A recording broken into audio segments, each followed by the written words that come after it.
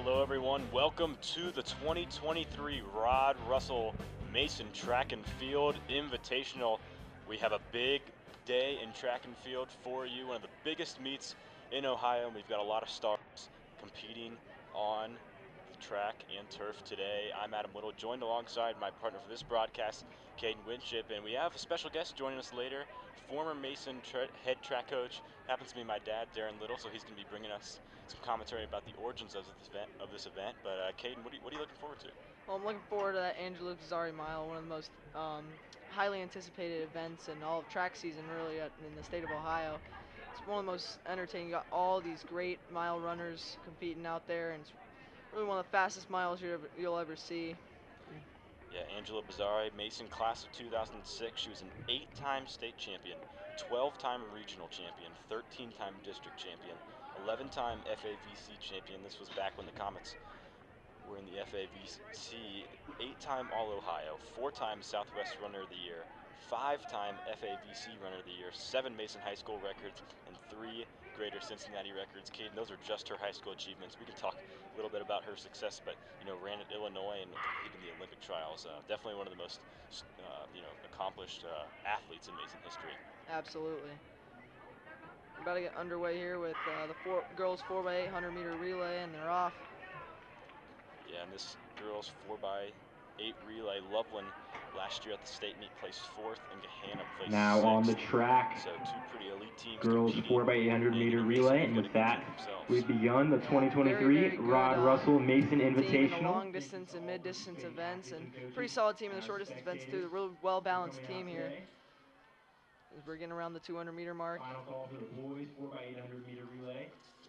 Really at the point where you start to see it stretch out, and you can see lead runners start to take an advantage, and a group of 5 right here. First call, boys 110 meter hurdles. Mason runner up in the lane 1. Up in first, it seems, coming around the 300 meter mark.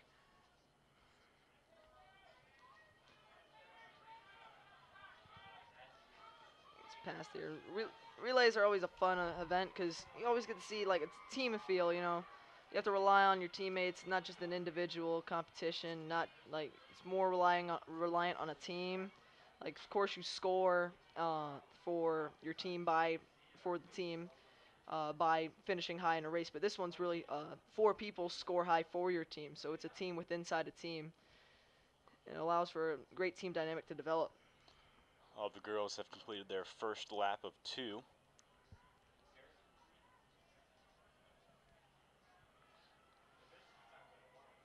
You see the top 2 leaders there, right, tailing each other. Seems trying to overtake here, fighting back and forth. I believe that's Mason and Harrison up front. There's a Carly Condit, the anchor, or the first leg for Mason, and Natalie Kiefer, the first leg for Harrison. Seems to have taken the lead here. Gotten a little bit of a gap out here during that little bit of 500 right around that back stretch, and here we are coming around for the first lap, and absolutely got a lot of space there. And Russia handoff here, coming around at a great time, and the baton will be handed off at about 2:17. Great first lap for Mason there. See a couple of them 5 seconds behind. Their big group, huge gap was developed in that last 150. As we can now see an almost 50-meter advantage here for Mason. Girls high jump update. You're now up to 4 feet 10 inches. Girls high jumps now up to 410. Rounding around the first 200. And seems to be picking up the pace even a little bit more. Trying to keep that advantage. And that's Abby Slife, second leg runner for the Comets. Those are taking place by the shed behind the tennis courts. Coming around for the first lap. Side of the venue behind the track. 800 is one of the hardest events. The pace is just long enough that you don't need to go all out in it, but you still need to go really strong or else you won't pull out good enough time. Is coming around here at 3:24. Lakota West and Madeira closing the gap for second and third place now. Loveland just behind. An 8-second advantage here for Mason coming around. A little bit surprised we haven't seen Springboro up. They were the 4th seeded team coming into this.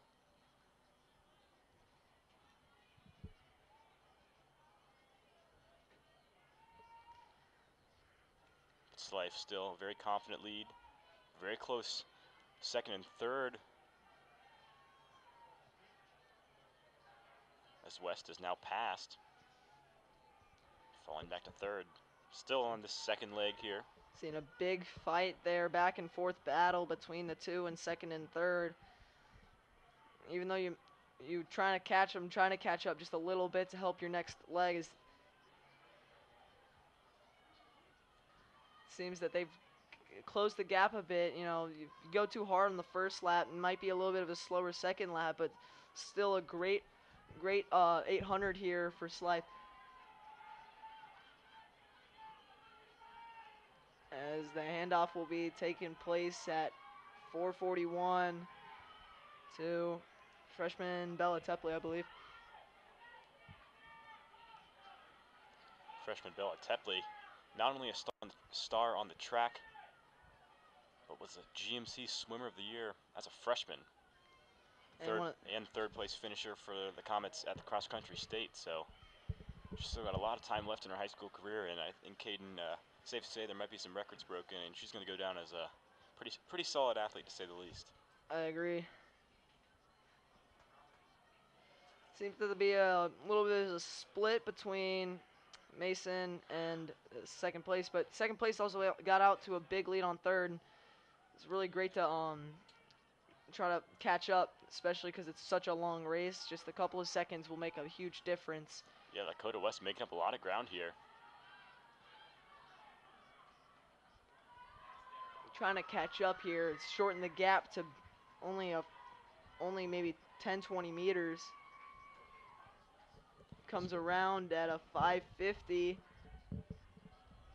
And 2.5 seconds behind is West. Seems to be a bit of a battle starting over there. You can see West is catching up. It's really the hardest part of the race because you have to start to pick it up, but you're really tired after that fast first lap. Spectators need to refrain from standing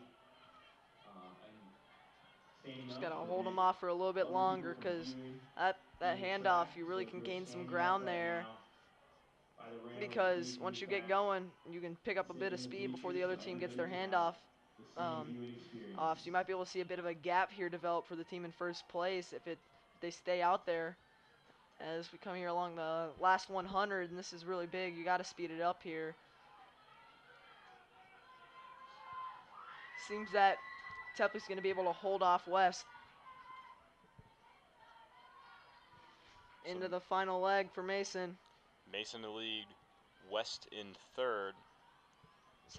Second, excuse me, and Springboro Panthers third place. This final leg will be handed off to Addison Stevens for the Comets. She looks to hold the Comet lead, but West making up some ground. Trying to catch her right now to see if she can hold her off, just stay in front of her for a little bit longer. Could be a good move, but you might run out of gas at the end, which could be really kind of the hardest part about the 800 is you really don't know when you're going to run out of gas.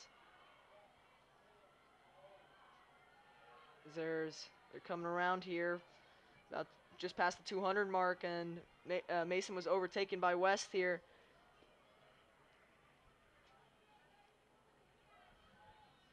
Staying right on their tail, trying to stay with her to pass her on the last little bit is probably a good idea. Trying to close the gap just a little bit more and almost touching feet here. Firebirds and Comets neck and neck. Headed into the final 400. They're about 5 meters away. And at 8:10, they've got one more lap left. Let's see which runner is going to be able to take it home. Addison Stevens starting to make up some ground. And again, I think like you mentioned earlier, West maybe went a little bit too hard out the gate. Absolutely. You got to make sure that you just kind of slowly, gradually catch up. Because if you go too hard too early, you'll definitely run out of energy later. So you gotta, if you go out hard, you gotta stay hard. You gotta stay going out faster, just a little bit longer. You can't stop right in front of them, because now you can see Mason's trying to make a move here, right there, uh, right there behind him. 200 meters left to go. West still in the slight Yep, lead. 150 now, and I see it's really close. Both are tired coming around this stretch, but it's final push. You gotta try to finish it out here. And Mason comes out to lane 2 to try to take it over, as it's gonna be real close here. Mason seems to be shouldered with, and Mason will pass here, and Mason will take the win with a time of 9:24. West barely a second behind, probably not even. Great race there. We'll wait to see the final. Times 9:24.38 and 9:24.74. Only a couple tenths of a second off of each other. Real close as we come around here. See this? We finish out a couple more. 56, and we've reached 10 minutes here. Loveland's going to take home 4th place. Springboro right behind. Harrison, excuse me, going to take 4th place. Madeira seems to be in 3rd, if I read that correctly. Okay, and if this first race is anything like the rest of the night, should be very exciting night. That Absolutely. neck and neck. Great race from all teams, and Mason and Lakota West had a real tough battle there. Mason was able to pull it out by just a couple tenths of a second. Really, that's in running, that's all that matters. It's what makes a difference between winning and losing. So real close race there, but both ran great.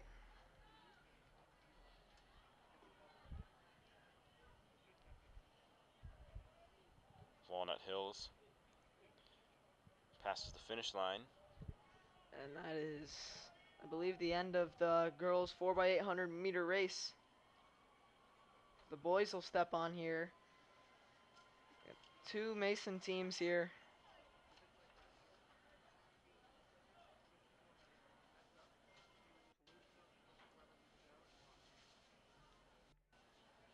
Okay, and pretty interesting stat here. This boys 4x8.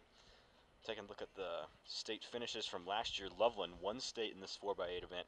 St. X 2nd place. Mason 3rd place. Next on the track, So the first boys 3 4x8 spots relay. at the state Final finals last year call are for the all back girls here at the Mason 100 meter Invitational. hurdles. Don't forget about 5th Second place call for the from boys 110 Miamisburg. meter hurdles, and first call for the So if this girls race is 100 anything meter like dash. last year, a lot of stars on the track.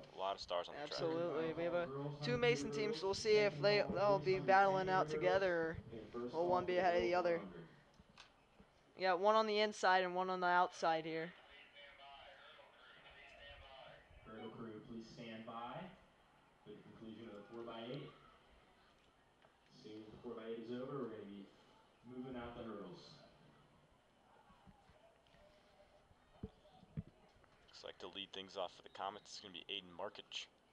And Cameron Christie, I believe, out there in lane 6 for Cameron and lane 1 for Aiden. Cameron had a breakout year this year, really picked it up, got a huge 800 PR, and he was running JV earlier this year and made his way onto varsity for the Mason Invite.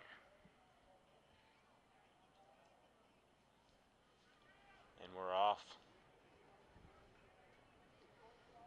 See, they always got to start fast because you got to get out there by the 300 meter mark, which is where they cut in.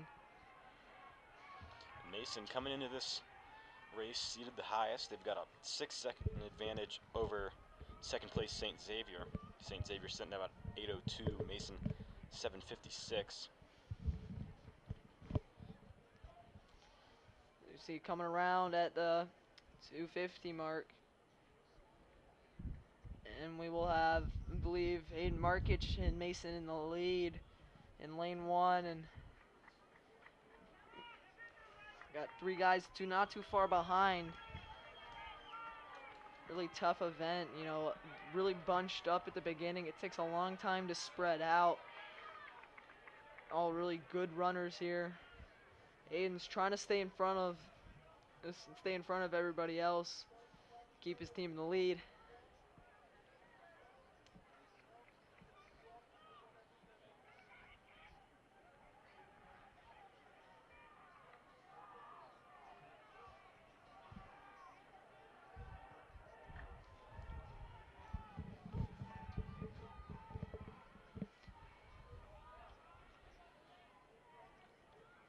So about 600 meters in, Mason holding the lead.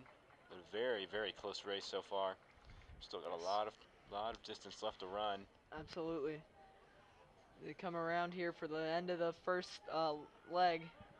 Aiden's trying to fight, but it seems, oh, he's going to get a little bit of burst of speed there, and that might be enough to keep Mason in the lead during the first leg. Centerville pushing right behind, saying that's a very close third. As Cameron Christie comes in he's about to get his hand off, and right here to senior Hayden Lyons.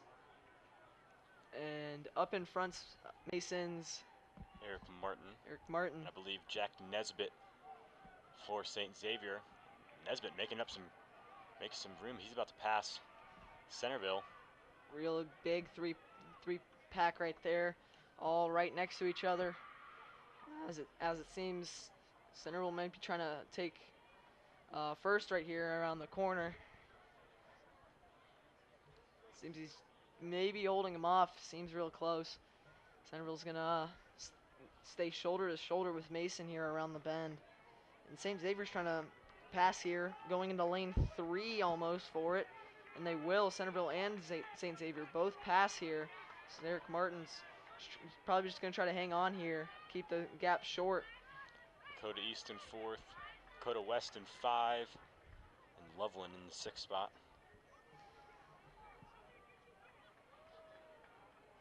As all teams have now completed their first lap of the second leg.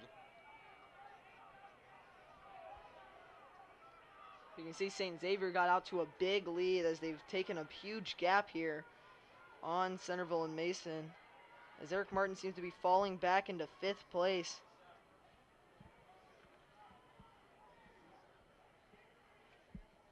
This is not the start the Comets wanted. Definitely not expecting it. Comets probably plan to get in on the next couple of laps, the next couple of legs. Is here comes St. Xavier with a big lead, and Centerville trailing not too far behind, as there will be a handoff at 4:01. And Martin will give it to Drew Weiss, and he's going to try to catch up here. St. Xavier still in the lead. Centerville about 30 meters behind them. Lakota West in 3rd. Dakota East in 4th. Loveland in 5th. Weiss trying to make some ground up for Mason. Hayden Lyons coming around to hand it off to senior Charlie Mattern.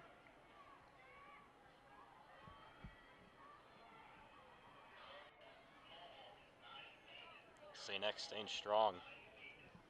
Ahead by just about Update for girls 50 meters. That's a big gap there. Just got to stay strong. Can't let Wester Centerville catch up here because they're 2 and 3. Coming around in about 60 seconds here for the first lap for Xavier. Quite a fast first lap. See if he can hold the pace.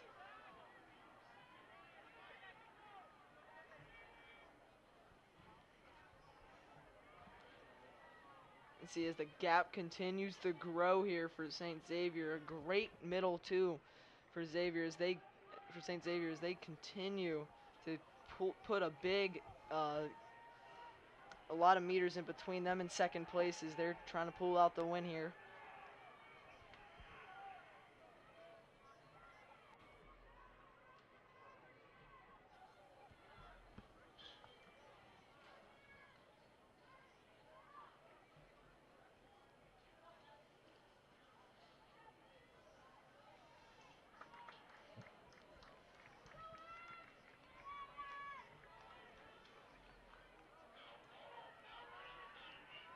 see Xavier coming around to hand it to their anchor.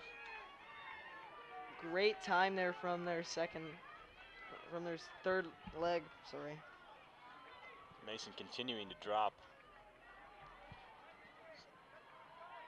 9th place. Girls pole vault now up to 9 feet 6 inches. He hands it off to Cole Vernon. Cole's going to try to make up a little bit of ground. Rough race there from Drew.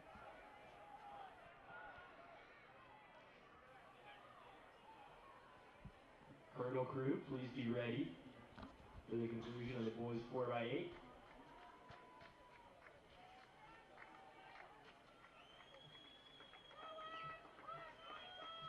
Here comes St. Xavier at the end of their first lap. And Mason's going to hand off to their final leg. Zach Stimler is going to try to end it off for the Mason B team as St. Xavier comes around. Trying to finish their last lap. They got about 300 meters left. Cole Vernon's trying to make up ground, but it's quite hard with all these great runners here. Comes around at 7:26, and only 200 left for St. X.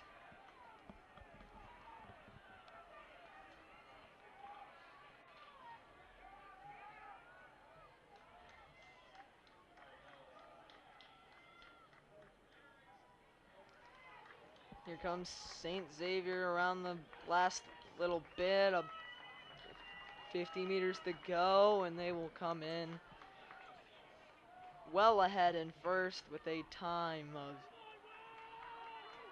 about 8:02. 100-meter lead over the 2nd place, and this is where things are starting to get interesting as Walnut Hills passes West. Looks like they're going to take 2nd place. Potentially Centerville going to pass West too, and that's going to be a photo finish. We'll wait to see the official call, but Walnut Hills places 2nd. Very close between Centerville and West. We'll see what the official time is, and they're going to... Nothing on the board yet. And it's going to be Lakota West, so they were able to hold Centerville off a bit. So St. Xavier, Walnut Hills, Lakota West, Centerville, and Loveland take the first 5 spots. Kings in 6th place, time of 8:20. And Moeller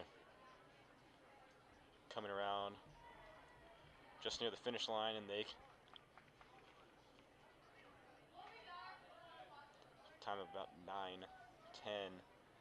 Mason's varsity B team, last team to finish with a time of 9:19. Hurdle crew, now's your time. Move the hurdles to the yellow marks and up 2 notches. So hurdles at the yellow marks and Our up next 2 event notches. going to be the girls 100-meter hurdles.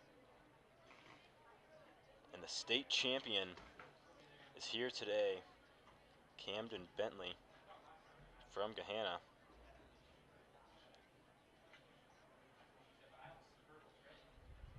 So Bentley likely the favorite for this race. Carlton from Wayne, 9th place at state last year for Wayne.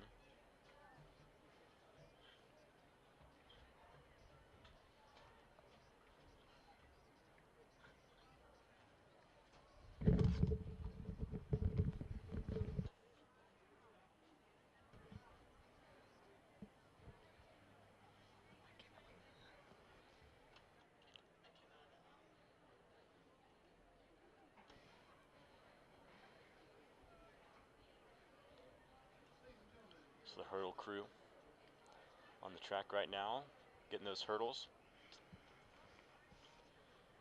There will be 3 heats of the 100-meter hurdles. Final call for the boys 110 hurdles. Second call for the girls 100-meter dash, and first call for the boys 100-meter dash. Girls take the hurdles first. For those of you Just now joining us, welcome to the 2023 Rod Russell Invitational here at Mason High School. One of the biggest track and field meets in Ohio. Lots of stars in attendance, and the main event coming later tonight. Under the lights, the Bizarri Mile. A lot of big names. Talked a little bit about it earlier, named after Mason legend Angela Bizarri. Holds all kinds of records here at Mason. But one of those records in cross country specifically was just broken this year. Freshman Aoife Pashka, who will be running in the Bizarri Mile tonight. Absolutely, an under 5 mile runner as a freshman. He's broken tons of miles and records in all sorts of distances. One of the best runners that's ever came through Mason already, and she's got a couple more years left. Yeah, So. and Angela Bizarri, a fringe Olympian. I mean, you don't get much better than that. And Mason's got a freshman coming up the pipe and already breaking some of those records. So it'll be very interesting to watch her career the next 3 years. Yeah, talking to her, she's a very determined runner. She puts her head down. She works a lot. So we'll see if we see another runner have to have a race named after him because of some great running. But we'll see. As we're about to get underway with the hurdles here. 4 heats, excuse me.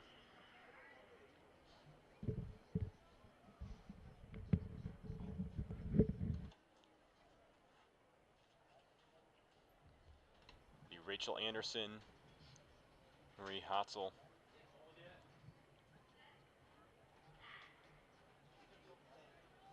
and the gun fires. Just a 2-person race. Kings off to an early lead.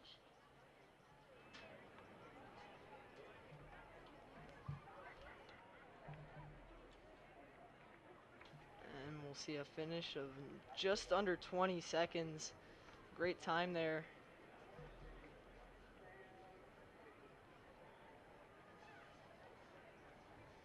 Practice runouts. Got to make sure you get off the blocks right. Huge to having a great time. So if you trip or you go a little slow off the start, definitely lose tenths of a second, which are very valuable in a shorter race.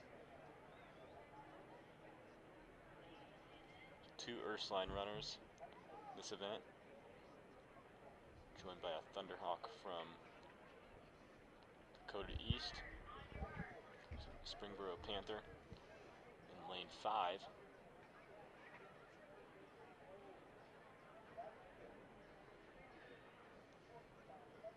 Seems to be a total of 5 runners during this race, maybe more. I believe we have a full full track. Yes, my bad. Full 8. So we can get underway here. You see just easily jumping over the hurdles there, and see a finish of about 17 seconds there. It's a strong run there from a lot of runners there. 16.74 for the winning runner on Mason.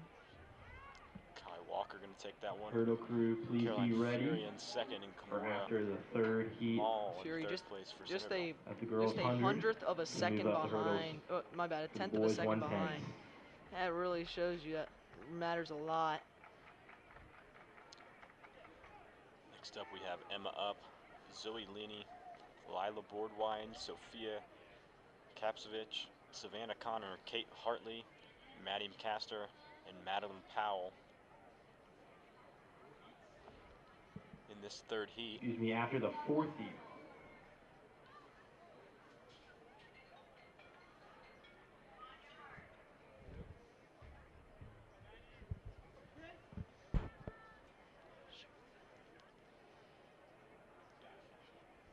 Let me get set here.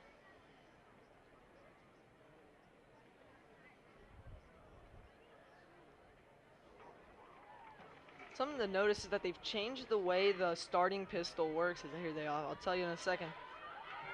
Putting over the hurdles here is Mason maybe in the lead by a little bit. It's going to be close with Loveland here, I bet. Maddie McCaster losing some steam. Kate Hartley, Sophia Kapsovich, neck and neck. We'll see who they give it to. Sophia from Fourth and Loveland got final a heat coming up for the girls 100 15.75, meter and hurdle. So Kate hurdle Hartley crew, just be on behind standby. by 0.05 of a second. Great run there. So they changed the starting pistol this year from what I've seen. Instead of using a regular blank, they use a thing that kind of makes a buzzing noise, and I've heard a lot about people complaining, people liking it. It really just kind of depends. Some mixed opinions, it sounds like.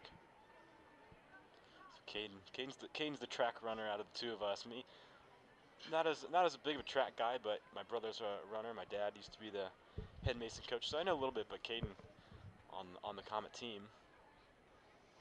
Big thanks to him for announcing today's game or today's meet. Final leg here for the girls. A few people. I don't know if it's full. I don't think it's a full thing. It might be a full thing. Yeah.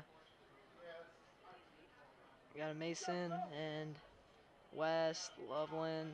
Can't really see very well from here, but a lot of teams representing here. So Haley Troy for West, Lindsay Hartman for Loveland in lane 2, Michaela Chandler in lane 3, Camden Bentley, we talked about her earlier,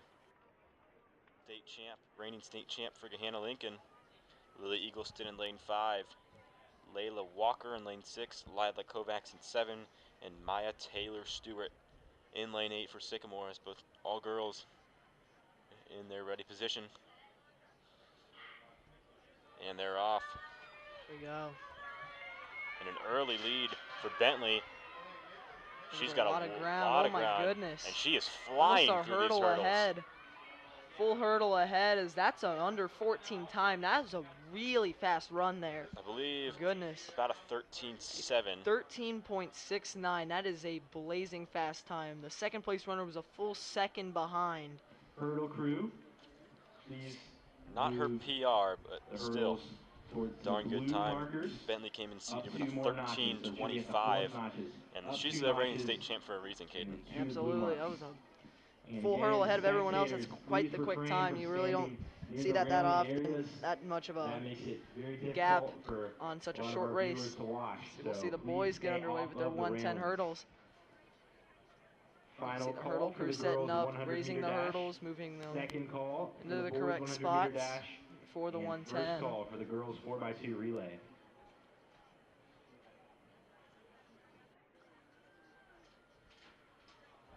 Here we are. You see, they call it the Wayne Wheeler World Record Hurdle Crew. Because we're almost done. We got a couple of lanes left to go.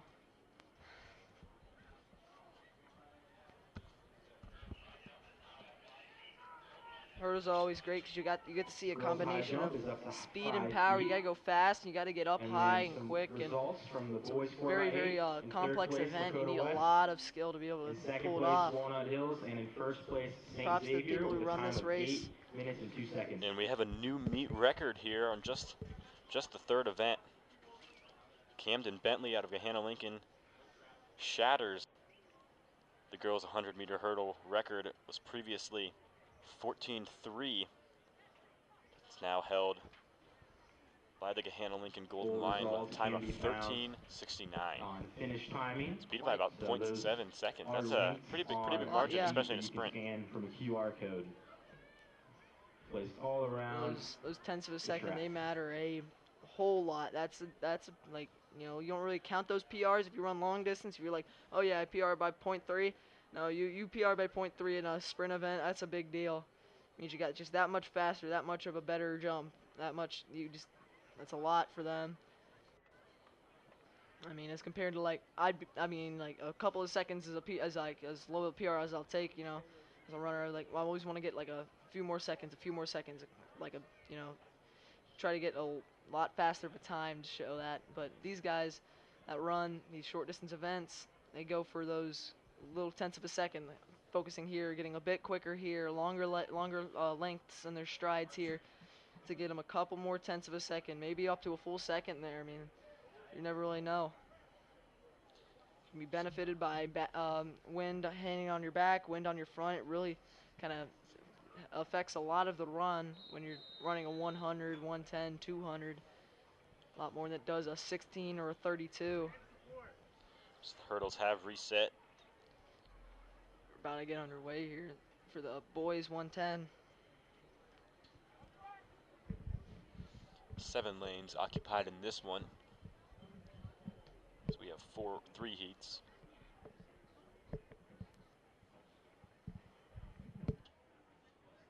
And they get set.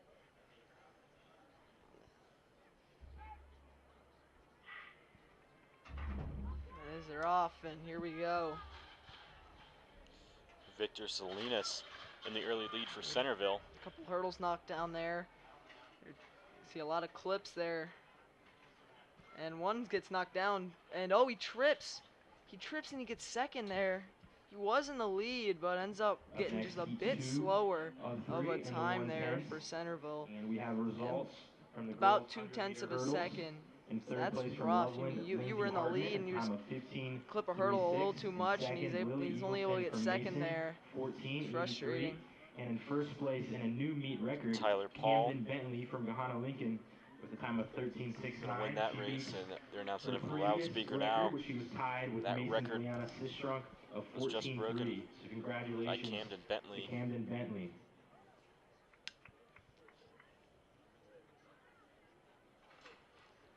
See the second heat get ready here. Take a couple of jumps off. Got a couple of Mason guys in here.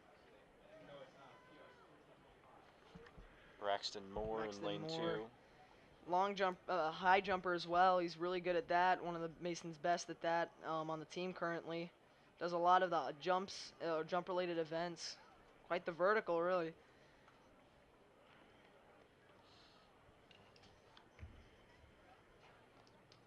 Gavin Berry coming into this. This heat is the highest seed with 16:46 time. Out of Moeller.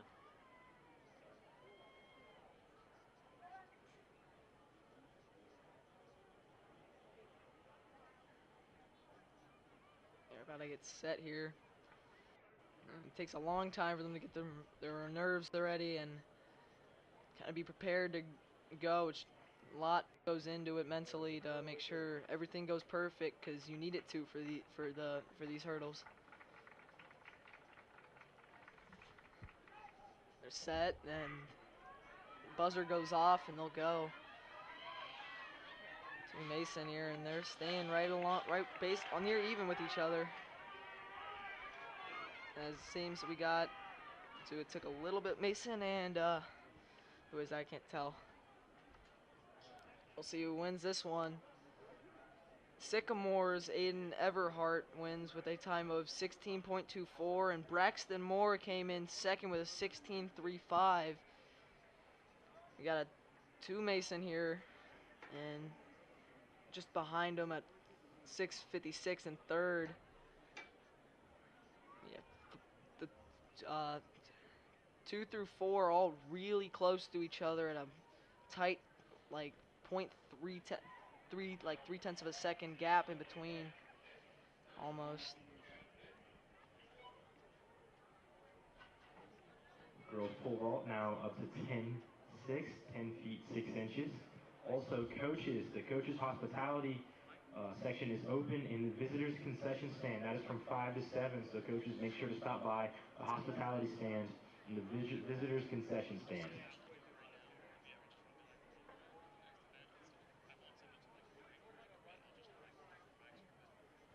All right, we'll see here.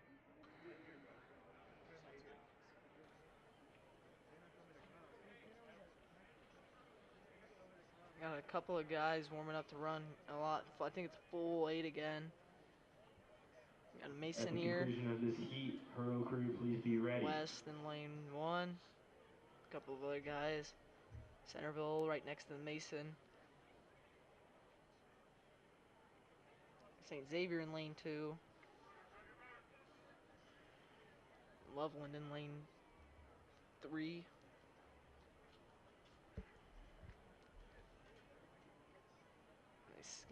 getting ready. Run off in this heat.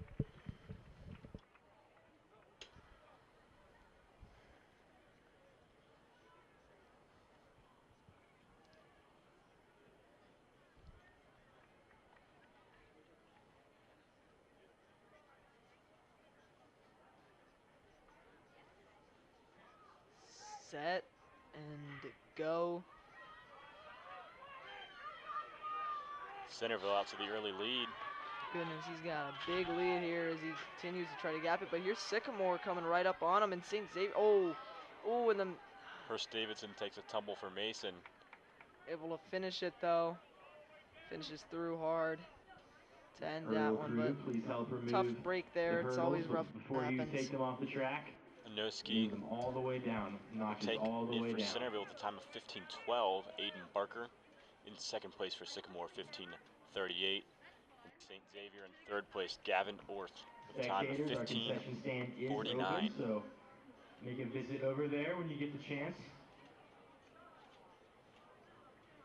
And again, thank you to our sponsors, Buckeye Running Company, Peyton Kitchen and Bath, James Third Day Girls Sports get Bar set and to Grill, run off. Melissa Anderson Photography, Dr. Kevin Poole, and Realtor Marianne Culbertson. Thank you so much to all of our generous sponsors for making this meet happen.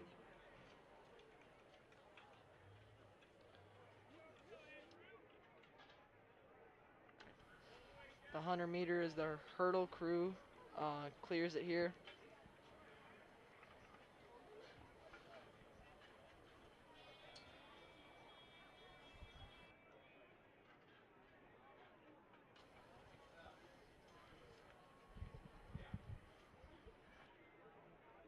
Final call for the boys 100 meter hurdles.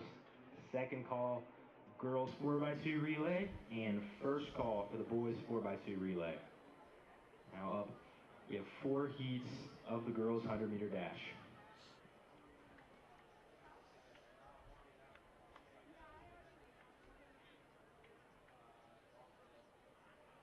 And any athletes that are not currently warming up for an event, please stay off the infield. The infield is just for warming up athletes. Please stay at your team camps if you're not actively warming up.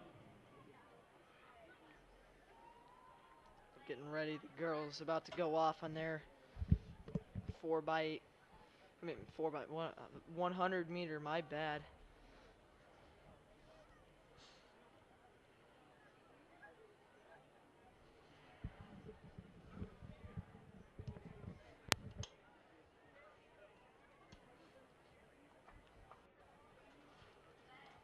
They're set and they're off. Callie Smith of Mountain Notre Dame with the early lead. She's going to take it. Way ahead there with a time of just under 13, I believe. About Let's see what 12:06, 12:07. And we have 12-7 there. from the At boys, 13-6 right 110 behind hurdles. her. In third place from St. Xavier, Gavin Orth with a time of 12-7-3 15:49. from In Callie second Smith place, of Mount Aiden Notre Barker Dame. from Sycamore, 15:38. And our winner from Centerville, Sepulchi Anasike from Centerville. And full results can be found on Finish Timing. And those are linked on the meet program, which is posted around the stadium.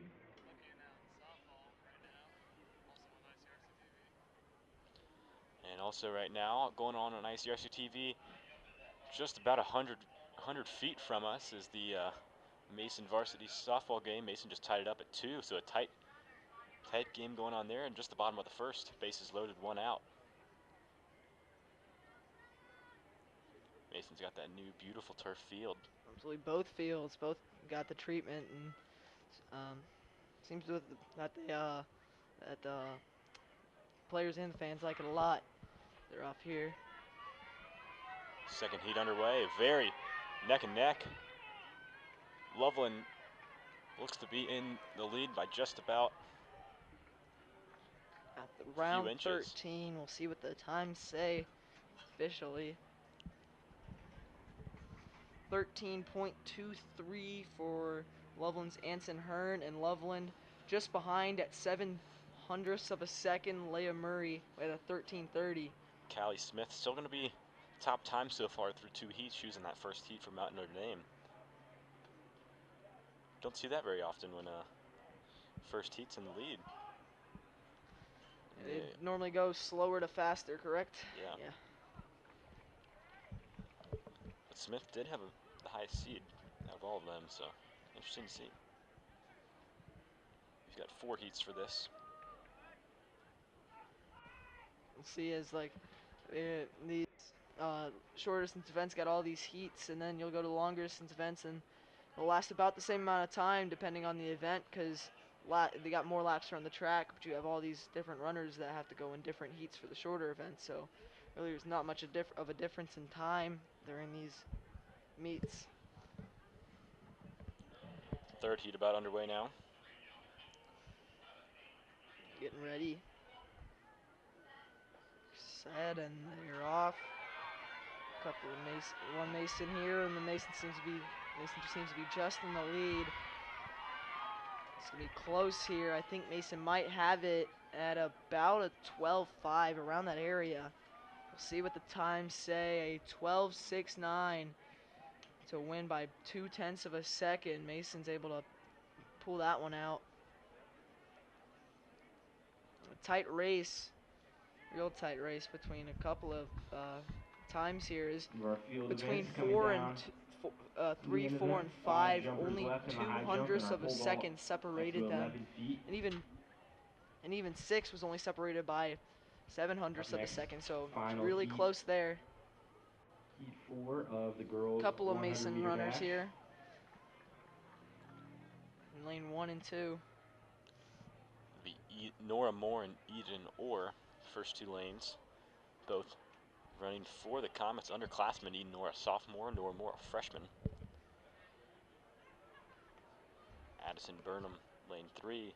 Heaven Willis, the #1 seeded runner in this event, with an 11:87 seed time. She's in lane 4. Samaria Williams in lane 5. About ready to shoot the gun off here. Keller in lane 6 for Centerville and Bosco. Lane 7 for Miamisburg. Hamilton for Mercy and O'Cauley. They're off here. The fastest events, it seems West stay in the lead here. Heaven Willis, she's flying. We'll go Looks like right around 12, maybe under. She get under 12 here. No, just Next on the track, the boys' 100 meter dash. That's a little bit of a surprising time. It kind of looked like she was faster than that. Again, a little bit faster than that. These are just unofficial times, so once we get the official results, we will get them out to you as soon as possible. These are the boys. They're about to take off on their 100 meters dashes. On the meet program, just posted around the stadium. First call for the girls' mile. That is our first heat of the mile, not Bizarri mile. Bizarri mile will be happening later in the meet.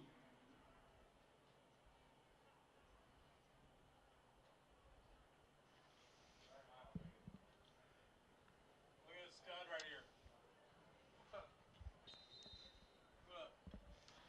Heaven Willis will officially take the #1 spot in the girls' 100 meter dash. Time of 12:26. Nora Moore for Mason right behind her with a 12:45. As the boys will line up near the starting line.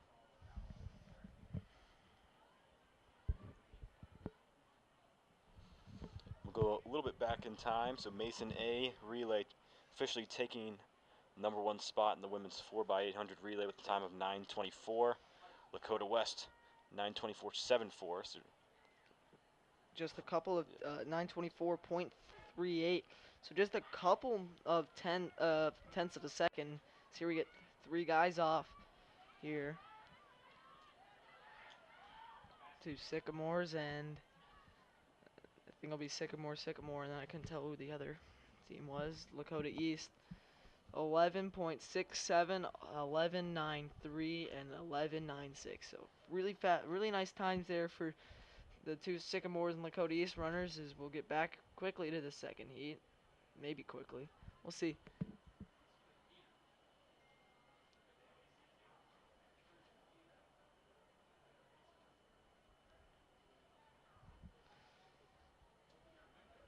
Lots of warming up is quite key to these runners' success. You have to warm up right and most of the times find a routine so everything stays pretty similar in order to be a consistently strong runner.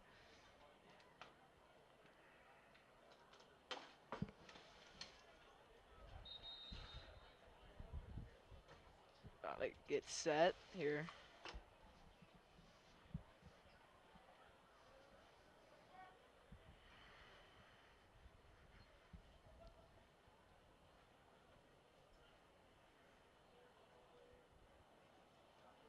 See lots of similar warm-ups, jumping, high knees, trying to get their legs warm and ready to you gotta cover a lot of ground really quickly with long strides and quick feet. So you gotta try to warm up to get both of those ready to go. They're off here. They're running to Mason here and seems Lovell might, is that Lovell? Can't tell. We'll see that one end in under 12. Not Lovell, my bad. It's Anderson. Anderson just behind Mason's Argent Garg as he finishes with a time of 11.53. And Anderson, who's in the lead for most of it, just gets past at 11.56. Real close there. A great run from all of them. We'll come back over to the next heat as we got a couple more here. In first over at the moment is Mason's Gargas. He's got the time just a little bit more, just a little bit faster than Anderson.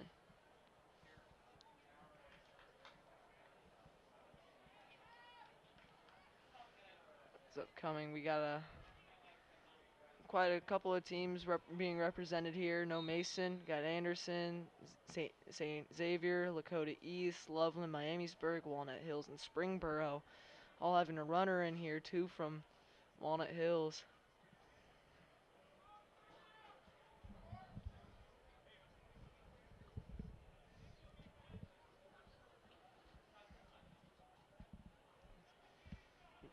Getting all ready to go.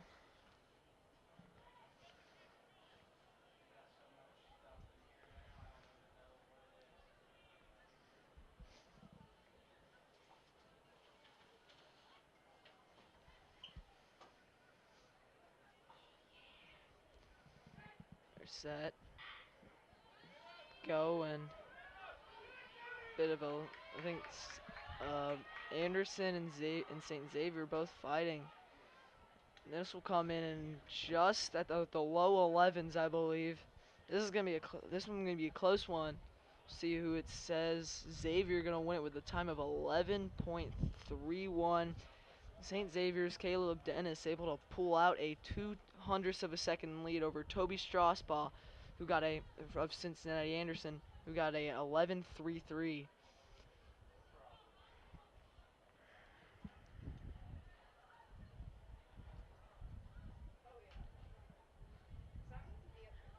Our final heat of the boys 100-meter dash.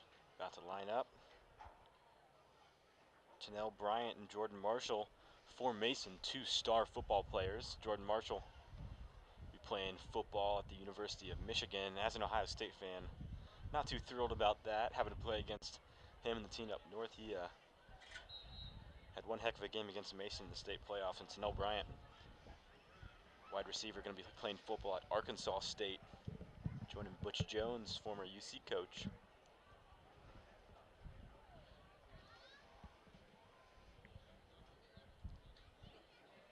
See, a lot of those football players trying to definitely run those track events because helps them build speed, which is very valuable in the football field. You don't really got much else to do during the spring. Maybe practice a little bit more football, but track is very much encouraged. Help get a little bit of an edge on the speed department. Runners in their ready positions.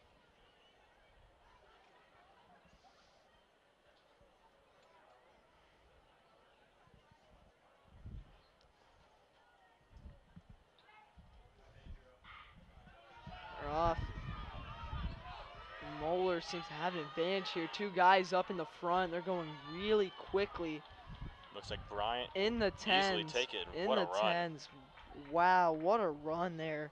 10:26, 10:62, my bad. Open pit will begin And then at Muller's able 6 to take o'clock. both of the top There'll two be 4 spots. Open pit 10 O'Brien at and 6 Jordan o'clock, Marshall, and that will run 10:62 and 10:82 until 7. respectively. Girls long jumpers, open pit. They had will open quite a up in gap about 5 minutes. between the rest of the race, those two. A great run from them.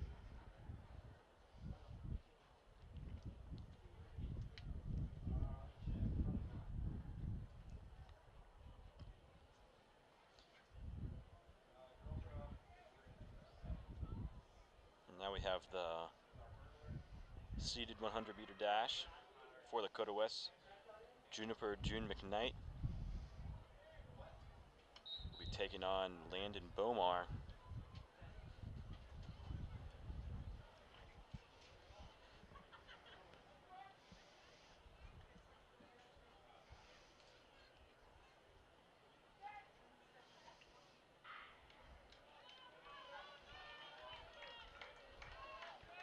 Both are now underway.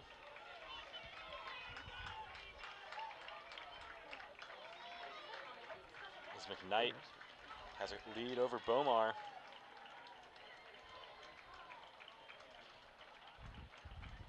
And she will finish first with a time of 23 seconds. Bomar right behind, 25. 22.78 and 24.92. Great race from them. As we'll now head to the next event, which is the Girls 4x2. Girls 4x2. We have 2 heats of the 4x2, and in the We'll first have 2 heat, heats of this. in lane 2, Sycamore. In lane 3, Mason C.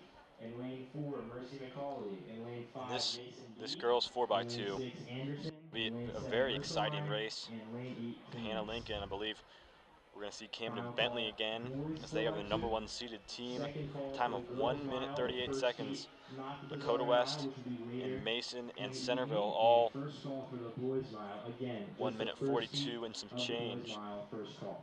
So it's going to be a very tight race here.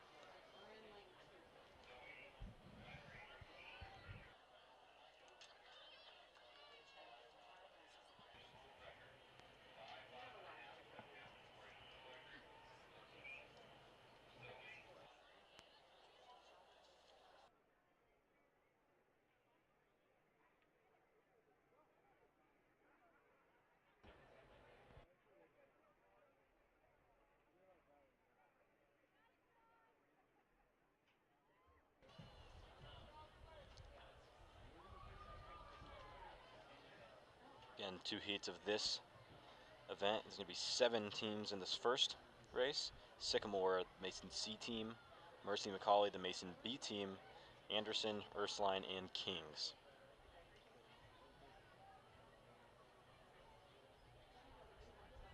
Mercy McCauley, the number 1 seeded team here in this first heat. Time of 1 minute 48 seconds and 90.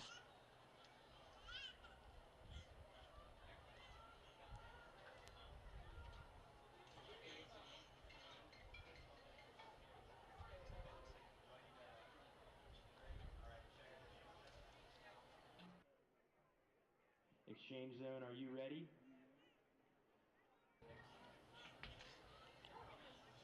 Teams making their way to the starting line.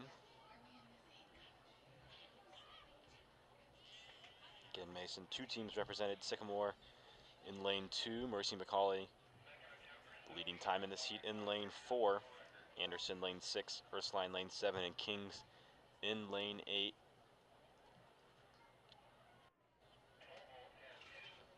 Starter, we are ready. I believe it'll be Joy Rezig to get things started for the Comets.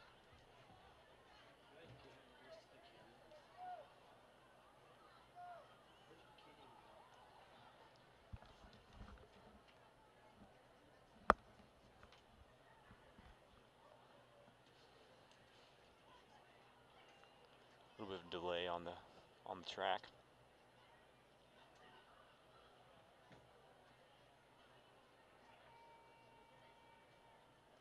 Very busy Friday night here at Mason High School. Softball game going on. And then the big Mason Track and Field Invitational. Runners on the track and the field events going on in the barn. We'll keep you updated on those results as well, but still a delay on the track for first tee of the girls 4x2.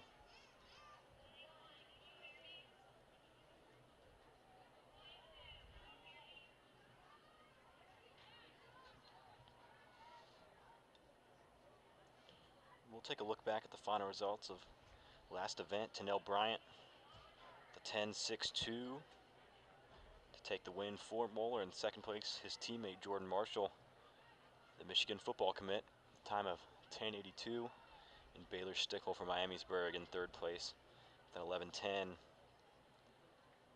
The girls 100-meter dash, Heaven Willis, first place for Lakota West, and not far behind Nora Moore from Mason, the freshman. As we're off here, first heat of the girls 4x2.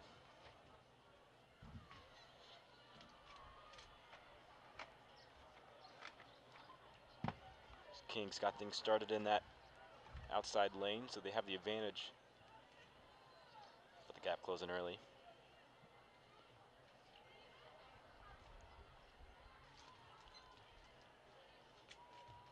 As Kings makes the handoff.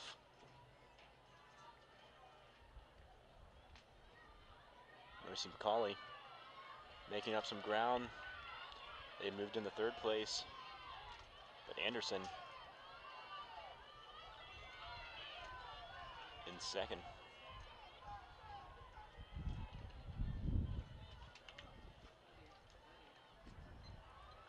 All teams have made their second exchange now. A minute into this race. Mercy McCauley holds the lead with the Comets coming up right behind.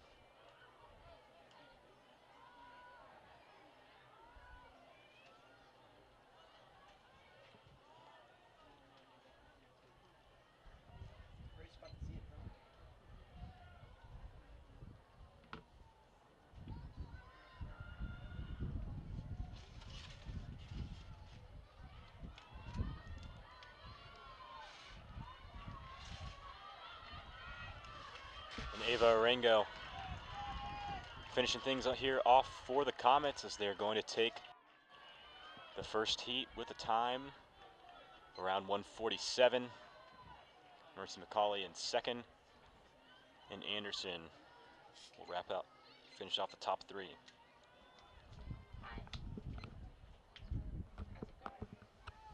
Some results from our 100-meter dash event. In the seated 100, from Lakota East, Landon Bomar with a time of 24:92, and from Lakota West, Juniper McKnight with a time of 22:78. First heat now complete. In the girls' Second 100-meter round will dash, come on in here. third place, from Centerville, Again, Samaria Williams with a Hannah time of Lincoln, 12:46. #1 seeded In second, team Nora headed into Moore this, from but Mason, this could really be anyone's 12:45. race.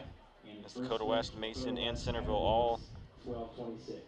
coming in with a time of a And the minute men's 42. and boys, in third place from Miamisburg, Baylor Stickle, 11:10. In second place, Jordan Marshall from Moeller at 10:82. And in first place, Tanel Bryant with a time of 10:62, also from Moeller.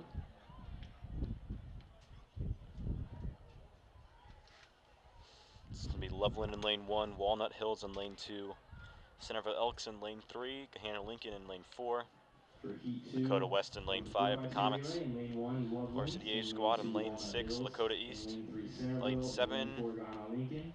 In lane and 5, lane 8, Lakota West. In lane 6, Springboro Mason. Panthers. In lane 7, Lakota East. And in lane 8, It's going Springboro. to be Lily And Eagleston starter, we are ready at the to start exchange things off zone. for Mason. Team's #1 hurdler, but also competes in some of the sprinting relays for Mason.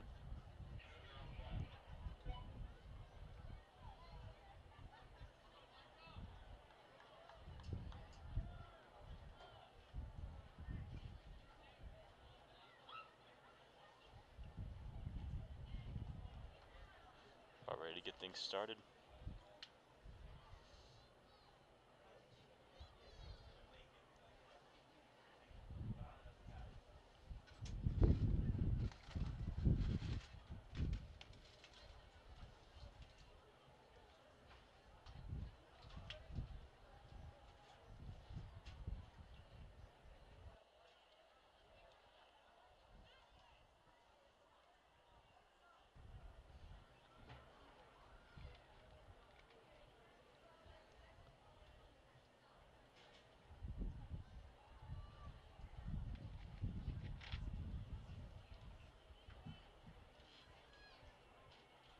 delay still on the track.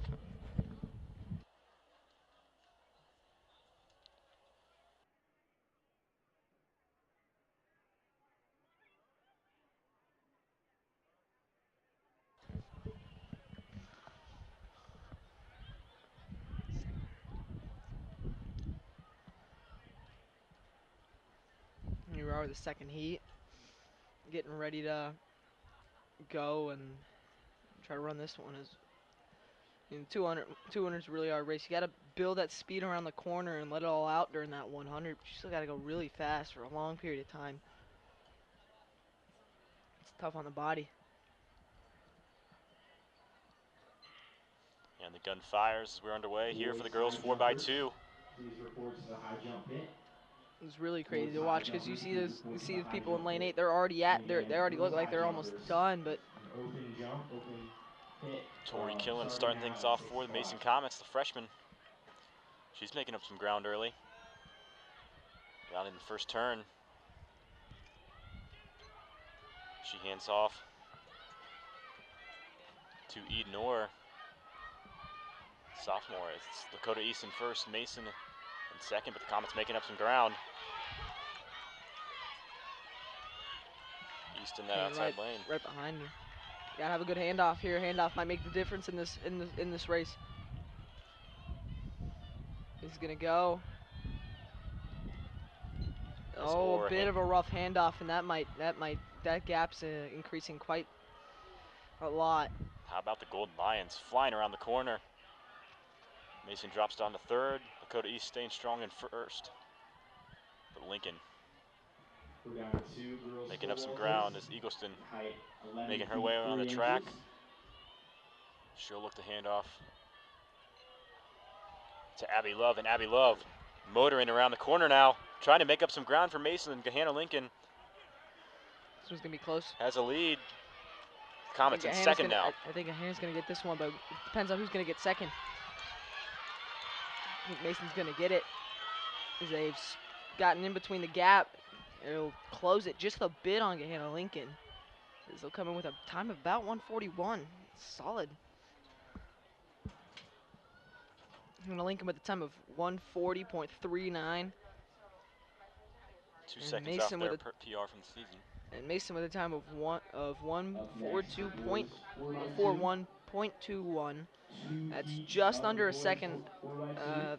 slower. So right E1 there lane on the 2 Hannah Walnut Lincoln, Hills. caught up at the end. Was a In great lane kick 3 Kings. at the In end of the lane Mason 4 at the end of Sycamore. the Mason In 4x2. lane 5 Still their Dakota best time East. headed into the year, In but lane it was 6 just that exchange Bizarri. between And lane 7 Orr and Anderson. Eagleston that I think Final call really made for that the gap. girls mile, the first heat of the girls mile. Allowed Hannah Lincoln Second to call make up some for the ground. first heat of the boys mile. So the And Golden Lions taking first first place, the call for the Comets in girls second. 4x1 relay.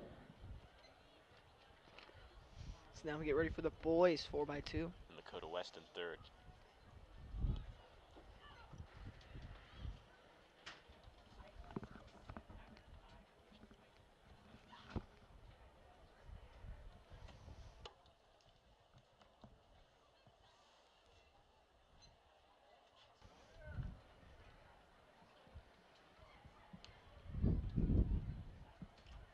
Getting set to go.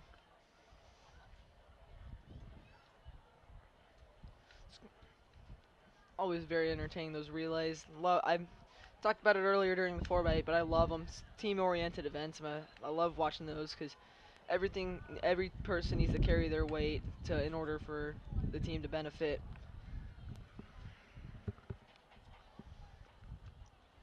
Ready at the exchange zone.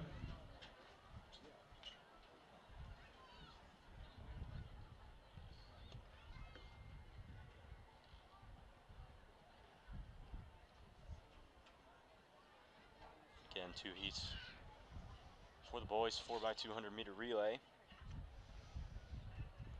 It's going to be Walnut Hills in lane 2, Kings in lane 3, Sycamore in lane 4, Dakota East in lane 5. The Mason team in lane Boys 6 are and ready Anderson lane 7. at the exchange zone starter.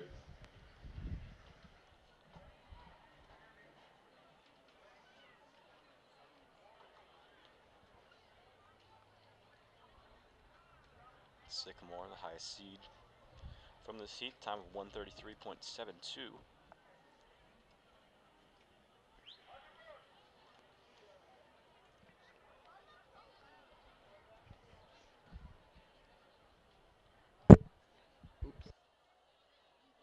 They're getting ready on their marks and getting set on their blocks.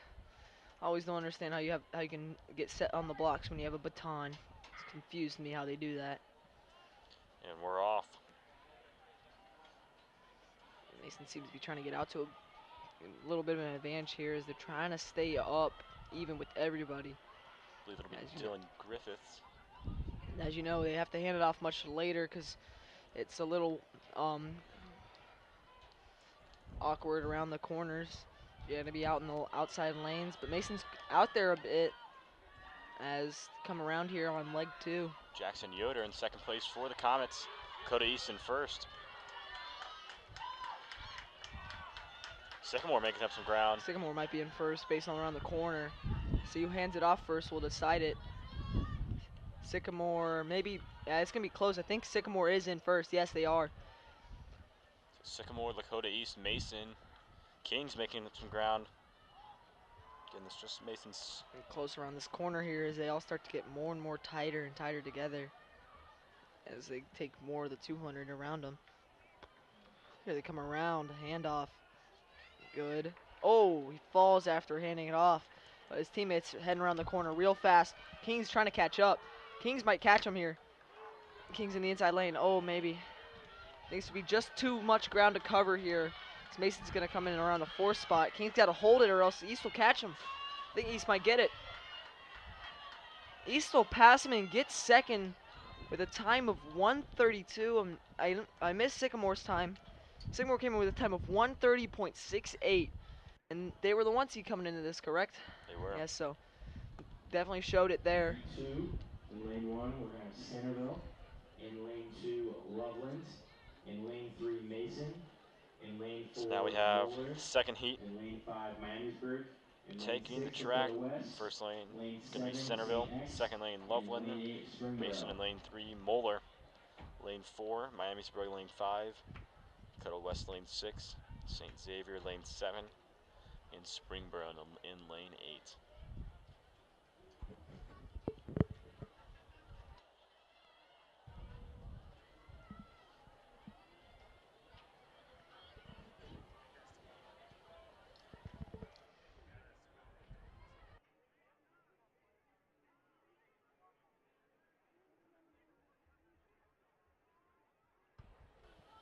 And a quick update from Mason softball field. Starter, we are ready at the exchange zone. And Mason, from our last update, a big lead change. It was 2-2 in the bottom of the first, but now bottom of the second, 11-2. So bats are rolling for the Comets. And Runner in second, 2 outs. See if Mason can bring in even more runners here, more runners around here.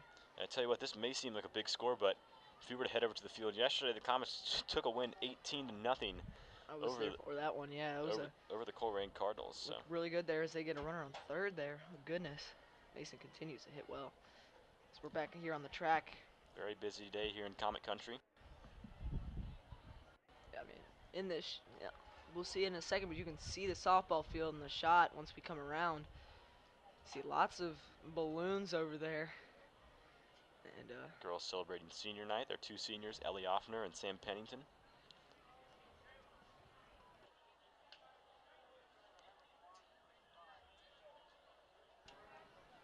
see over there, balloons. You can see a meeting over there behind the mound. You see lots of fans in the stands. A great game for them to watch for their Mason fans. As Mason's really done a great job to this point of the season, hanging around 3rd and 4th place going into the postseason. You need second monitor contact at home or split screen. You can watch them both.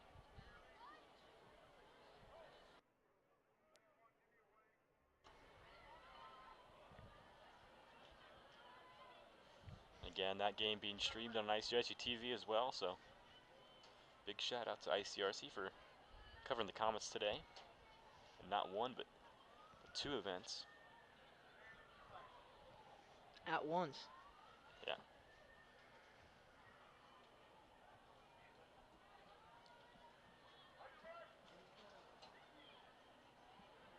About ready to get started here. For the boys, 4x2. Second heat.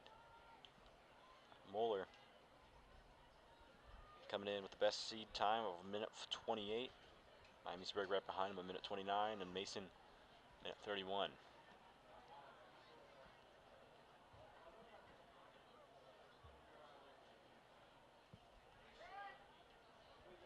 Set, go. Long time to get set in between, but here we are, seeing this final heat of the 4x2 for the boys. Moeller really starting to take charge early.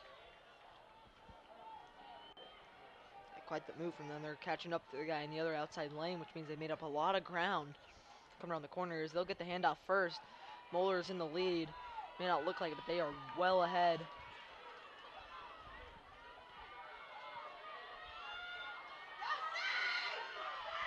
See, they got a lot, but 4 guys bunched up there. 7 and 8 fighting it out together. Springboro holding their weight. As they'll get the Moeller. handoff again. Really good run here from Moeller as they are way ahead at this point. Well ahead. They might win by a couple of seconds here as they are moving down the track here as the gap continues to widen as they come around to the last leg. The anchor comes in here. Handoff and Moeller is going. Dakota West Gets the handoff. And we are seeing a near 50-meter lead on a 4x2 race. Moeller coming around the final stretch here. They are going to pull up in a great position time-wise. Loveland in second, West in third, Springboro in fourth, Mason in fifth. Mason trying to fight well in a great time. Officially 125.99, so just got under 126. What a time. That's going to be Moeller's best time of the year so far. Came in with a 128. Came in with a 128 in the first seed, correct? And they lengthened on that great run from them. They all got in a lot.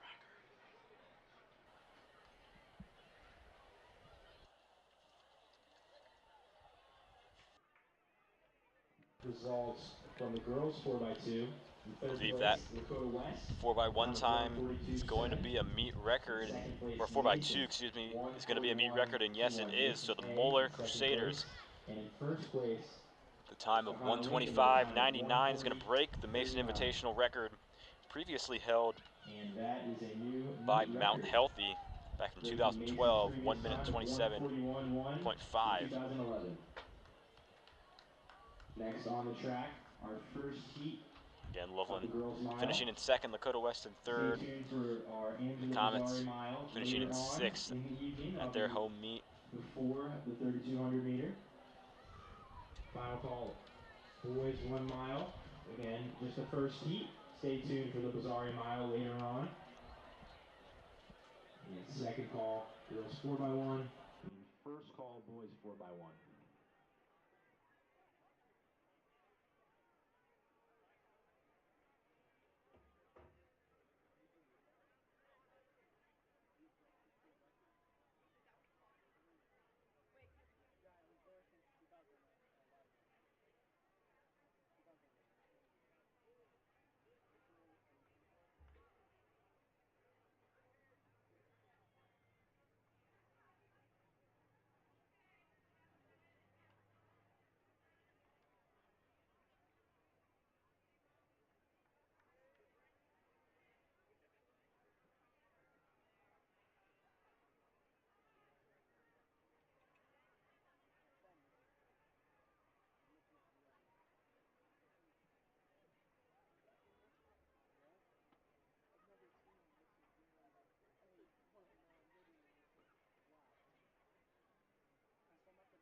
We're back here at the Mason Invitational, joined by special guest, my dad, Darren Little.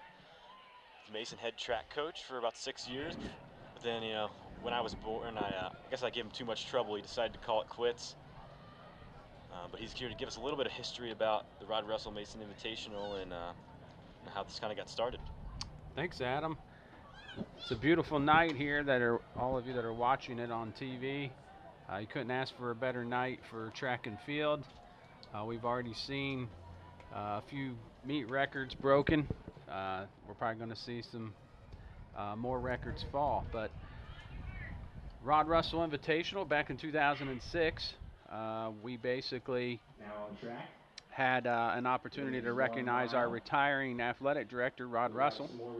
Rod Russell had served as a long-time cross-country and track coach, and basically in 1991 he ended up becoming the athletic director, and we could probably credit him with all the wonderful facilities we have here. The Mason Arena was built under Rod's tenure. Procter & Gamble donated this beautiful track during Rod's tenure, and all the great facilities we have, football, basketball, baseball, softball, lacrosse, are all because of Rod's leadership. So Rod's out there right now, Adam. He's underneath the tent, and he's still officiating. Once he retired, he took on officiating as cross-country and track official. So Rod's still here and working in honor of the track meet that's in his name. Yeah, pretty cool to see him in attendance. For the boys, 4x2. So we're off and underway here in the girls 1600 meter. Now this is not the main event. Later tonight we have the Angelo Bizarri mile, but still should be a good race. And Dad, you know, maybe want to talk a little bit about Angelo Bizarri. Yeah, I was lucky enough to be the men's coach when Angela was here, and Angela was a fantastic runner. She was an 8-time state champion. She won multiple cross-country titles. She won the 2-mile, I believe, every year that she was here at the high school. I think she might have been a 4-time state champion, the 3200, and she was a part of the 4x8 and the winning, the state runner-up team her senior year. So she ran along with a girl that has a lot of our hurdle records here by the name of Liana Sistrunk, and that was in Coach Affatado's early days of being the head coach, and I would argue that Angela and Liana were probably the cornerstones or the pillars that kind of helped build Mason's girls program into the powerhouse that it is. Coach Affatato still carrying on that legacy, the head girls track coach to this day here in 2023. Yep. Well, this we're finishing up the second lap here of the first heat of the girls 1600. You know, as a coach, you know, the first 2 laps, a lot of the girls get out, have a good momentum, the adrenaline of the race, and I think one of the keys to being a successful mile runner is what we're getting ready to see here is the third lap. Third lap is where you really gotta dig deep. It's probably the mentally toughest part of the race, and you'll probably see some girls try to make some moves on this third leg, and then obviously when you get to the last leg or the last lap, you pretty much are going on adrenaline and obviously desire to win the race. So let's see if we got any girls here making some moves on the third lap. Pretty excited about the mile run that we have later on. Got a lot of excellent male and female athletes from across the state that'll be competing in that. Got a pretty good preview of it in the 4x8. I think we might have had some girls that were maybe participating in the 4x8, so that was a pretty exciting race on the girls' side. On the home bleachers, they're open for 3:30 is passed here in the girls 1600, and you know, not a lot of, you know, the girls that are competing in the Bizarri mile not competing in this 1600. James third base, Melissa Anderson photography, Dr. Kevin Poole and realtor Tessa Palmer Johan Culbertson. in for the Thank you Comets. for helping make Mount this Notre meet Dame currently in possible. the lead. Yeah, I think the 2 Mason representatives we have in this race are, as you said, Tess Palmer and I believe Julia Upchurch. I got Julia in class. She's in my AP US History class. She's a great kid. Tess Palmer's a freshman. So those are 2 hard-working, tough kids for Mason. We just heard the gun there. This is the last lap. Want to see who ends up pulling out this race. It looks like the young lady from Mount Notre Dame is in the lead. 4.5 minutes have passed here in this first heat. We got ourselves a good strong finish coming here. Got 3 girls kind of pushing here as we approach the last 200 meters. I think we got a young lady from Centerville that looks like she might have passed Mount Notre Dame. See if she can hold on here to win this section of the girls' mile. Looks like we got a good strong leg coming here on the back stretch. Good strong finish here. Looks like she's going to pull here in a second to see if she can finish up here in the last 50 meters. We'll see. Wait to see the official results, but I believe this is going to be Meredith Driley from Centerville. It's a good run. Just under 5:30. Under 5:30 there. Looks like Fry. Mia Fry, excuse me. Looks like we got Shipley and Horvath from Notre Dame finishing third. Got a good strong finish here at the end. Wind's starting to pick up a little bit here. We started off the night with almost perfect weather, hardly any wind at all. Now you see the flag, it's starting to blow in from the north to south a little bit. So when they're finishing on this back stretch, they're going to start facing a little bit of wind, which makes it a little bit tougher.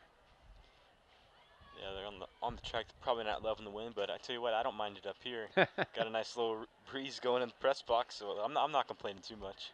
Yeah, when we designed Old Dwyer Field here and put the home press box facing west, it can get pretty hot here in the spring and obviously in the fall when the football season starts.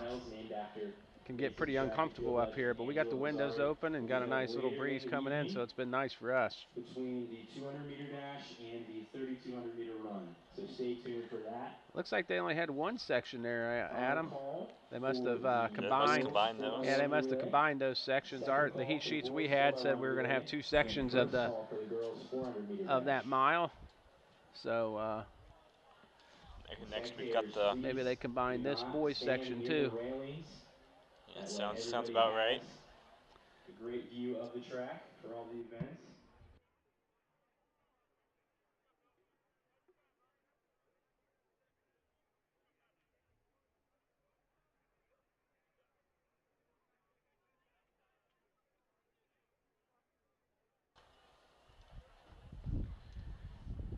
All right.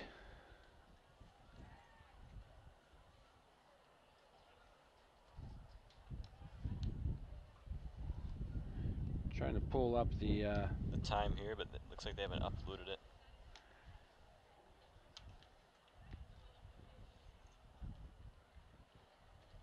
We'll wait the official result on finish timing. And for those of you tuning in at home and would like to follow along live, finish timing app powered by Miles Split, we'll have all of the action here from the Mason Rod Russell Invitational, and the gun sounds for the boys. Mile run.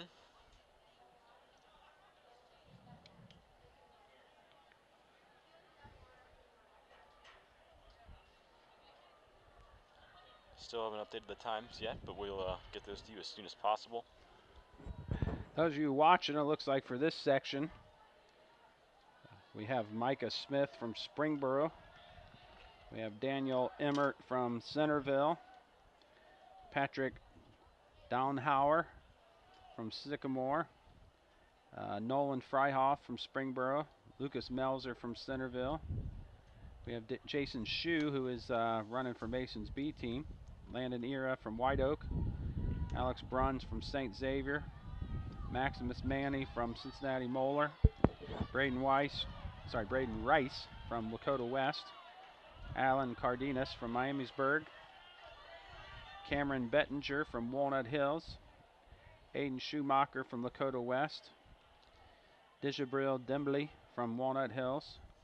Brendan Stock from Kings. Blake Gibbs from Lakota East. Kevin Phillips from Cincinnati Anderson. Preston Wesley from Cincinnati Moeller. Nick Boschool from Lakota East. Luis Saucedo from Loveland. Alex Filippo from Sycamore. Robert Giller from Kings. Michael Nichols from Marlington, and then Mason's Noah Kelly. Noah Kelly, another student you had in class. Yeah, I had Noah in AP US history as well. He's a junior. Looks like we got a pretty good little start here. Looks like there's an aviator in the lead. Sycamore is the returning GMC champion. Mason's hoping to, on the boys' side, try to bring the GMC title back this year, and Sycamore's been showing a lot of depth, and obviously that young man looks like he's getting out strong, running about a 2:10 in the first 800. Like I said during the girls' race, this third lap of the 16 is always pretty important to see who can try to gain some ground. This is kind of the mentally tough part of the race. Got a nice pack there, Adam. It looks like for basically what, second through, heck, almost 8th place is kind of right there on the backstretch there. Got a pretty good tempo going. Just over 2 minutes 45 seconds. Passed here in the mile. Yeah, we must have a good group of milers. Not only do we have a lot of invitational kids from, you know, across the state for the Bizarri mile, but this is a pretty good group right here. They're running some good times here as we're finishing up the third lap. This is only an appetizer for the Bizarri mile, so if we're seeing times like these come off the board already, can't even imagine what we're going to see tonight. But we got a new leader, St. Xavier, now in the lead. Yeah, we're at about 3:20 here. I believe this Evan Trapp. So this young man, you know, if he can come back, you know, under 70, he's going to be running about a 4:30. So that's pretty good for you know, this not being our hot heat, so to speak. So this young man's running a good race. Got a young man from Centerville. Looks like he's starting to make a move here on the back stretch. Got 2 Centerville kids actually. It looks like it's tough for us to see a little bit in the sun there, facing the west. Yeah, this Centerville young man's coming here strong, Adam. We're approaching 4 minutes left. So the final 200 meters in the boys' mile run. And Sycamore has the lead. Looks like we got a young man from another Centerville runner. Centerville runner in third. Looks like a Loveland kid might be coming here strong at the end. He's finishing real strong here. I believe we have a Marlington runner. Yeah, Marlington young man's at 4th. He's going to hold off the Loveland kid. Yeah, we got ourselves about a 4:23, 4:24 finish here. That's pretty daggone good considering this was not the hot heat. And 4 runners finishing under 4 minutes 30 seconds and 1 just right about there. So yeah, 5 runners. We could be seeing a pretty good Bizarri mile. We just saw, like Adam said, 4 kids under 4. Actually, I lied. Looks like they're going to give that 5th runner under 5. Yeah, looks like we got about 5 guys under 4:30. That's fantastic. That's a great race right there. So those of you at home, like Adam said earlier, that probably was that was beyond a good appetizer. That was probably a Outback Steakhouse bloomin' onion right there.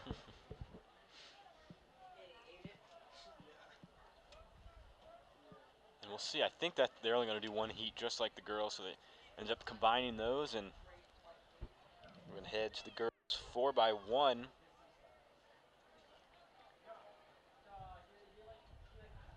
Gahanna, 2nd place finish at state last year. And if their 4x1 team's anything like their 4x2 team, we have the girls 4x1. We could potentially have another record broken tonight. Of the next 2 relays. That boys 4x1 right after. Gahanna, 2nd place too. At state last year in Moeller in 3rd. Moeller, St. L. Bryant, Jordan Marshall. They've got some studs. Yeah, I believe that time was. It was a record.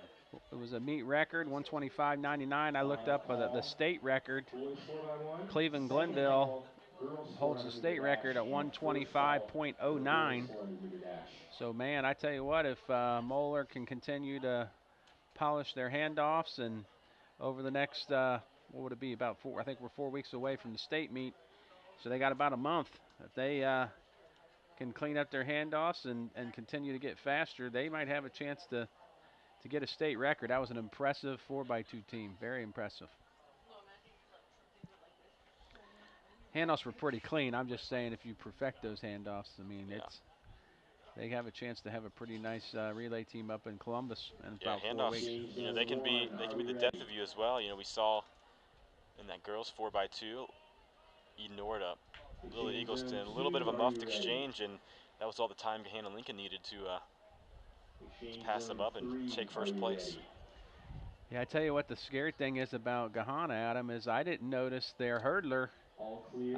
in that Enter relay. 3 exchange zones. So if Gahana wants to load up their 4x2 relay team by putting the defending state champion hurdler in there, they could probably even run faster. Yeah, So that was pretty impressive 4x2 without arguably one of their faster young ladies. I don't even think we have to say arguably. They have some pretty good sprinters, though. All right, we've got our first heat of the girls 4x1 here. Looks like we have Ursuline in lane 2, Mason C in lane 3, Mason B team in lane 4, Sycamore in 5, Mercy McCauley in 6, Cincinnati Anderson 7, Kings in 8. This will be one of 2 heats. Looks like Mason's B team is the first to get the stick. Not far behind was Kings.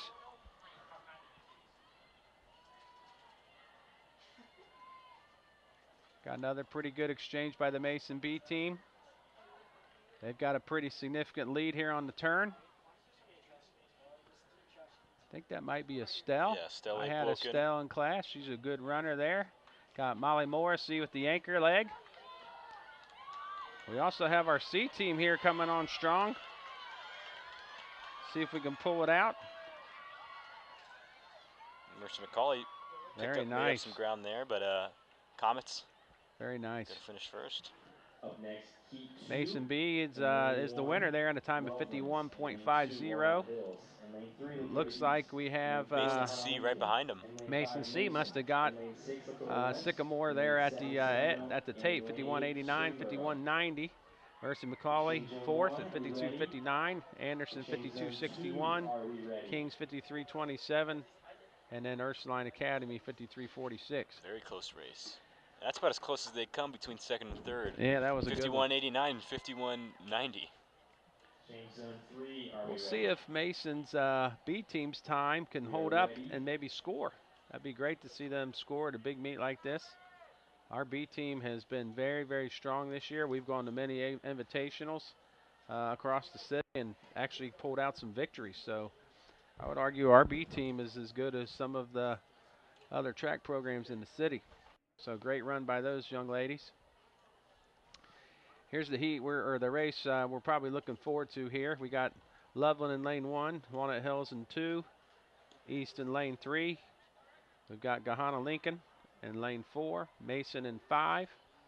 We have Lakota West in 6, Centerville in lane 7, and Springboro in lane 8. Trying to see who we got leading off for us, Adam. I believe it's going to be. Can't tell if that's Nora Moore. I believe it's going to be Nora or Moore. Eden yeah. Orr. Can't tell from here. Yep, it'll be Nora Moore. Okay. Or Nora, yeah, Nora Moore. We got the Gahana hurdler with the lead leg. So they must run her in the 4x1, not the 4x2. Looks like Gahana is going to get the stick first, but Mason's right there. Amelia Capiello for the Comets. We got a good one here. Those were both clean exchanges. Let's see if Mason can continue that. Looks like we got Eden Orr on the third leg. She'll take the exchange first. We got ourselves a tight race here. Our girls are pretty much even with Gahana at the moment. We got Abby Love finishing this leg. Oh, we got ourselves a bad exchange there. And Abby Love's going to take it home. And, you know, even without that fumbled exchange, Abby Love. Yes, I think we were going to get them. I think we were going to get them even without the bad exchange. That's big for the Comets there. 47.08. Wow, that's a fantastic time. I don't have my papers in front of me, but I think that might be Coach Affatado's best time of the year right there. And I tell you what, this girls 4x1 team already broke the school record earlier this year. I think we might have just beat it again. We'll look and wait. We'll look for the official time, and then we'll obviously announce whether or not that's a new school record. Might be a school record, but did not break the meet record. Meet record held by Withrow, 46.9 back in 2009. That was a state championship relay team for Withrow back then. Pretty strong this team. This 4x1 team, this is more of a teen fact than not sure my dad's gonna care about this one, but you know the girl Mason team made a TikTok after their 4x1 school record went viral, had over 1 million views, and I think mainly most of that was because of the anchor Abby Loves, and her, you know, a lot of people were going crazy about the size of her quads, and she's a she's a a genetic star, and she's definitely a star for this Mason Comet team. But it was pretty funny to see them get excited about that too. Not only about breaking the school record, but getting a little bit internet famous too. Well, I can't comment on that, Adam. You know I don't follow TikTok, but Or as a talk tick, as you call it. I call it talk ticking. Our students love talk ticking, so I can see Abby getting a lot of followers on that one and a lot of likes. She is a fantastic young lady, hard worker. I know if Coach Affatato was here that he'd want me to give a shout out to Coach Trent Smart. I know our girls track program has put in a lot of hard work since December working with Coach Smart, and I would think that Abby would have to admit not only is her speed somewhat genetic, but I think Coach Smart has been helping her in the strength room get stronger, and that's probably what all those TikTok people were probably talking about. She's a strong kid. A great person on and off the track. Leads a group of middle school girls that are at our church with me. So yeah, Abby's fantastic. I'll tell you though, I know this is only the Rod Russell Invitational, but I think that race right there, especially after the 4x2 kind of a bad exchange and Gahana beating us, I think Coach Affatato is going to be excited about that victory in the 4x1. That's going to give his girls a lot of confidence going up to the state meet, because this could be another race we're going to see. We'll same definitely two see teams that. back up in state. We'll definitely see that race again up in Columbus for sure. So yeah, this Gahana team, second at state last year. I believe they have a lot of girls returning. So they do. They're fantastic. They have a fantastic program. Big confidence boost, as you said. Past couple years, all you Mason fans know, we've actually played them in football as well. They have a fantastic football program. They were in the Final Four. I was kind of disappointed that their boys track team wasn't here tonight. They have a fantastic boys team as well. They must have stayed up in Columbus for a meet. It would have been nice to see their boys squad. All right, Adam, we got our first section here of the boys 4x1. We've got our Mason B team in this one as well as our Mason A. Looks like Jaden Smith just got the baton, representing Mason's A team there. He's running a fantastic leg. This race a little bit more up your alley. You're a we sprint just got coach. it to Bradley Hurst Davidson. He's running a great leg, especially after having a little bit of a fall in the 110s. He's running a great race right here. And I believe, is that Jackson Yoder? That's Jackson Yoder. That is Jackson. Jackson's been in a boot the past couple weeks, and he's looking strong here to finish. I'm glad to see him get an opportunity to run here on senior night. And that's the best time of the year, I think, for the Comets right there. Let's see what the official time is. Oh, yeah, 44.30. Fantastic race there by the Comets. Looks like we've got Springboro in second at 44.69. Anderson 44.78. Walnut Hills 45.32. Centerville 46.28. And our B team ran a 47.24. Tell you what, Comets might be able to place in the top 8 here. I think 44.30 should be good enough to place here. I know we got a pretty good, we got some good teams in this hot heat here, but Up next, I think 44.3 might be able to hold. In lane 2, Miamisburg. Lowest time here in this second heat, 44.43 from St. Xavier, the seed times. Now, doesn't mean they can't break that in the race. Well, it'll also be interesting to see if Moeller loaded up their 4x1. Obviously, Tennell Bryan and Jordan Marshall were both in their 4x2. Looks like Jordan's anchoring. He's anchoring 4x1 here. West has had a pretty good 4x1 team this year as well. We've ran against them a few times. So this could be a pretty good meet here.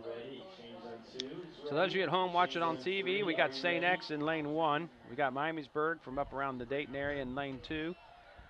Neighbor Lakota West and GMC rival in lane 3. Moeller, who's been kind of dominating the sprints tonight, they're in lane 4. We got Lakota East in 5, Loveland in 6, Sycamore in lane 7, and then Kings is in lane 8. So this should be a fun race.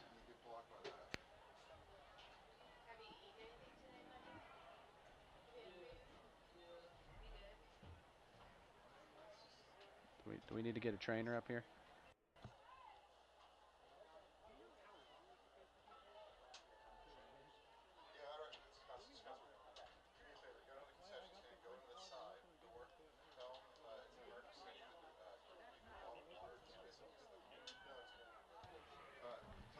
All right.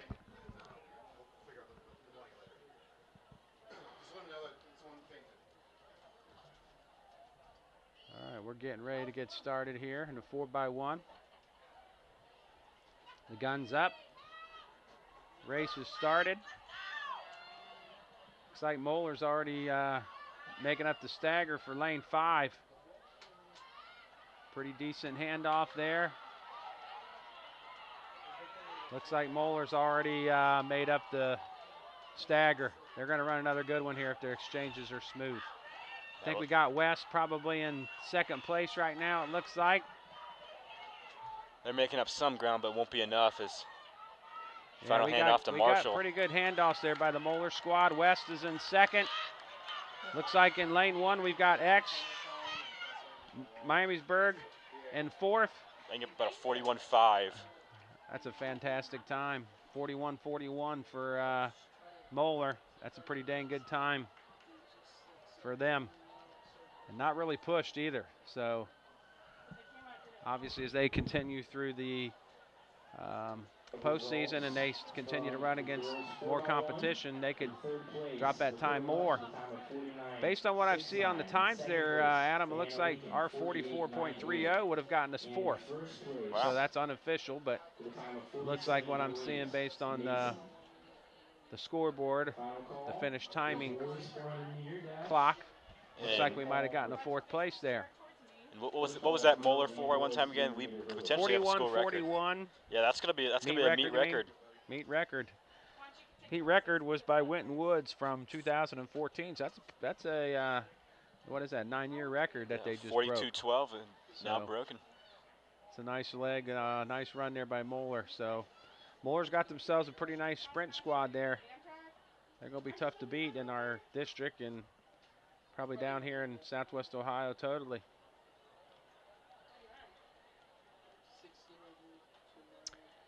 The next race we got here, Adam, is going to be the women's 400. Looks like we've got in lane 1, Brant from Kings, Haney from Anderson. We got Barrow from Mason B, Pinkert from Sycamore. Lane 5, Sunderman from Miamisburg. Bacchus from Kings is in lane 6, and McKnight is in lane 7. So trying to figure out in my head here, we've had a girls 100-meter hurdle record broken. I think we've had a girls 4x2 record broken. Boys 4x2, boys 4x1.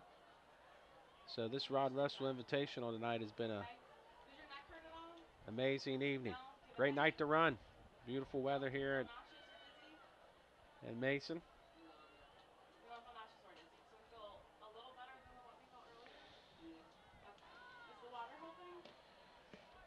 We're waiting on getting this first section of the girls 400 meters. While we're waiting here, I'm going to see if I can get us an update on the overall team scores. So right now, looks like in the boys' side, I'll read the top 7 scores. Mason's in 7th at 15. West is ahead by 1 point at 16. Sycamore is 19. In 4th place, St. X 21. Loveland and Centerville are tied for 2nd right now with 27 points.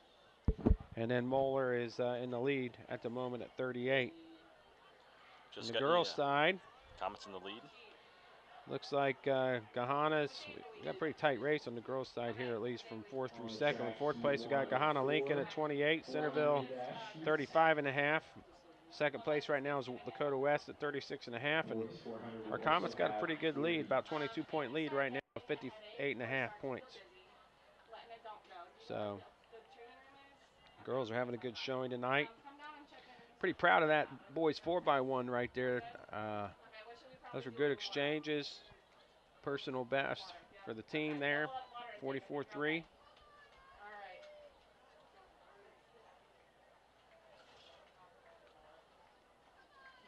The official time for our girls 4x1, Adam, was 47:08. So that was one great race.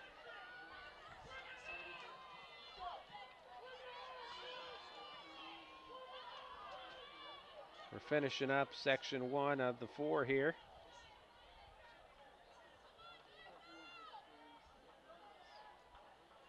See what our times are here. It looks like Sunderman from Miamisburg will win that section of the 4. Looks like she ran a 64.78. Looks like Pinkert from Sycamore was 66.63. Bacchus King 68.52. Haney 110.09. Brandt 111.96. Again, that's the first of 4 heats in this girls 400 meter. I don't know if Liza ran in that one. Did she there, Adam? Looks like she must not have. She did not Yeah. start. So was kind of looking for her and missed it. Great race there, and seeded 400 by McKnight from Lakota West. I've had an opportunity to watch her race a lot this year. She's a hard worker. She does a great job. She's, be honest with you, she's competed against some other people in the seeded races and some of our JV meets, and I don't know if I've seen her lose. She's a fantastic athlete there in the seeded 400. So congratulations to Miss McKnight. That's a great time there on a 400 there. Looks like we got our second section, Adam, here of the women's 400. Looks like we have Barth in lane 1 from Springboro, Blessing in lane 2 from Mercy McCauley, Ferris lane 3 from Walnut Hills, Stinson lane 4 from Springboro, Lots from Harrison lane 5, Milano from Mercy McCauley lane 6, Waddell lane 7 from North Olmsted, and then Crosby from Ursuline Academy in lane 8.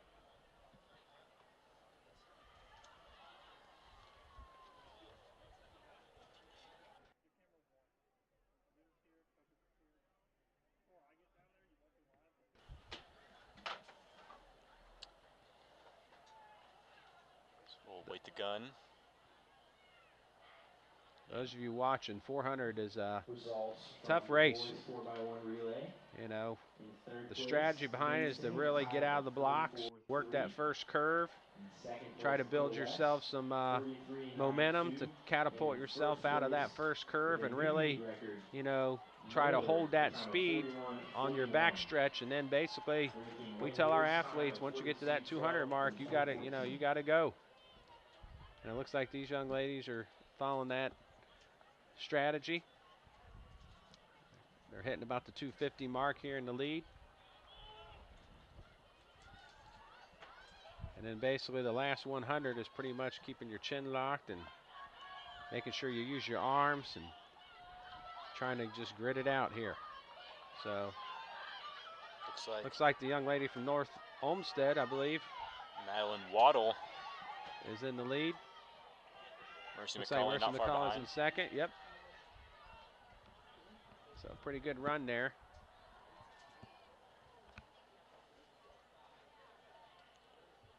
All girls finish under 70 seconds. 62.8 it looks like. It's a good time.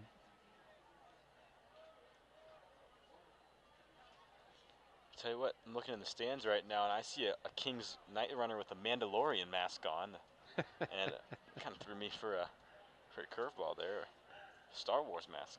Well, it was May the 4th yesterday, so I guess he's building off of that. May the 4th be with him. It's actually kind of sweet. Girls 300-meter hurdles.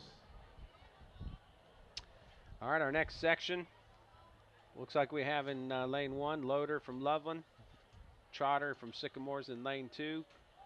We have Caldwell from Lakota West in lane 3, Dorco from Anderson in lane 4, Rickert from Centerville in lane 5, Marugan lane 6 from Walnut Hills. 7 is Bostico from Miamisburg, and then we have Ebken from Ursuline Academy in lane 8.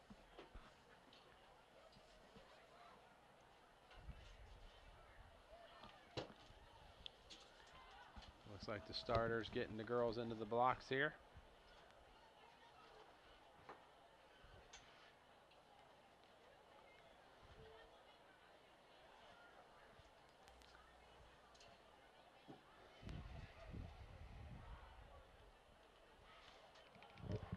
And the race is beginning. Results from girls high jump.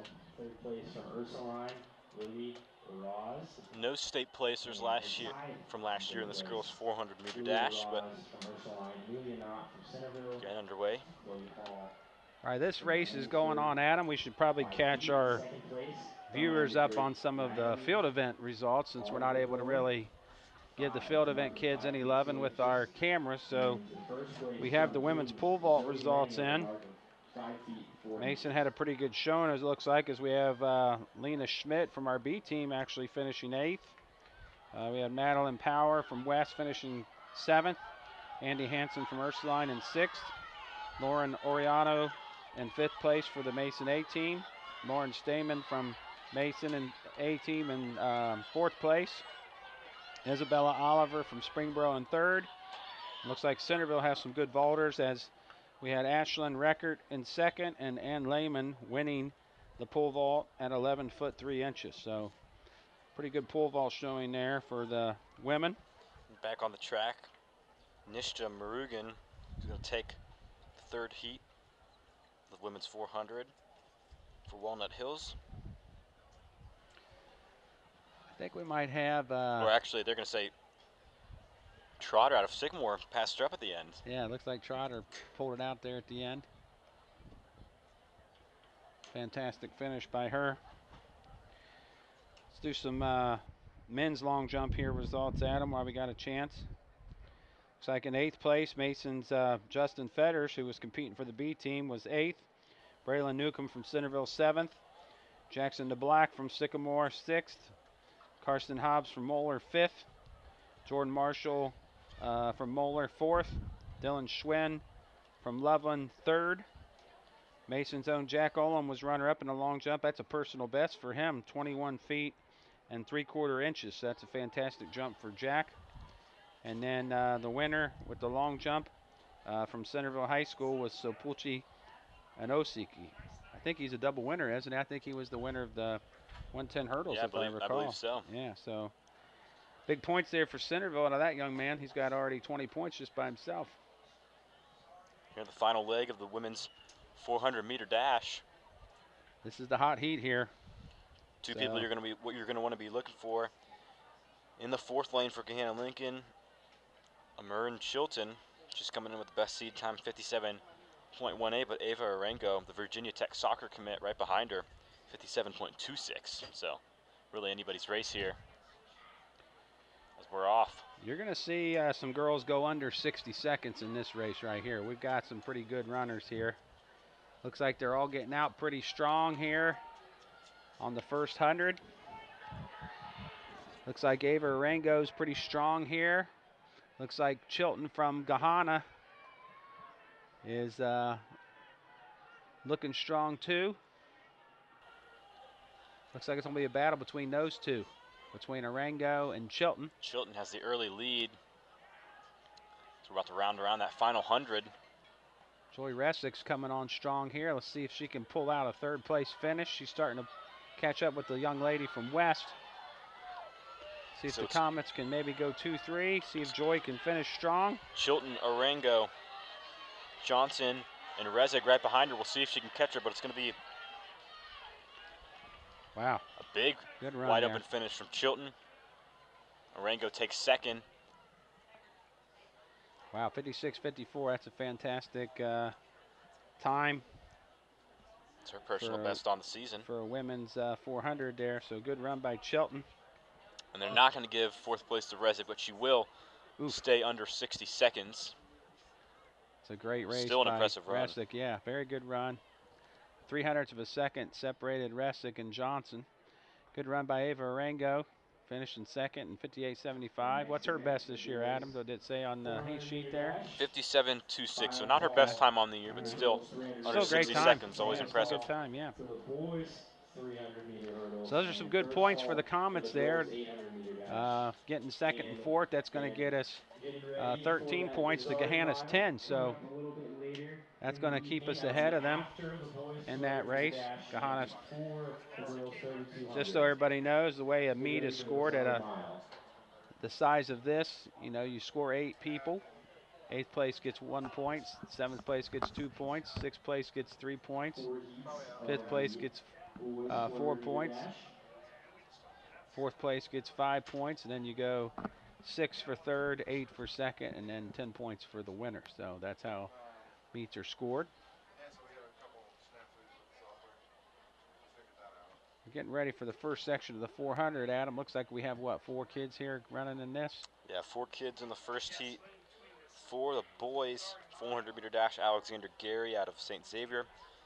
Kempter and Apple from Sycamore, Aiden Nash from Anderson, and Kyle Creech, another Sycamore aviator. And aviators out in the lead. I believe this is going to be Kempter and Apple. I'll tell you, Adam, one of the things I'm going to have to talk to Coach Pitcher and Coach Affatato about for GMCs and districts is I think we're going to have to move our, we're going to need to probably move our long jump bleachers. I would think if you're in lane 1, it's really hard to see the starter there. I actually kind of thought the young man from St. X kind of got an early start, but seeing where he was at, it's probably the reason why he jumped early. I don't know if he could see the starter.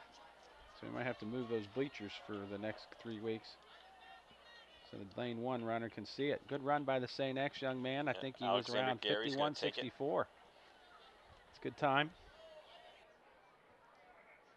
Creech from Sycamore was 53.76. And Apple from Sycamore was 54.43, and then Nash from Anderson was 56.08. Tell you what, that time from the young man from St. X, that might place. That could be a top 8 finish there. So that's a good run by him.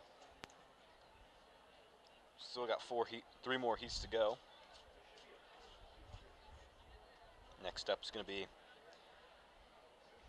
Daniel Dargitz for Walnut Hills, Michael Luck for Kings, Nolan Leist for Anderson, Brian Lee for Mason, William Mansfield for Loveland, Alan White for Springboro, Nakan Saku for Walnut Hills, and Andrew Chapman for Springboro.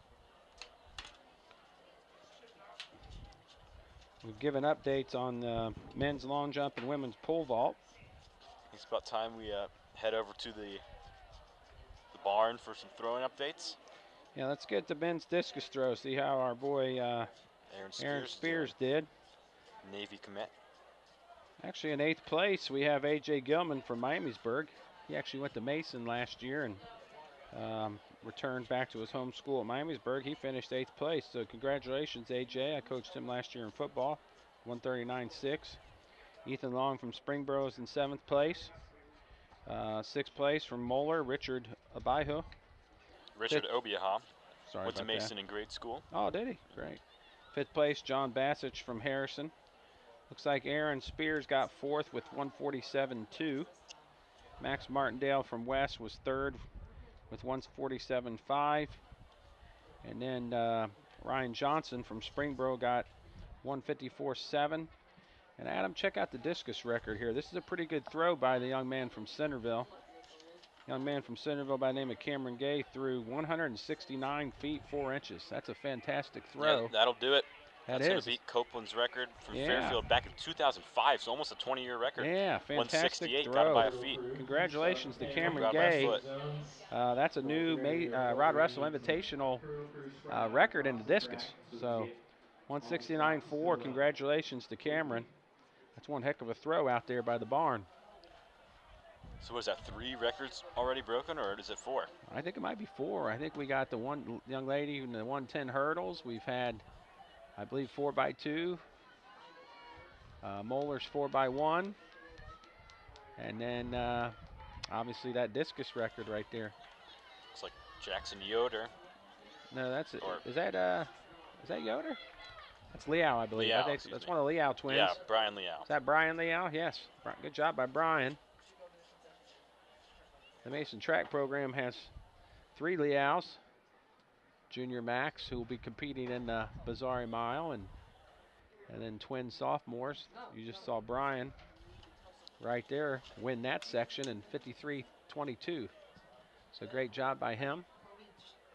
It's like Luck from Kings got 53.62. White from Burrow 53.68. Sacco, Walnut Hills. Chapman, Burrow. Mansfield, Loveland.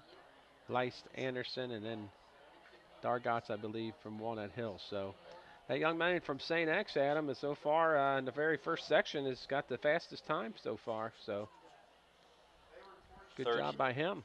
Is this our last section coming up? No, it's our third section. So we still got one more. Okay. 3 Mason runners. Jack Olm for the B team, and then Adam Lampy and Kit Mady in lanes 4 and 5. Zarius Harvey, lane 2 for St. Xavier. Charlie Abate in lane 3 for Centerville. Hunter Thompson, lane 6. Vinny Dew, lane 7 for West. And Grant Bierman, lane 8 for West.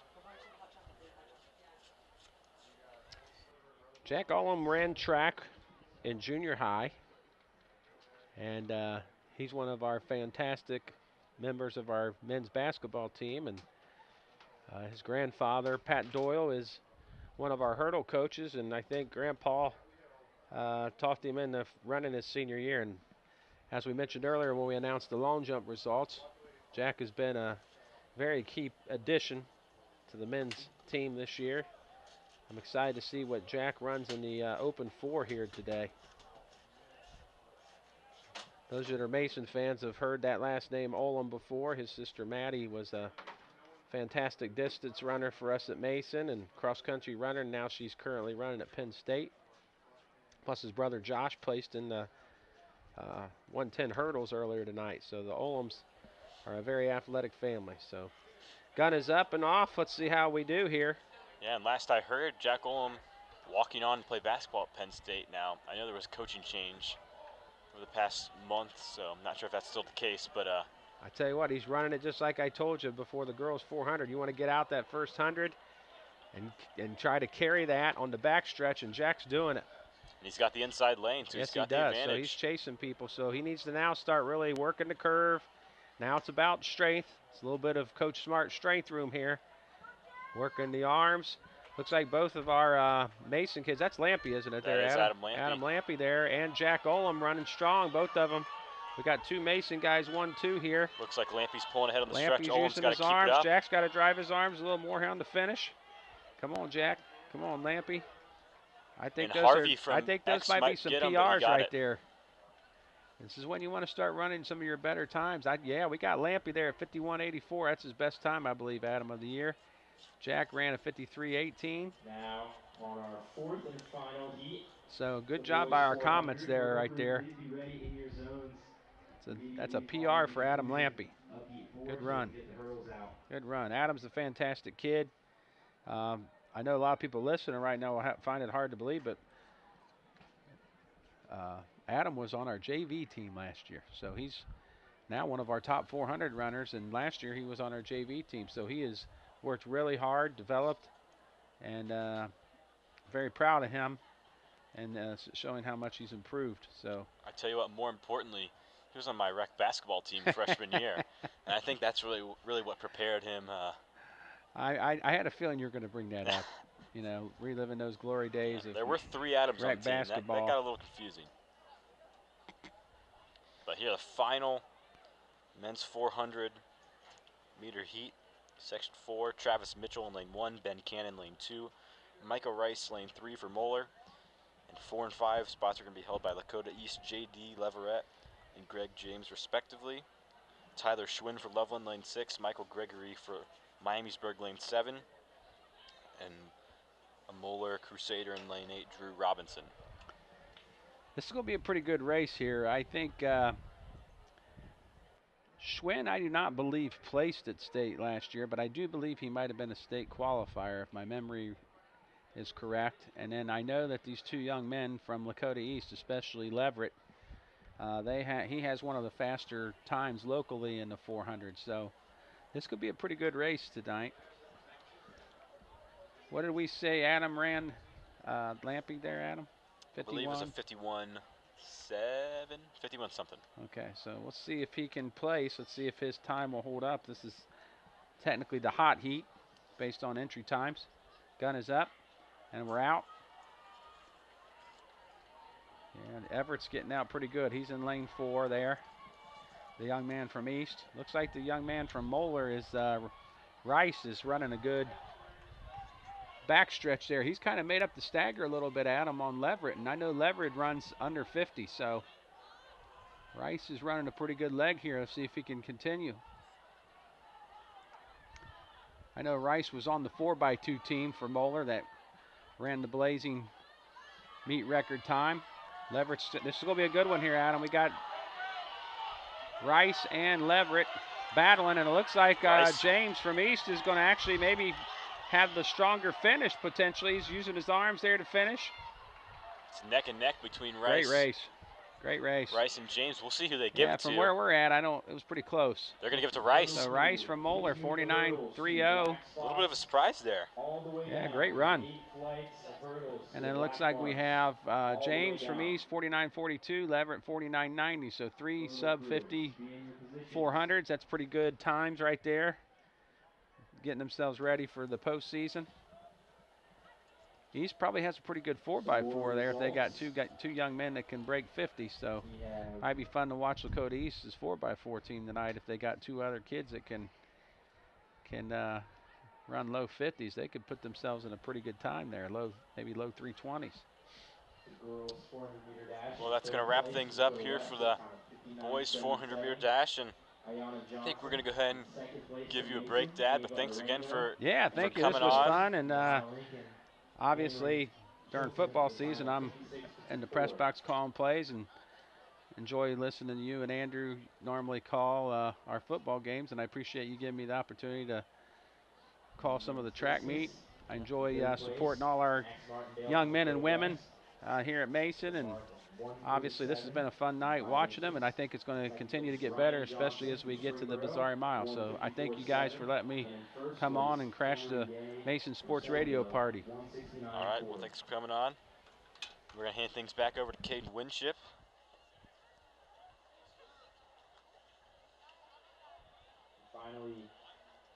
Next up, we got the women's 300-meter hurdles. And again, Camden Bentley, we saw her break the Rod Russell Invitational meet record in the 100-meter hurdle earlier. She's going to be looking to do the same in the 300. State champ last year. So I think we could see another record coming off the books here, Caden. Absolutely. I mean, lots of records have been broken already, so definitely seeing a lot of fast runners come through here. So great to see another, maybe see another record broken. This has been a really, really fast, really, really good meet so far. We'll see even better things with the Bizarri Mile coming up. We're going to see a lot of great things coming from the next couple of races.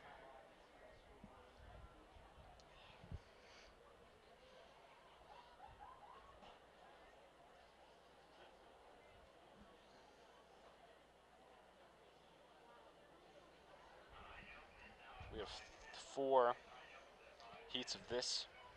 Boys high jump is up to 5 feet 10 inches. Boys high event. jump up to 5'10".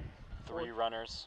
Next on the track, Section 1, girls Morgan 400 Robinson from hurdles. Springboro, Caroline Bode from Kingston Marie, Holsey for Mercy McCauley. And I'm actually taking a look here at the at the heat sheet, and I do not see Camden Bentley's name for the 300-meter hurdle. So Is there only one heat or for? there's 4 heats, but it looks like they're gonna end up using her in those relays.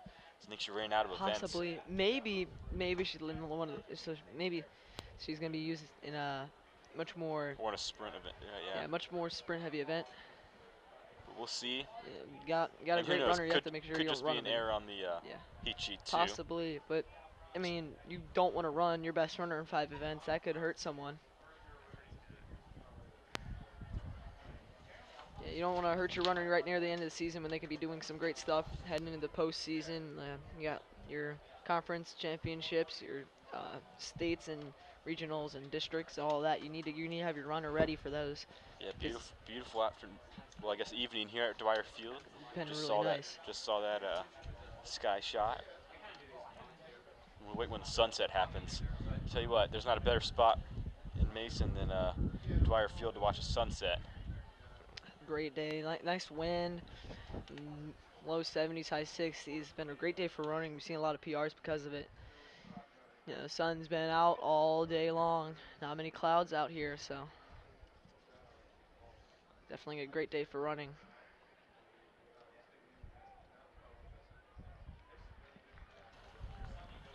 See them set for the hurdles soon. They're getting ready and taking a couple of jumps to get going and get warm.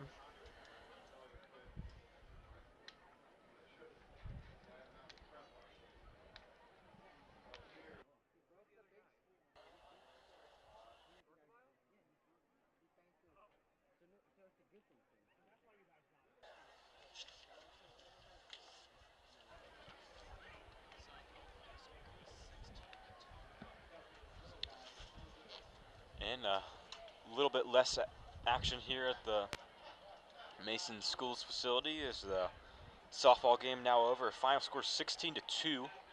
Comets took down Middletown Middy, so 2 back-to-back big wins Absolutely. for the Comet softball team. 18-0 last night against Coleraine, and now 16-2 against Middletown. Really good team over there. I mean, with that one, I think they're right up next to Hamilton for third. If Hamilton were to lose today and tomorrow, they would tie them in third, which would go down to either head-to-head or conference or overall record, which I'm not positive on. But Mason could be in third place heading into the postseason for softball. Yeah, Mason softball team got a lot of young talent. Freshman Anna Polka pitched last night. Sophomore Alicia Fox, their ace.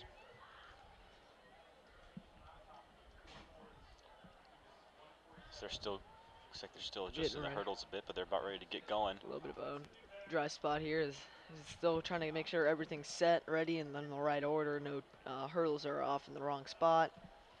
That's all well and good.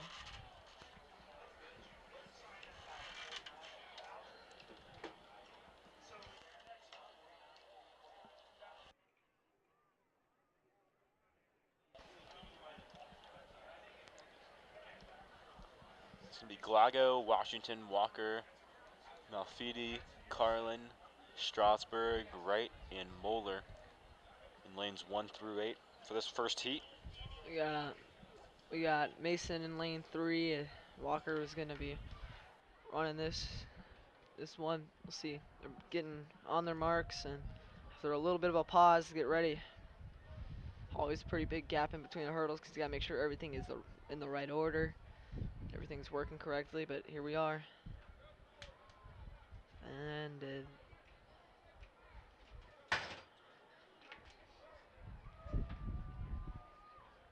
they're set. And they're off. Buzzer goes, and we got long hurdles ahead. It's always tough because you got to jump and like sprint. It's really taxing on the body. Really tough race here. You see a lot of slowing down, speeding up. You got to pace it right because it feels more, instead of like a 300, it feels more like a 400. You got to make sure you make up for that.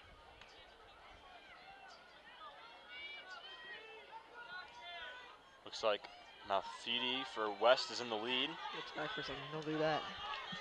ahead just a little bit, but it's really hard to get over the hurdles. You have to focus a lot of your energy on that near the end because you're already tired. Strasburg coming Getting up right over behind her. maybe a wee. That one's close. Caught up at the end. I do believe it's still going to be Malfidi, Strasbaugh though.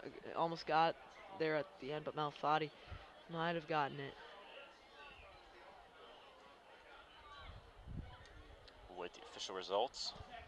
See, it's taking a little bit to load. Malfatti will win by a 1/10 of a second against Strasbaugh. A really close 52-27. Barely beats out Strasbaugh at a 52.37. And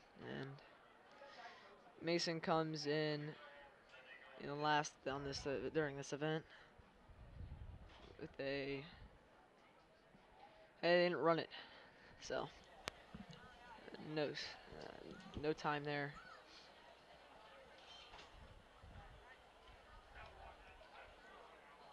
We got the next heat coming in. Be ready for when the girls 300-meter hurdles concludes. Next heat. Girls 300-meter hurdles. In lane 1, we have Cogliano from Anderson. And lane 2, we have Jessup Aiken from Centerville. Lane 3 is Fury from Ursuline. Lane 4 is McCaster from Mason. Lane 5, Kovacs from Harrison. Lane 6, Brunette from Loveland. Lane 7, Up from Walnut Hills. And lane 8, Bell from Springboro. And they're off. The buzzer sounds. McCaster, the #1 seeded time here in this third heat. She's off to a great start here in that fourth lane. They might be able to get a win here. This one's going to be close, but I think that she has the advantage here. Getting over those hurdles really quickly. A great runner. McCaster, huge lead. McCaster way ahead of everyone else. Coming around this last little bit, and we're gonna see Caster come out with most likely to win. Kovacs closing up a little bit of ground though, but it will be McCaster. With that last hurdle, will cross the line in under 48 seconds. What a great time there. That one was a really good time. 47.54, which is about 2 seconds ahead of everybody else. Just under 2 seconds ahead of Kovacs of Harrison. And that's going to be McCaster's best time on the year so far. She came in with a 47.93, but dropped that down to a 47.54. Great race there.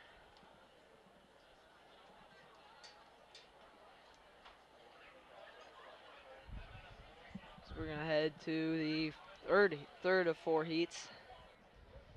May take a little bit, but we're gonna be. I believe it's actually the 4th heat now. 4th? Yeah. 3 or 4, whichever one that is. I think we got that one.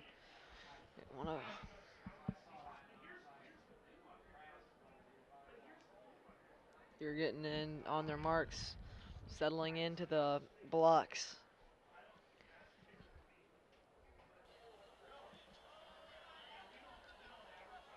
Gun goes off, and digging in, we got 2 Masons in, one in lane 2, Hartley, and one in lane 4, Eagleston.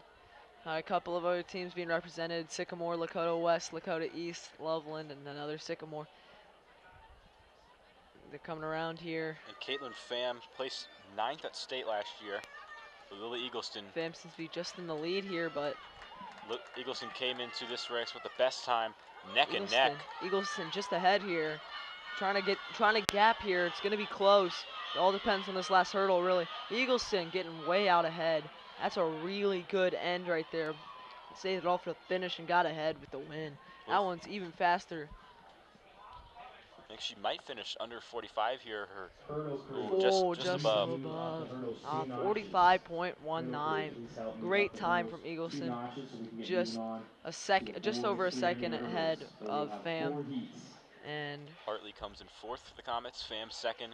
Connor 3rd for Centerville.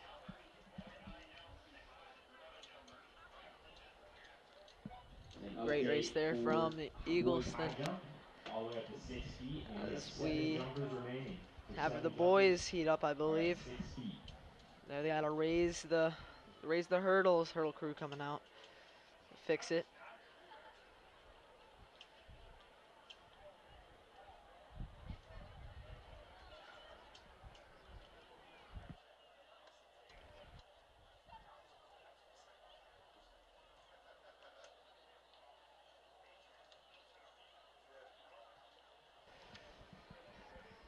We got Wiseman in lane 4. Wiesman in lane 4 from let me see, Moeller, I believe, and King from Springboro, and Skirl from Kings here in 4, 5, 6. 3-person heat here. 4 total heats for this boys 400-meter hurdle.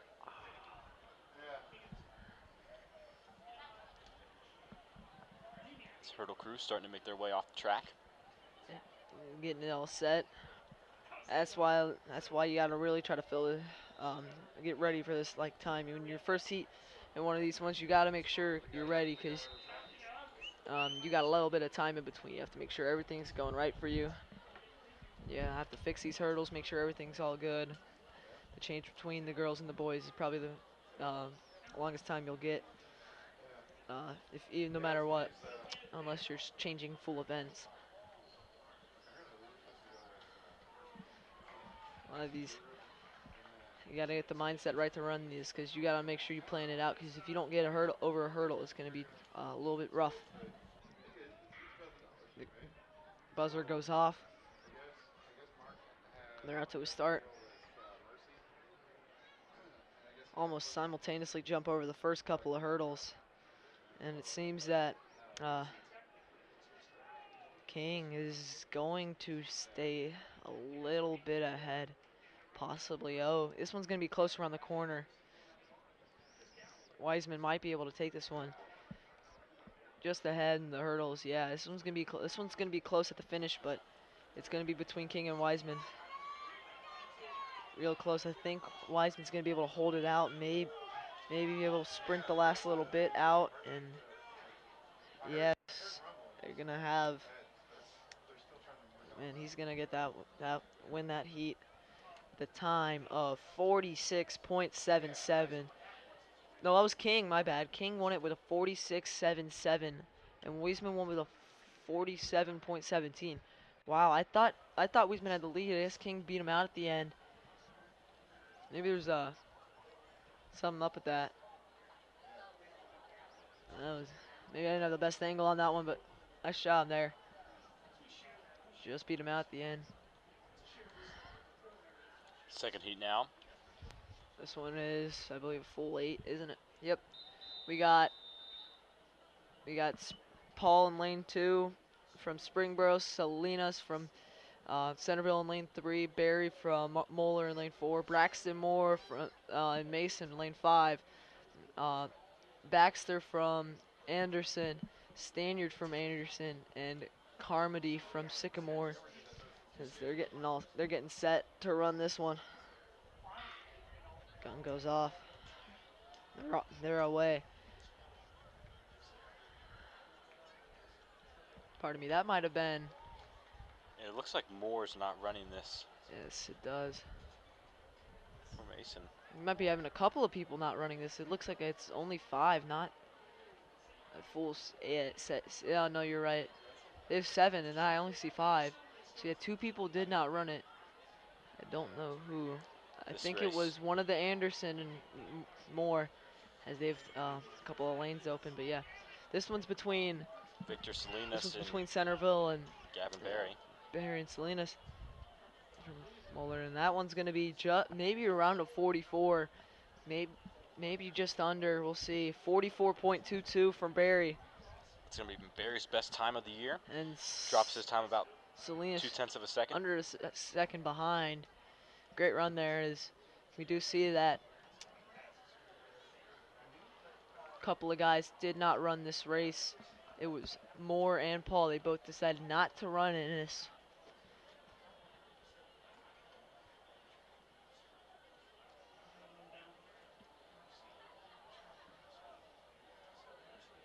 As this next upcoming one's got a Gaye from Lakota East, Murphy from Miamisburg, Honeywell from Miamisburg, Sarver from Loveland, Wiles from Lakota West, Drake from Lakota West, Goshorn from St. X, and Stobbits from Kings. A full 8, unless someone decides not to start.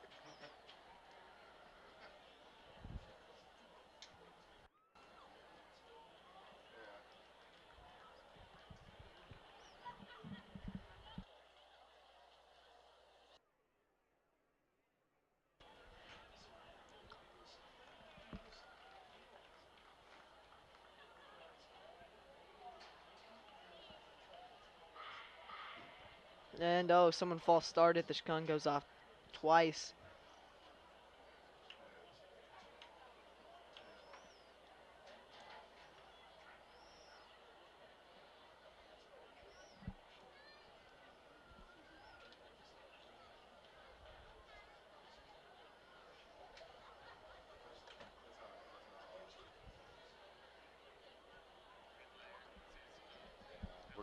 We're gonna check out the replay. The very outside lane, we see that false start. Right there from the very far outside lane, which I believe is Kings. Austin Stobbits. I don't see him out there. He got DQ'd for it, I believe. Stobbits unable to run this one. Started way early.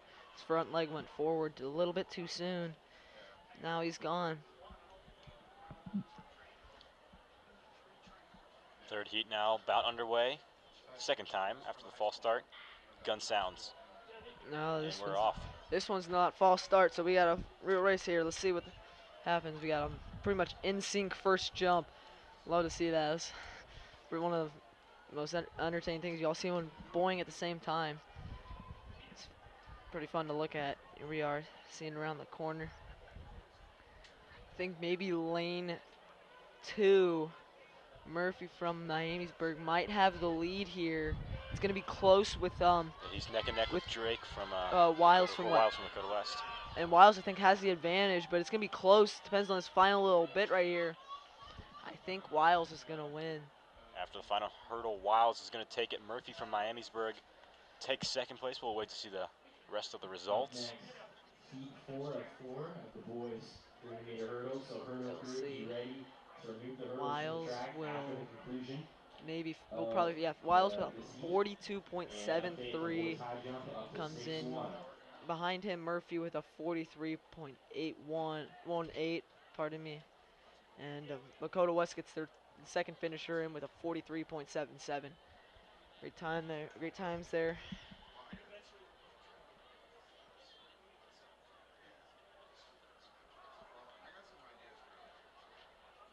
Fourth and final heat now.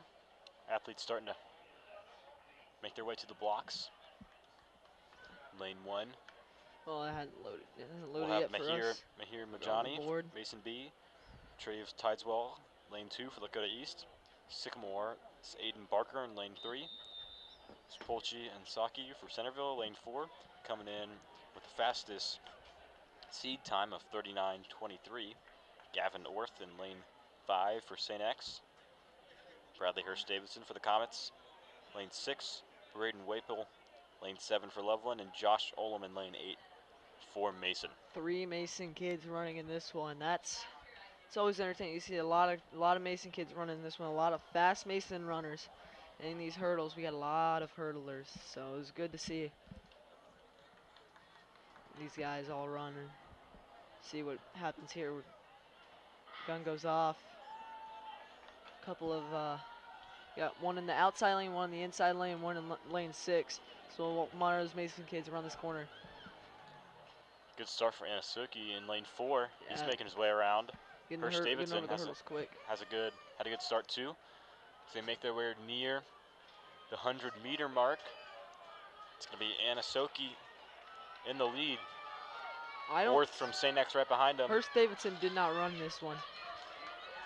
Did not run. I don't see him. It seems that Inosiki will finish this one just ahead and right under 40 seconds. Wow, that's really good. And Hurst Davidson did not run in this race, so we will only have 7 finishers. Please help remove the hurdles. Put the hurdles back down. We'll see. And Suzuki officially under 40 seconds, 39.69. Great time there, and Orth almost got it, 40.20. Suzuki with a PR probably there because he was not ranked in the 1 seed. Orth was, so Yeah, definitely Orth good PR amount by Boys 800. 800ths of a second, so and right around his. And a CK, definitely a great time there. Beat his PR by a little bit, didn't he? So great run there from him. He got. Oh, Hurst Davidson did finish. No, maybe he did. I couldn't read the time. It was showed up there for a split second. It might be incorrect. But he did not run. But yeah, all those guys under 43 seconds. You can see really fast heat here. Mason finished 4 and 5 in this heat, and they were right next to each other at the Results end. for the boys 400. In third place from Lakota East with a time So of that will be the 49.09. last JD Rivera from Lakota East. boys Second 300 place, meter also from heat. East, So now we're with moving a on to time the of girls 800 meter 49.42, dash, and we've Brett got James. one state And first title place or from state Moeller, placer with a time from of last year's 49.3, Micah Rice. OHSAA And in the girls state meet. 300 meter Maddie hurdles, in third place from Conacher from Centerville, Loveland. with a She time of placed fourth last 46.41, year. Savannah Connor.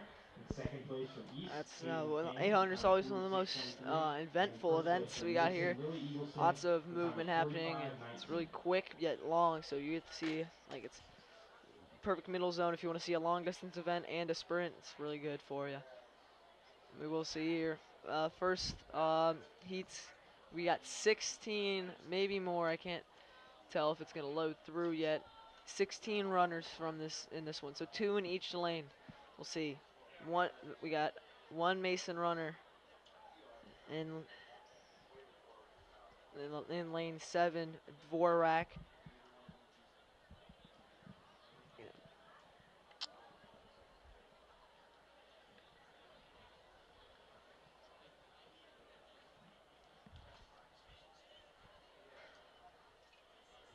This is going to be the first of 2 heats in the women's 800.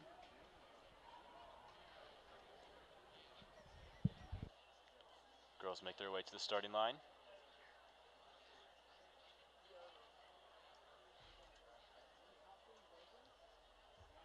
Will be a staggered start with two runners in each lane.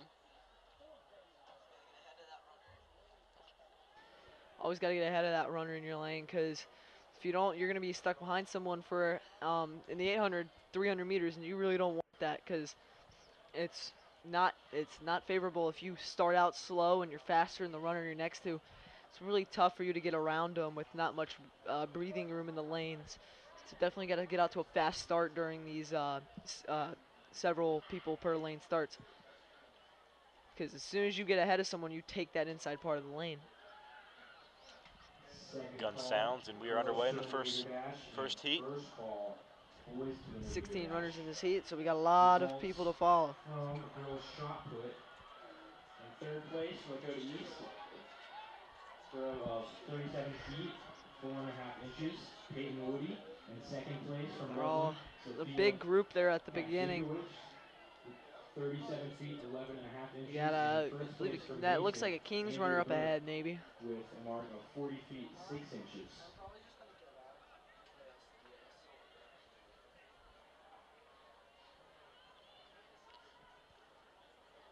First 300 meters underway. Oh, here comes a West is ahead here.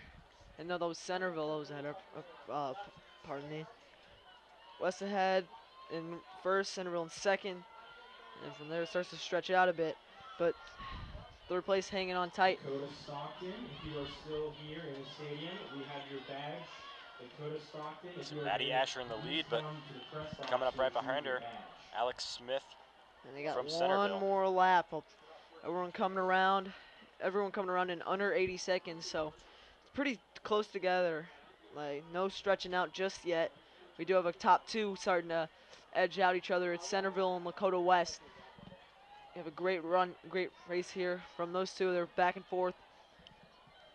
Yeah, Asher and Smith trading ways, and I believe Smith's going to pass her up here.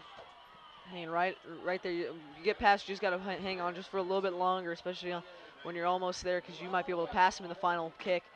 You got to start your kick now, though, because you need to start building up that speed sooner. So you got to start to, like put your foot on the gas and go.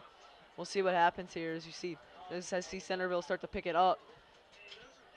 Final 100 West trying to go to meters. the outside. We got 4 people right next to each other. West overtakes. West coming around the corner, coming around the outside, is now on the final stretch. She's gonna get the lead here, and she's gonna start to stretch it out. A good final kick. Exactly what she needed to do there once past around the 200-meter mark, and she will finish with a time of about 2:28. Everyone else comes in at around just under 2:30, I believe. That's a great race there from the top 4 runners. As yes, 2:28.02 from Asher. Great race. 2:29.02 for Lambert. As So Maddie Asher Centerville Now got track, passed heat by 2 of the Springboro at the girls last 800. second. Smith finishes just 5/100ths of a second behind, and we got a lot of times coming in. 4 people under 2:30. A great race there for them. Ultimately, it will be Maddie Asher from Lakota West Firebirds taking home first place in the Open, and this time, it's safe to say, would be a pretty good time in the next heat too. Anytime you run under 2:30, you know it's a good race. Absolutely, it's always you gotta find like those little benchmark numbers that are like 15s and the 30s and the 45s and the zeros. You always want and they're really good times. You always want to try to break those because that really is a big separator. Like getting under a 5-minute mile, that's a really like getting in those 4s for the mile. Big gap there. Really looks better when you have a 4 next to your name than a 5. You know, and getting into the teens, getting under 15 for like a certain race or this and that. It's really interesting, especially in these long distance events where seconds are really how you get PRs, not little tenths of a second. So definitely good to see. Next heat, almost underway again. We've got that 8-lane staggered start with 2 in each lane. Kate, you mentioned earlier, got to get out to an early advantage here. 15 now. One person's by themselves in lane 8, I believe. That is almost a blessing. You don't have to worry about anybody on your back until the 300-meter mark. Still want to start out fast, though. In this race for the Comets will be Carly Condit Boys high and Abby jump is Slife. now up to 6'2". We're underway. Now we're First getting 100 a meters little bit down. closer to the Bizarri mile. That is coming up after the boys 200-meter dash. So Slife ran the start 4x8 getting ready for the earlier Bizarri today. mile coming Yeah. up in just a She few ran the events. 4x8 earlier today for the girls and is now running the 800 a little bit later, more in the evening. So the first race of the day, and now starting to head towards the back. She's probably all rested and ready to go, and she seems like she's out to a huge lead here. Maybe she's up with the people in lane 1. She has jumped ahead in lane 7, coming around. Loveland Tiger coming around. Looks like she's going to pass up Carly Slife Condit. trying to get over and get in first. She's going to hang around with that pack. 2 Masons right next to each other, and they're hanging on. It is real tight up there. Oh, somebody's going to take a big jump here. Who was that? Is that, shoot. Maybe we'll see on the way around. Big jump there and took first place all of a sudden. And now we have a lead runner that just came out of nowhere from middle of the pack. Seems to be getting past now. Maybe too gutsy of a move. Too much energy wasted there. I believe that was Dona Bar from Miamisburg, and now we've got still a very tight race past 400-meter mark.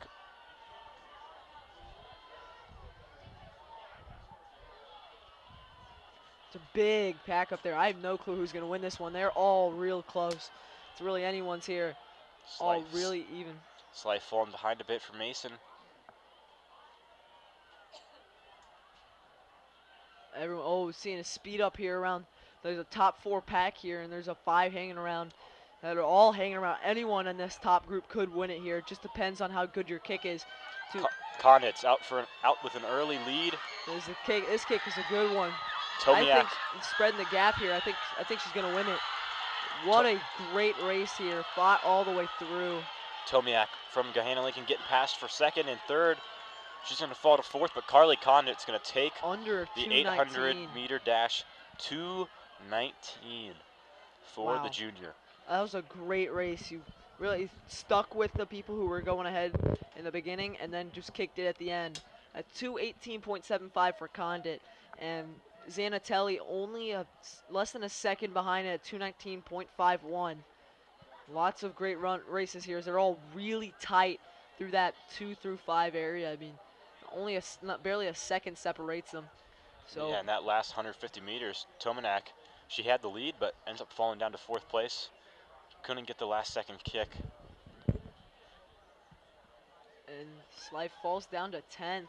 Had a great start, but couldn't finish through. And comes in with a 2:23, I believe I saw. But that's still going to be that's going to be a 2:23.11. personal record for Slife. So beats her time by 2 seconds. Now, boys 800-meter dash will be up next. We have 2 heats of this, Stu. I see 2 people in each lane, so yes, I do believe we probably will have another 2 heats. 31 girls came in through for those 800 meters, combining both the 15 and the 16 from both races. And this time we will have a total of 15 runners in this race, so maybe we only have 15. I do not, however, see any Mason runners in this race, so we probably will have another another event. Another heat, my bad. Pardon me. Yes, we do not have any Mason runners in this one, so we will see who wins this one.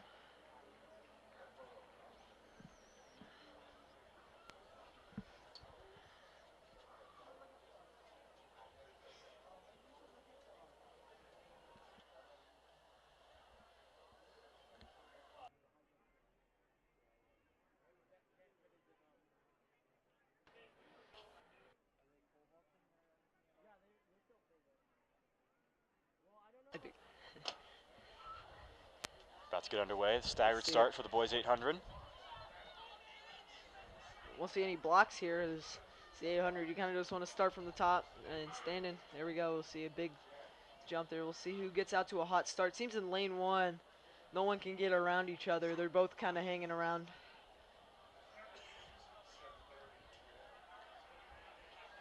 See, guy in lane 8 seems to be way ahead. Always hard to tell because of the staggered start, but you really don't know. He seems like he has a big jump over everyone else though as he comes around the corner. Well, I guess we'll find out as soon as we get to this 300-meter mark whether or not he's in first. Oh, I think the guys in lane 1 have caught up to him. Lane 1 was going out real hard. Yeah. So we're going to see both guys from lane 1 are way ahead right now. Definitely a couple stride lengths. And we got like maybe 10 meters ahead. They're both fighting with each other. 2 guys out to the lead. Chick-fil-A just delivered to the concession stand. Nearing 60 seconds as First 400 meters is underway.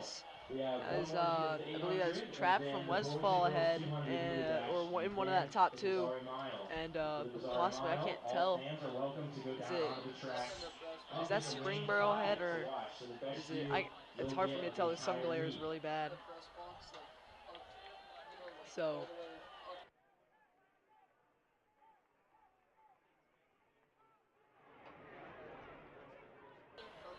All right, let's see. Couple at 2 ahead right now, and it seems like those 2 are going to be fighting out. We'll see who finishes first out of those 2. Nearing the final 100 meters. Tight race ahead. Big race. And seems like we're going to see a big kick here as the gap seems to start to spread. And we will see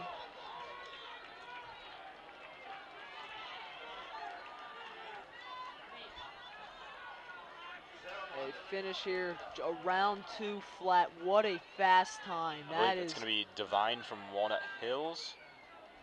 Divine. And it will be, yeah.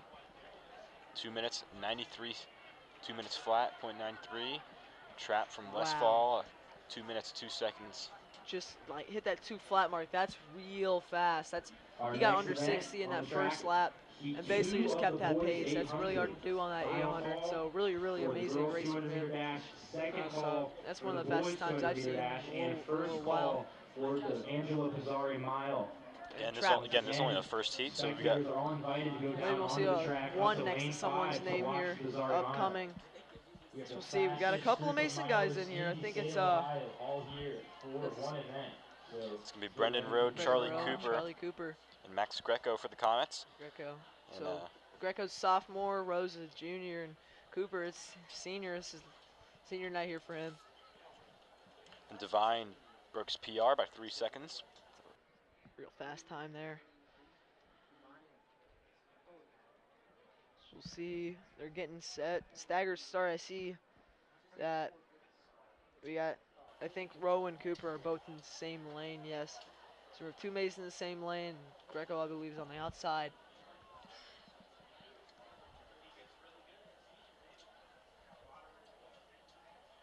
Yeah, Greco's near the outside. I think he's in lane 6 or 7. I believe it's, yeah, 6. Now you can see him walking out. And oh, we have another Mason runner, Keith Newberger. He's also running. Second heat just Maybe about underway. That's not Greco. That's Newberger, I believe. Yeah. Pardon me. No, Greco is running. He's in the outside lane. Me. Jaden Thompson coming into this race, number 1 seed time out of Harrison, 1 minute 56. And again, gonna have to factor in some of the Comets not running their top runners who are competing in the Bizarri mile. Max Liao, no big 800 runner, not competing in the 800, trying to focus in on that Bizarri mile.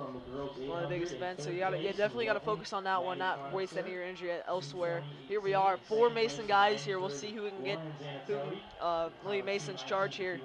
And Greco seems like he's out to a great start in lane 8. Could be hard to kick his way in on that.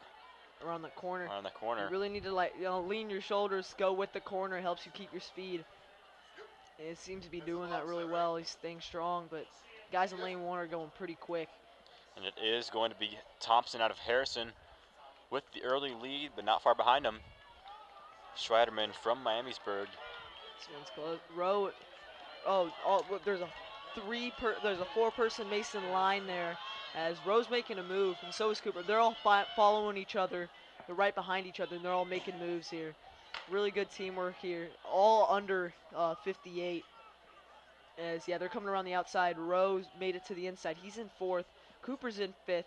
And Greco and Newberger both fall in 6th and 7th. And they are all racing, trying to get up there. Thompson. Trying to get a 4-person team win here, as it is very possible. Thompson getting passed by Schweiderman here, but he's able to regain the lead. Rowe in 4th. And Weston Blair out of White Oak in 3rd, just like the seeding suggested, but we'll see if that plays out down the final stretch. Rowe has a really good kick. We might see him make a move here. He might win this one. He's in a great spot. Charlie and Keith are both right next to each other, and Greco's right behind. This is really good. We'll see what Rowe's coming around hard here. Thompson, the final 100 meters, he's in the lead. We'll see if she can hold off Schweiderman. It's going to be a neck-and-neck race. Rowe's fighting for 3rd here. This one's up neck-and-neck at the top 2. All Mason's going to come in at 3 spots, and around 56. That's a really good time. That's got to be a PR for a couple of people, yeah. Thompson will take 1st place. Schweiderman right behind him. Thompson with a time of under 56, 155.98. That's even faster than the previous times, as it goes 155 for Thompson. We got Schweiderman's got a 156.25. And Newberger comes in 4th as he barely passes Rowe and Cooper with a time of 157.01. And Cooper comes in right behind him, 500ths of a second behind. Rowe comes in with 700ths of a second behind Cooper. And this was a really, really close race. Everyone was all up there within a couple seconds of each other. Greco comes in just under 2. At a 159.96, so I'm pretty darn sure that's a big PR for him. Great job by the sophomore.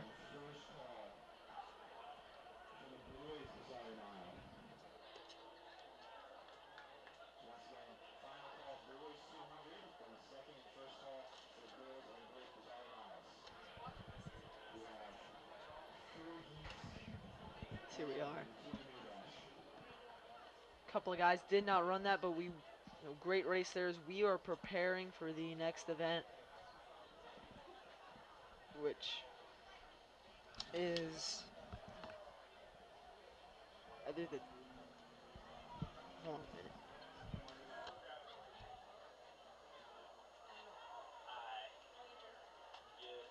Andrew, what's next? 200. 200 is the next event. Sorry for that. After that, I believe, is the Bizarri Mile. Then the 32, then the 4x4, and we will be done with this great Rod Russell Invitational here at Mason High School.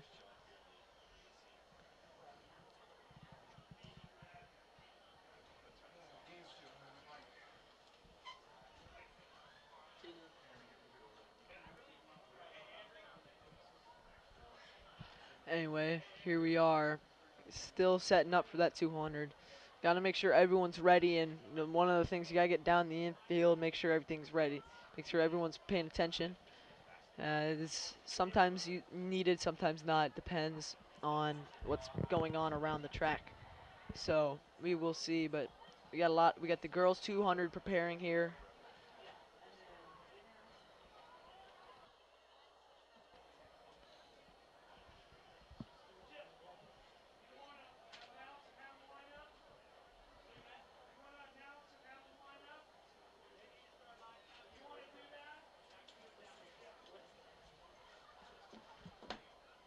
Let's see, they're getting ready to start here in the 200 women's 200 meter dash.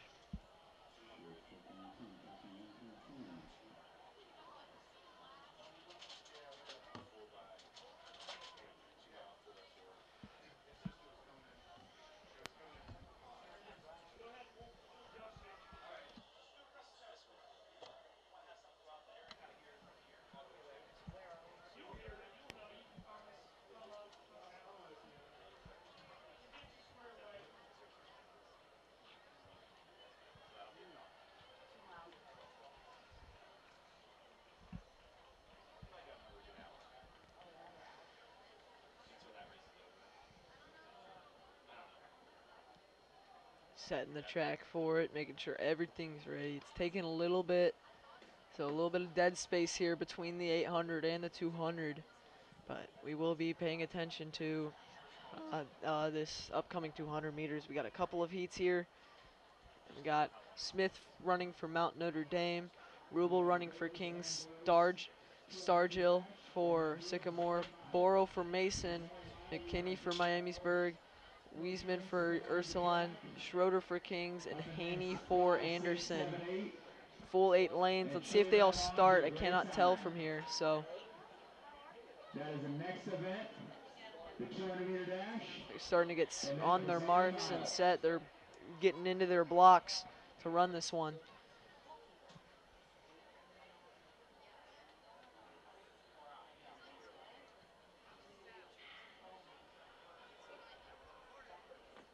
They're off. As they're all going around, and they did not have everyone start. There's only 6 people running. 2 of them did not run this one, but here we are. And oh man, this one's a tight. This is a 3-person tight race between Kings Anderson and Sycamore. It is going to be Kings, maybe Kings or Anderson. I could not see Anderson at the end, but it will be Anderson with a time of 27.9, so under 28 there. It was a good race there from Haney, and we had the 1 and 6 spot not racing this one. Mason finishes with 30.09. We look forward to a great race. And we got another heat coming here for the women's 200 meter dash.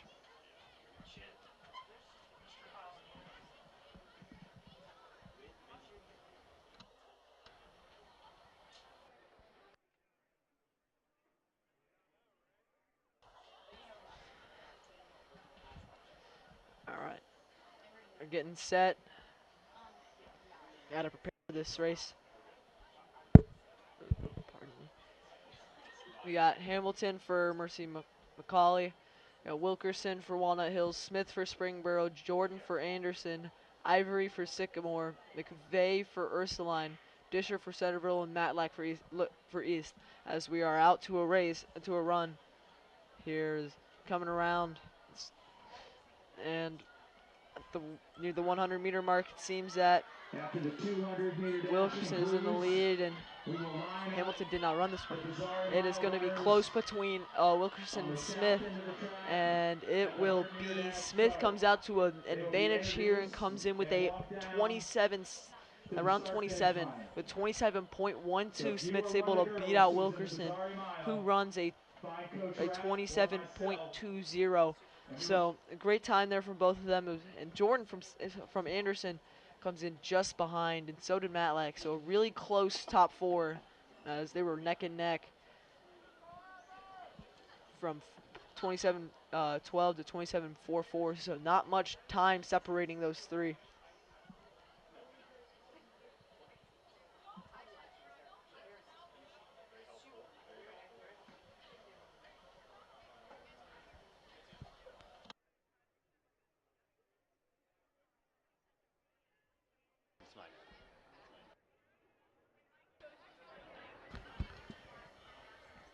Here we are running the third heat of the women's 200-meter dash. Sauer for Loveland, Drescher for Springboro, Scarborough for Lakota West, Hawkins for Mason, Bostico for Miamisburg, Killens for Mason, Still for East, and Hamilton for Mercy McCauley.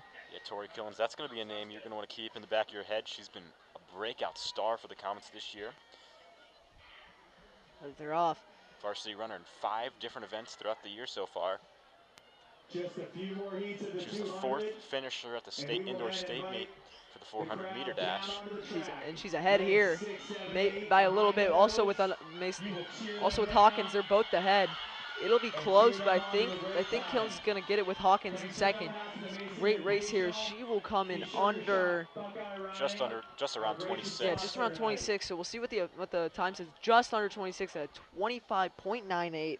Great time there, and Hawkins able to finish with a 26.45. So 2 great times from Mason there, as they take both 1 and 2 in this heat. Yeah, and that's going to be her PR on the year so far. 26:47 was her time coming into this, and just under 26 today. Almost a half-second PR, just under a half-second PR. Great time there. As you will see, I believe one last heat of girls possibly. I can't. Yeah, one last heat. This is going to be a good one. We've got Abby Love for Mason in the 5th lane. Right in front of her, Keena Sanders in lane 4 out of Gahanna Lincoln, and Camden Bentley, we talked about her earlier. Bentley did not run in the 300-meter hurdles, saving her for this 200-meter dash, trying to, potentially a strategic move, try to not only gain some points, but also take some points away from star runners like maybe Abby Love or Heaven Willis out of Lakota West. So we've got just a loaded lineup here. A great runner here, Bentley, and we may see some sort of PR, some sort of record broken if she's able to get it going here. As we have Moore from Mason also running. Don't forget about Mackenzie Givens either. She's in lane 6. She placed 9th at the state meet last year. We didn't even mention her name, so star-studded lineup here. Great looking racers here. Like we got 200-meter dash record, 24:33 in the Rod Russell Invitational. So we'll see if one of these girls is going to be able to top that.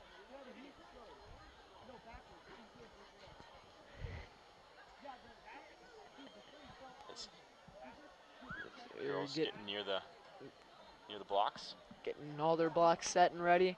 Get prepared for this good race.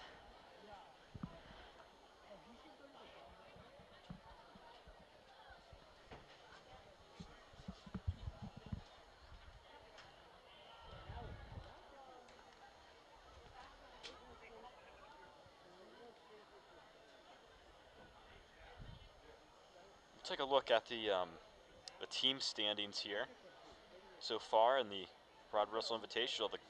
For the girls, Mason in the lead by a very large margin. They've got over 100 points so far, sitting at 105.5. Centerville in second place, 44.5, and the gun's underway.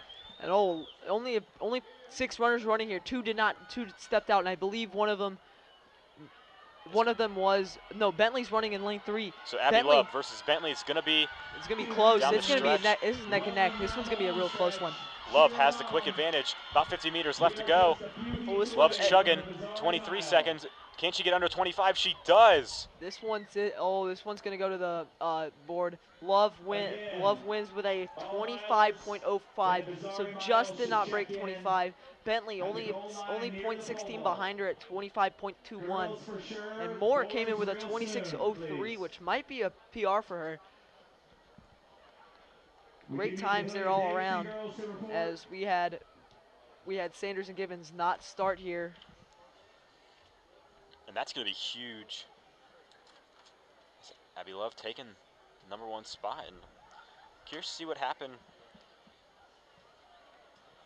to Keena Sanders. She was the #1 seeded runner coming into this women's 200-meter dash, but Comet fans are not complaining as Love's going to take it. Bentley in second place right behind her. She almost caught her at the end, but Abby Love stayed strong. We have 3 runners here in this start to the men's 200-meter dash. We have Roska from Sycamore, Friedrich from Sycamore, and Pham from Lakota East. So only 3 guys here. We'll definitely see a lot more, as there's probably likely another 3 heats after this one. Yeah, we're gonna have 4 heats for this. Dominated by Moeller in that final heat. Lamont Cox coming in, best seed time 22:28. So he can fly. But first heat almost underway. They're getting Roska in set. lane 4, Frederick in lane 5, Pham in 6.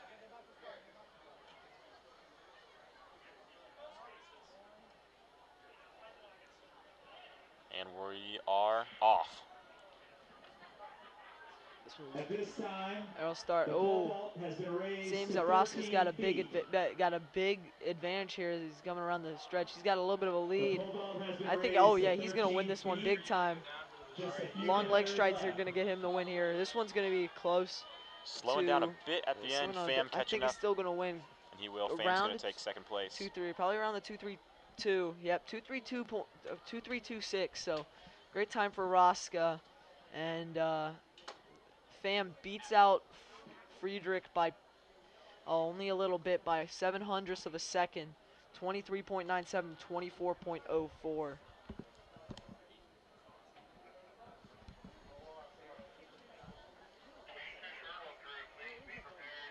Second heat just about underway.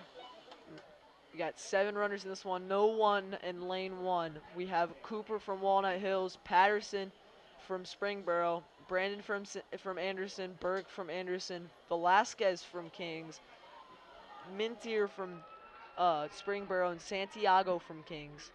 So we got 2 Springboros, 2 Andersons, and 2 Kings, and 1 Walnut Hills here. To place the hurdles at the edge of lane 5 at the conclusion of the 200. And we invite all fans down onto the track at that point behind the hurdles to cheer them on.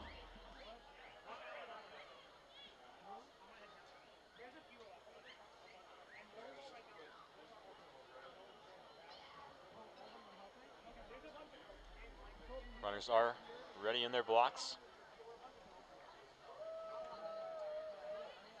So pause real quick. The official lowers his gun. And it's off now. It's off. See, only 6 runners again, so 2 runners did not run it. This seems to be a reoccurring theme for this. A lot of times we do have a runner that does not run it. So here we are. It seems that Patterson's out Patterson's to a in the lead. Patterson is going to finish in the lead as well. Followed by 2 Anderson Raptors. Right near the 23 mark, maybe just under it, a little bit over, 23.1.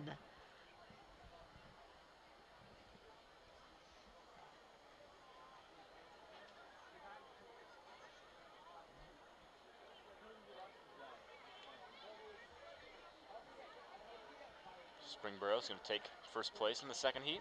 We've got 2 more to go. Then we'll be moving on to the 2-mile run.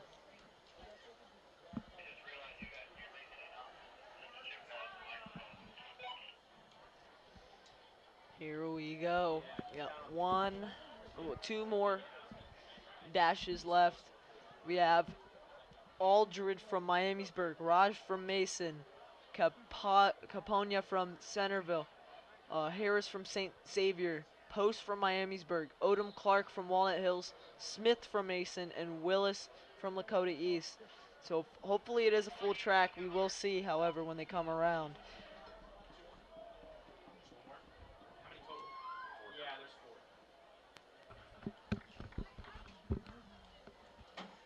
As we will see as they're getting set and ready to go.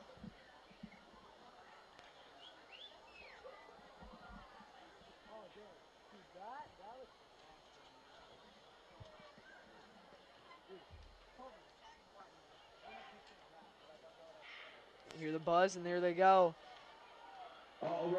Smith in lane 7, Raj in lane 2.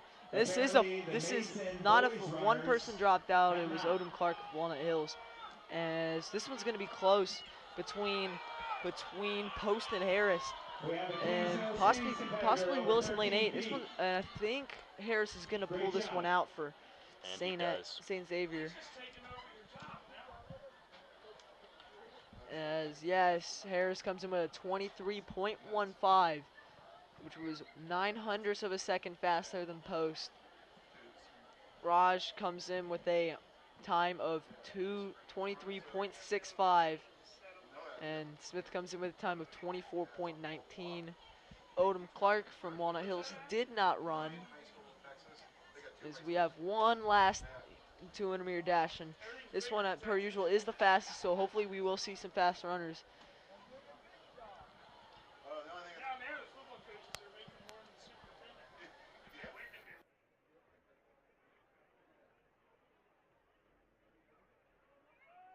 He's got, and Cox, the #1 time, headed into the final heat of the men's 200-meter dash. Cannon from Centerville in lane 1, Afari from Lakota West in lane 2, Andrews from Loveland, Cox, as said by Adam, in lane 4, one of the fastest guys in this heat, and Schwinn from Loveland in lane 5, Nemo from West in lane 6, Strayhorn from St. Xavier in lane 7, and Bryant from Moeller in lane 8. Got a few football players on the track. Afari from West. No Bryant from Moeller. Yeah, if we ever get Channel 5 or 12 filmed down here, I feel like I'll throw up a final score up there with logos all nice and huge. So they're getting set on the blocks. Gun is raised. And we're underway. And we're going. Cox flying around that middle of the track. He's in the 4th lane.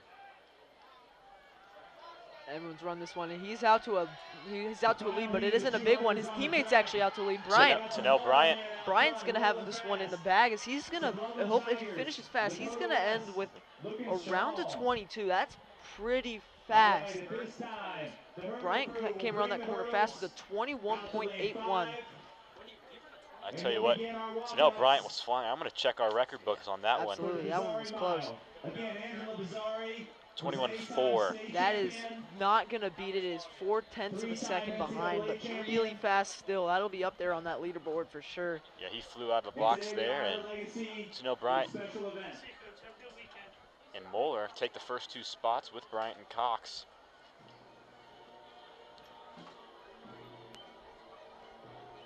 Again, beautiful night here at the Rod Russell Invitational here at Mason High School. It's been a great night so far.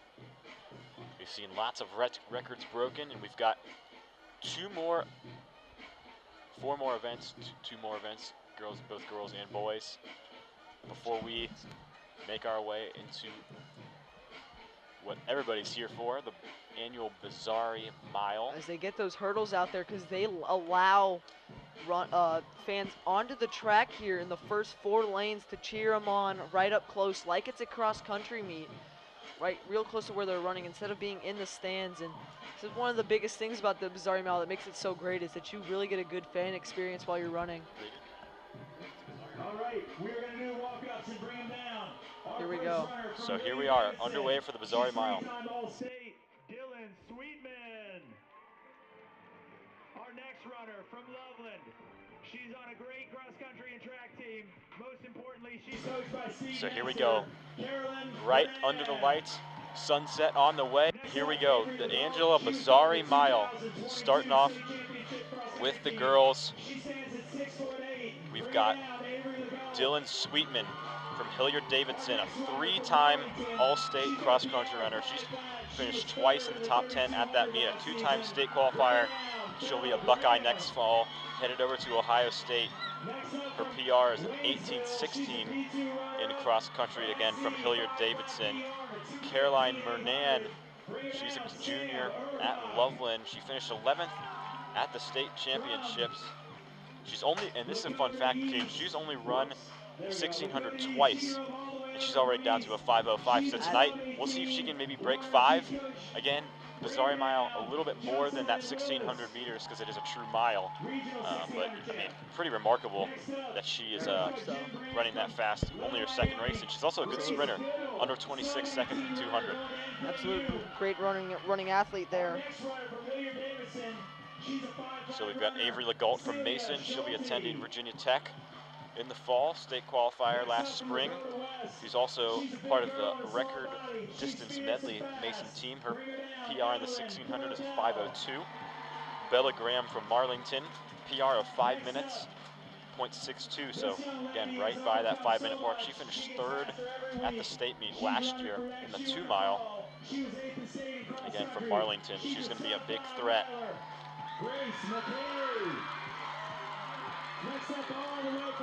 Got a runner from Waynesville, Jocelyn Willis, drove all the way from East, right next door, Lakota East High School. PR is 5:02. Celia Shutley from Hilliard-Davidson. Evelyn Prodoyle from Lakota West, a sophomore. She's again right on the verge of that 5-minute mark. Yeah, one of those best runners in the cross country. Always competed with Aoife, who was always up at the head during those meets. Can't forget about Grace McKay, just recently committed to the University of Xavier to run cross country in fall, one of the top runners on this Mason team. Great runner. Amy Waybrick from Gilmore Academy, and she's one of the few people, she's, along with Grace McKay, they've been under 5 minutes so far, and we just heard Aoife Pashka's name from Mason. Her record this year, 4:56. The lone freshman broke Angela Bizarri's cross-country record as a freshman. Pretty darn crazy. Talked about her earlier. Great runner, great mindset. She's really one of the smartest runners I've ever met. Had a chance to talk to. She's very, very, very much committed to this sport. So it's great to see. She'll be definitely someone we're going to watch. Kara Money from Springboro and Sarah Peer. How about this time? Her PR in the mile is a 4:51. Oh my goodness. Yeah.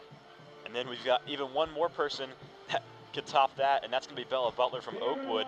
She's attending the University of Alabama to run track next year. She's won 2 cross-country championships last fall. She was the state runner-up the prior year. And again, she comes in with our top PR time of 4:49. That's pretty crazy. We're gonna see an amazing race from all these women here, as really we're gonna see the best of the state come here, and run with the fans right next to them. It's gonna be similar to those cross-country races that all of them most likely run, and it's gonna be real fun to see all these fans cheering you on as you're going for a big PR on one of the nicest nights I've seen in a long time to run. I mean, little to no wind. That that flag over there is not moving, and it is beautiful. The sun's disappearing behind the clouds. It's nice and cool. Crisp 67 degrees. Should be a great night. This is a perfect day for running. This is PR weather right here. We're looking to see how many girls can go under 5 Again, tonight. we're going to see how many girls can go under 5. This is a true mile, so these PRs, again, coming in the 1600. So their times might be a little bit more than what that is. But again, if we can see any of the girls break 5, that's going to be pretty remarkable, Caden. Absolutely. I mean, we already said the couple of them 16 times is under 5. So maybe we see some of them get the similar times, which means they would PR by maybe a second or 2. But really, I expect a lot from most of the people here, as this is really, they've been preparing for this for a long time. They've deserved their spot here. This is an invite, so you earn your way on here. And you got 16 people running this thing, and all 16 of them deserve to be here. So it's going to be great to see them run. And we're off. Angela Bizarri Mile. They are off.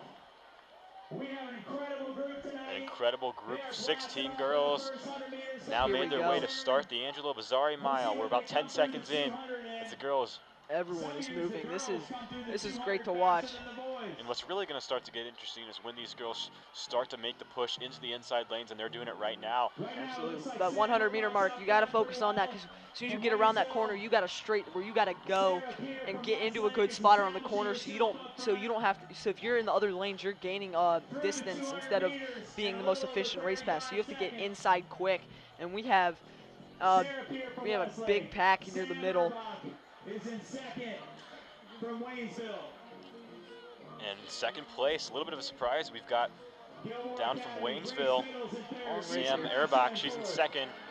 Oh goodness, a little bit of a lead here for person first. And number one, it's going to be Sarah Peer from Westlake.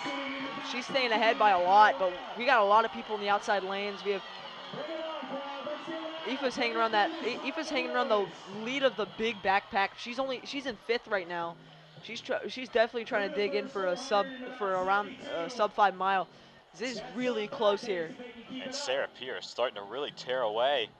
Wide gap between her. Absolutely. You got to make sure you don't Erbach lose. from You got to make sure you don't lose enough energy here, because if you burn out near this last bit, you got an extra 9 meters to make it a full mile. So you don't want those 9 meters to come back to bite you. I mean, doesn't seem likely, but it could very well. Peer stays strong in second place, but we've got some girls starting to make their way, pushing for that second place spot. My goodness, this is.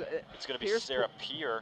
Pierce still pulled in first. out. She's pulled out, but Erbach starting to get slowly taken away. Aoife is still hanging around that 5 spot for Mason, and she's doing a really good job of hanging out right behind the next runners, hanging on to them real quick, so she can try to overtake here. She's going to pass into fourth. It's going to be Amy Werbach from Gilmore Academy in second place. She's trying to pass into fourth. Oh, it's going to be close. Fighting off here, getting fought off here, but yes, this is really good. McKay's heading near the back, and so's Legault. But we got a lot of great runners here as they're hanging around that 800-meter mark, just past it around 2:30 near the end. So really, really good times here. All the girls starting their third lap now. Peer staying strong in the lead. We got a new second place, Amy Weybach, and she's starting to pull out of the way too. Waynesville. Aoife's making a move here along the back area. She's making her way into third. She's going for it. She's gonna try to go get the other 2 people. And she is officially passed. She's hanging around with. Who's she hanging around with? Sarah Erbach. Erbach's hanging around with her, but I think Aoife's just a little bit ahead. Peer starting to lose her lead a bit, and Caitlin Jones Amy Weybach, from Gilmore Academy is starting to get neck and neck with Sarah Peer. We got 2 people ahead here. This is really, really close. We got a big crowd cheering them on here, right on that track, and it's really, really close. And overtaken here. Amy Weybach has officially overtaken Sarah Peer for that first place spot. Aoife Paxa in third. But we've got a really tight group. Sam Erbach from Waynesville starting to get. As they come around at 3:39 for the first 3 laps, as Aoife comes around at 3:41, so only 3 seconds behind. She can make it up, but she was just passed into fourth now, as there seems to be a bit of a gap building between the first and the second. It's not that much, but you got to hang on if you want to win. At this point, and it seems the gap's getting even larger as we go. Yep, Weybach starting to command that first place spot. Sarah Peer from Westlake in third. Aoife Pashka we're in second. Aoife starting to fall a bit, but Sarah Erbach from Waynesville, another kick with about 200 meters left. She's in third place now.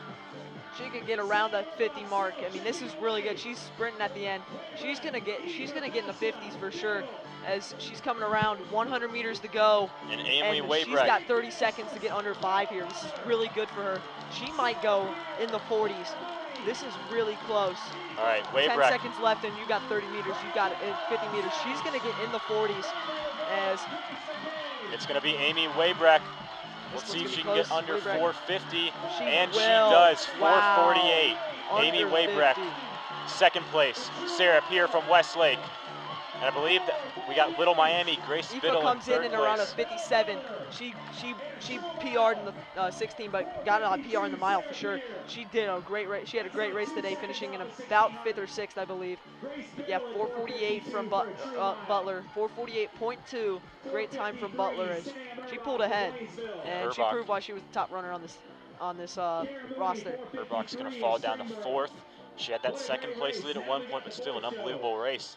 Pasha's 6 players so far under 5 minutes on the scoreboard, but that's going to be a lot more than that. As we saw, Pasha, she got it. Jones got it. 8 people under 5 minutes. That's great. That's pretty remarkable. And Legault just missed the under 5 mark, but she does get a 5.57, which is a 5. So that's a really, really good time there. Definitely really exciting to see all these people push it hard. I got a little too worked up there, for sure. And coming into this race, we only had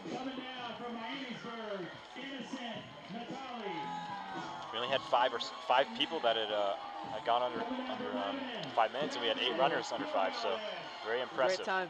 What was Butler's previous PR before this in 16? Because I think she beat that in this race, which is an extra couple of steps, right?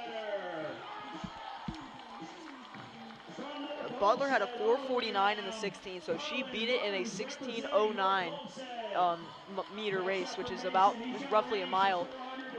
So definitely got a big PR here. A couple of seconds, that's really great. As we got the boys coming in, which we gotta definitely get to talking about.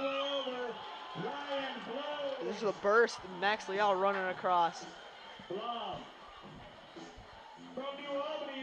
right, so Innocent Ntwali, that's an unbelievable name. Innocent from Miamisburg, Calvin Killigan from Lebanon, Isaac Shacklider, the captain of Mason's state championship team from Mason, Colin Martins from North Olmsted, Max Leal, as Kate mentioned earlier, he likes to go by the burst, coming in at 6th. Ryan Blom from University High School, Leighton Axline from New Albany, Liam Shaughnessy from Dublin Coffin, Evan Trapp from St. Xavier, Drew Zundel from the University High School. So we've got 2 runners in West Virginia coming from University High School. Brian Gent from Orange High School. Noah Johnson from North Canton Hoover. Colin Cernafsky from Marlington. Caden Dyer from Loveland. William McDowell from Dublin Coughlin. Ben Gamelback from Westerville North. And that's gonna close things off. And can't forget about James Maraska from Mason as well. So that's going to be our 17 runners in the males Bizarri Mile. And if this one is James Maraska, he's hard work. He's on that cross country leaderboard. I think he's 3rd.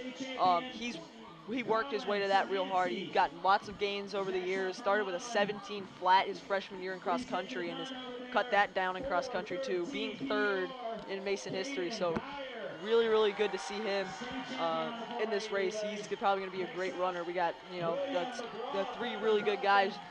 Max Leal, Jr., he's going to be a leader of this cross-country team this upcoming fall.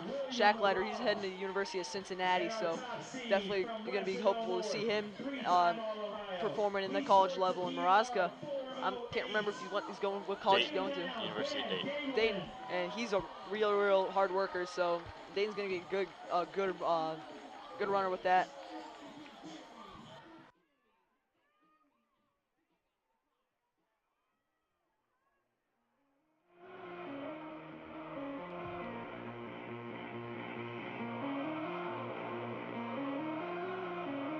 We got an amazing group getting together here. Let's get hype for them. Let's get it loud.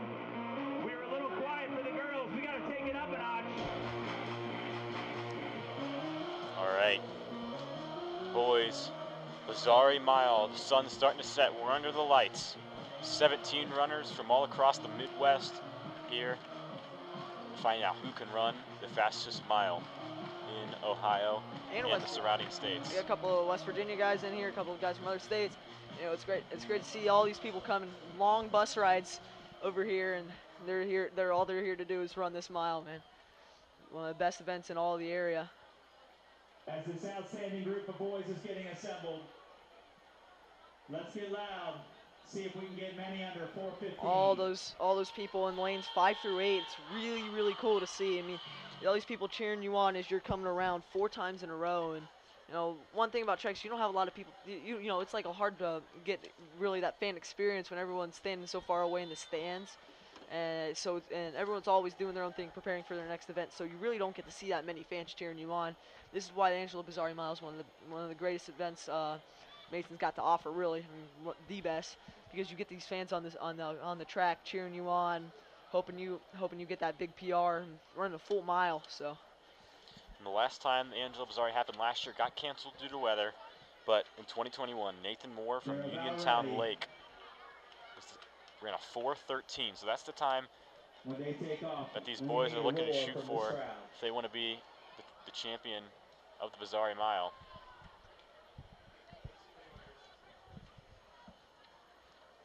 We're going to take a deep breath here, put out the final seconds before the boys go underway for the Bizarri Mile. They're on their marks and they're set. Buzzer sounds, and here we go. These boys underway in the Bizarri Mile. 17 of the best miler runners in Ohio and surrounding states. As the boys starting to make an early cut into the inside lanes, and Max Liao getting off to a very hot start as he's going to take the lead. Very, very quick. He's got really good speed to him. He's got to just hold the pace. He can't fall. As he's willing to fall back and let someone else take the lead. He's going to take their win. They all seem like they're pretty comfortable with where they're at right now. Big pile there. No one's really separating. No one wants to take the front. And I've heard that like people don't want to take the front. They just let the other person like you go. And I think that's what's happening here. Somebody's going to try to take the advantage here because they're going a little bit slow to start here. I mean, they're probably around a great pace, but they got to keep it. They slowed down during the race. You can't really do that if you're running a 103 through your first bit. Evan Trapp in the lead. But looks like somebody from Westerville is going to try to pass him up. I believe that's Ben Gableman. And he does.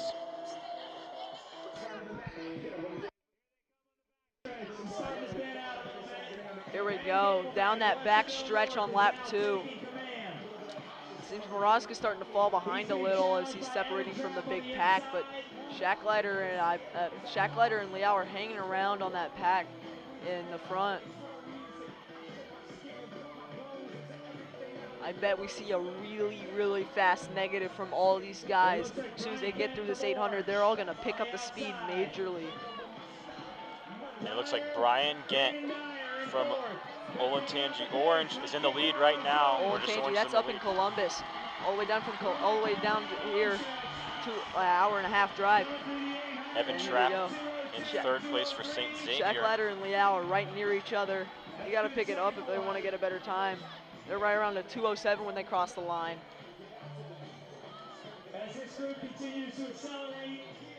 Gent continues to accelerate for Orange. Those that can hang will move to the front. It looks like Gableman is still out front. Evan Trapp sitting in third. Gableman is in second. Got to make a move here. If Liao's starting to fall, you got to make a move. Shackleiter's hanging.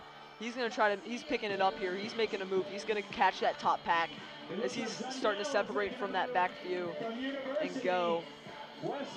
Here we go around the corner on the third lap as they are moving. Coming around at a 250 right now. This is big. It looks like Caden Dyer from Loveland's going to take the lead over Ben Gableman from Westerville North. And Caden Dyer from Loveland. He's separating here. Separating himself. He's got a mile left, yeah, or 400 meters left, excuse me. He's got to get strong through that 400. I mean, if he picks it up here, he may head in with a 4:0 something, which is really crazy. As he is picking it up, he is sprinting here. He's sprinting to the finish here. Caden Dyer separating himself by multiple strides now. Separating himself by a lot. So we've got Dyer in first, Gableman in second, and Evan Trapp from St. X in third. You can see Shackleiter out there by himself. He's trying to catch up, but it's going to be a... Ew, who is... Oh, boy, this one's close. Up at the second, third, and fourth, but Dyer's going to get this one.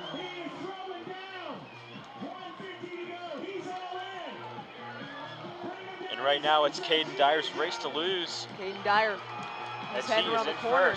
He's heading around the corner with a 54. He's going to get inside the 410s. He's going around the 410s. This is going to be a PR on the Angela Bizarri mile. This might be a record on the Angela Bizarri mile for the men. 406, 407, 408. He crosses at 409. That's a record, correct? Or is it? We're going to take a look at the old ones. I'm not sure it's a record, but it's definitely going to be one of the top times in a long time. Dustin Horter in 2018 ran a 4:04. So he's second all time. That was a really, really great run from him, and we're going to see Liao hurt himself during the race. He limps across the line in last. And who was that? Liao, Liao. Max Liao. He finishes limping, and he's going to head over to the trainers. That's really rough for him. He was going to have a good race, but something seemed wrong with him. So we'll wait the final results. It's going to be Caden Dyer from Loveland taking the 1 spot. And Drew Zundel from University High School kicked it into high gear at the end, took 2nd place. Ben Gableman got 3rd with just over 4 minutes, 10 seconds. Noah Johnson from Hoover right behind him, and then Evan Trapp will round out the top 5. Your Comets in the race. Shacklighter's going to finish 8th with a time of 4:16. If you could put the hurdles in the gutter, McKay. Liao finishes 12th. Maraska finishes 16th. And we'll clear the track and get ready for the 3200. Liao yet to get his, no, they have yet to get listed Oh, as they've their yet to time, list the so results. I think Liao finishing last. He hurt himself. He slowed down tremendously. It's rough for him. That really sucks, you know. He's gonna have one next year though, so definitely he's gonna be coming back for the revenge next year against this race, you know, trying to get a better time out of it.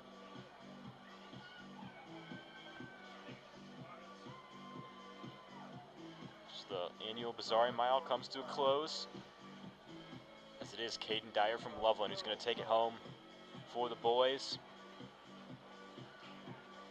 and Bella Butler from Oakwood taking it home from the girls. Shacklighter gets a 4:16.49, so really good time there from him. Mrazka, really good time there for him too, and Liao came around with 4:27, so yeah, definitely had something up with him. Really upset that that had to happen to him. You know, you don't really want that to happen to anybody on this stage with this really competitive atmosphere, really exciting atmosphere. So it really sucks that you know, it has to happen at this time. But I think he's gonna make sure he gets back and ready for GMC's this upcoming week.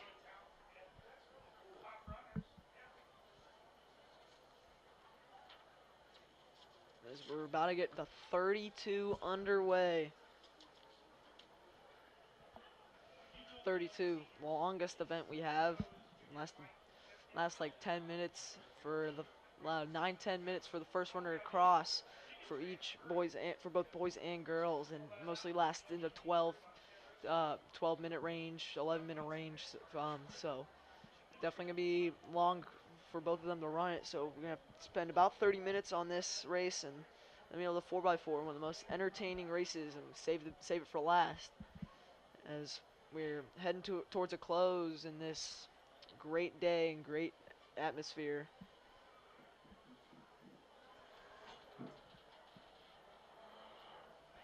2 mile, the longest event here at any track race, but start off with the girls. Often, depending on what other meet you have, is like sometimes 4x16s are a race, and those last quite a while. But you know, just for a singular, like, quote unquote leg, 2 miles definitely the longest event. So as this gun goes off, and we're gonna have some runners go in this 2 mile. Now on the track, girls 3,200-meter run.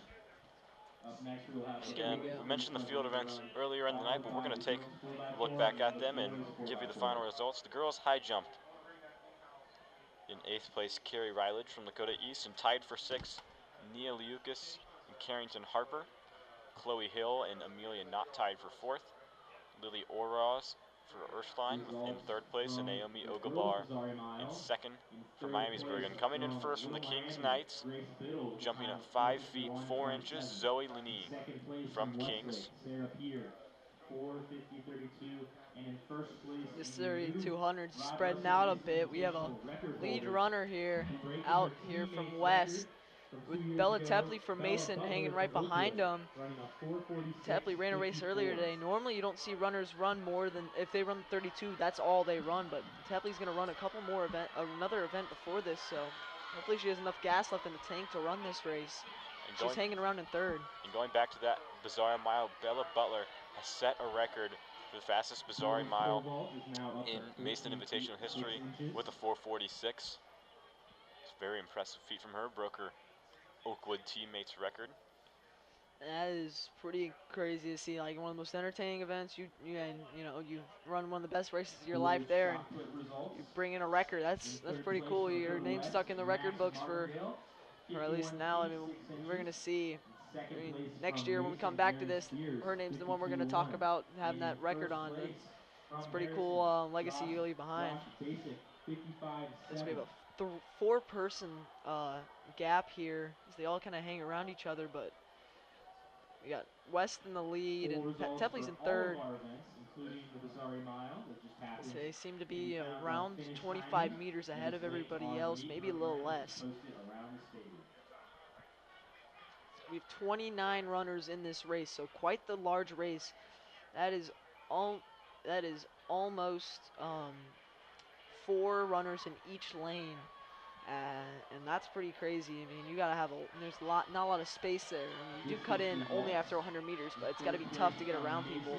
See the Tepley's coming through with West runner in front, but there's a tight race there between second and first. Seems to be a small gap forming between first and second and third and fourth. As you gotta try to hang on there with them. Tepley's trying to catch up to them, doesn't want to lose them at all.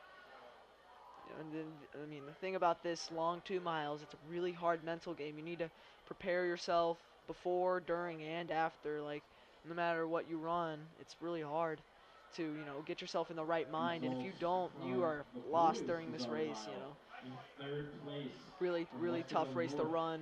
Ben Gableman with a time of 4:09:13. You gotta worry about like numbers sometimes. You gotta like think, all right, if I want to run this time, I gotta go here, now, and then.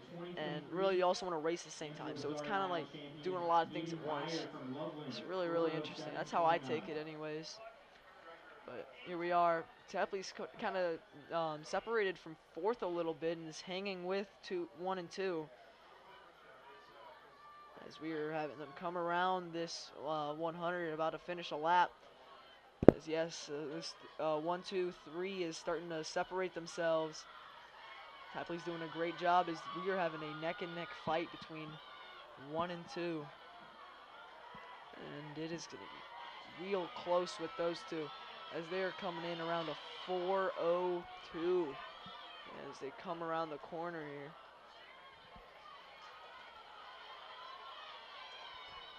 Some more results. Tepley's starting to separate into her own area. You don't want to do that. You really want to kind of hang on to somebody so you don't have to worry about pacing yourself. You can let them pace you. So you don't want to get caught up by yourself. It's really tough to, get in the right speed that way. But she's starting to fall back in near fourth as fourth place is catching up real quickly to her. Freshman from Mason, Tori Killings. Tell you what, beautiful sunset here at Dwyer Field as the sun's really starting to come down. Now we got a pink sky out.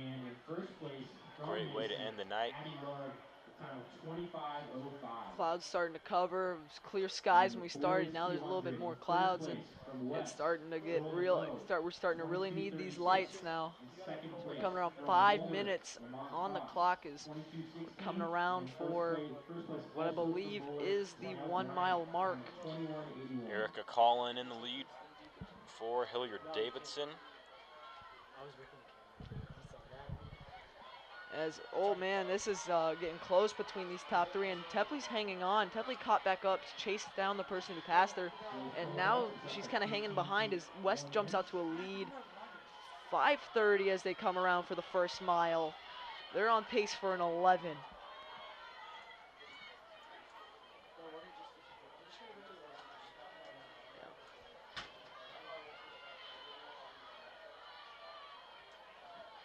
You can see lots of motion on the infield here as people move around to cheer on their teammates.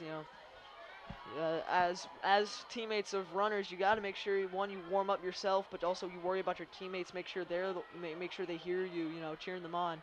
Really important thing for their mentality to hear you cheer them on and tell them to get going. And it's really encouraging as a runner to go and hear people cheering you on. It's more fuel. It gives you more energy.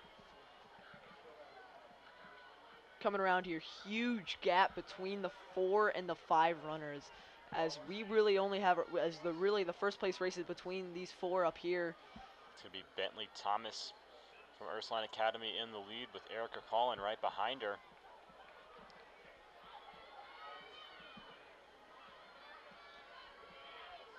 And Ava Shepard from Lakota West in 3rd place. Bella Tepley in 4th. There might be the person at first might be limping a little bit. It looked a little awkward when she came around the corner, but she's speeding up here, so it must not be much to worry about.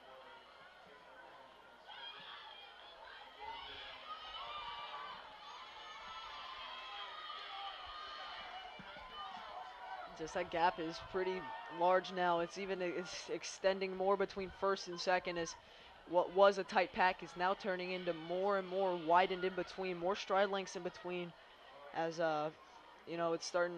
We got 2 and 3 pretty close, but 2 and 3 pretty close. But first is really taking a big lead here, and Tepley's starting to fall behind, but she's got to stay strong and keep digging as she starts to catch up here. Actually, we're seeing a great run here from these top 4s. They're all probably on pace for big PRs.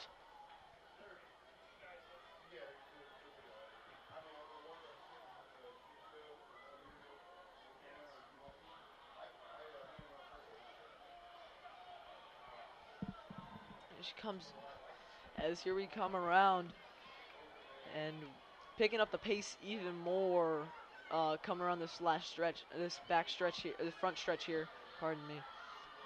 In just past 8 minutes, as we're seeing the first place runner pick up her pace even more, putting a bigger gap onto the runners, as she is nearly 50 meters ahead of 3rd and 4th.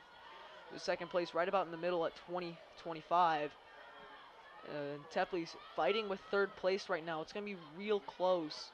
We will see what she's able to do here against West.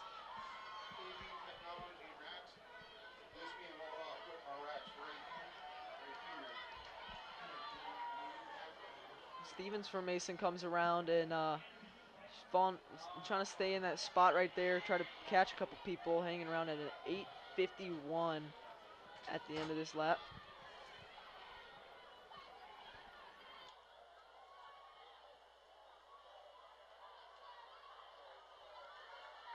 Nine minutes on the clock here to continue this women's 2-mile run. Big shout out to some of the sponsors from the Mason Invitational tonight. Buckeye Running Company, Melissa Anderson Photography, just to name a few. Got Kona Ice here tonight. It's been a great atmosphere like we talked about.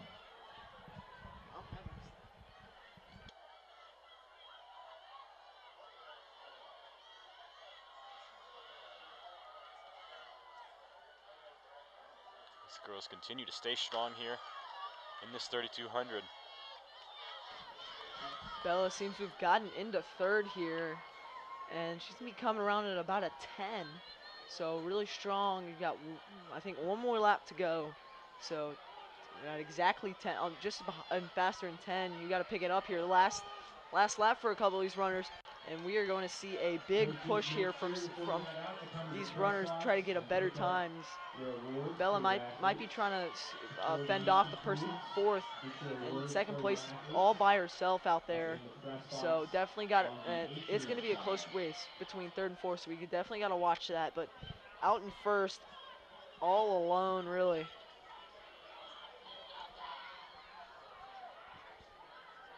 She's coming around.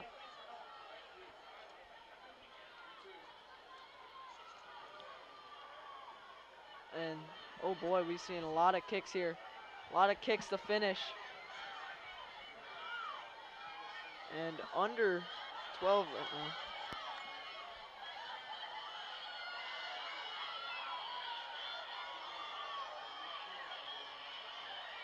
Just coming near the finish line. We'll wait to see the official time. Just over 11 minutes. And here we go. 11:10, 11:11.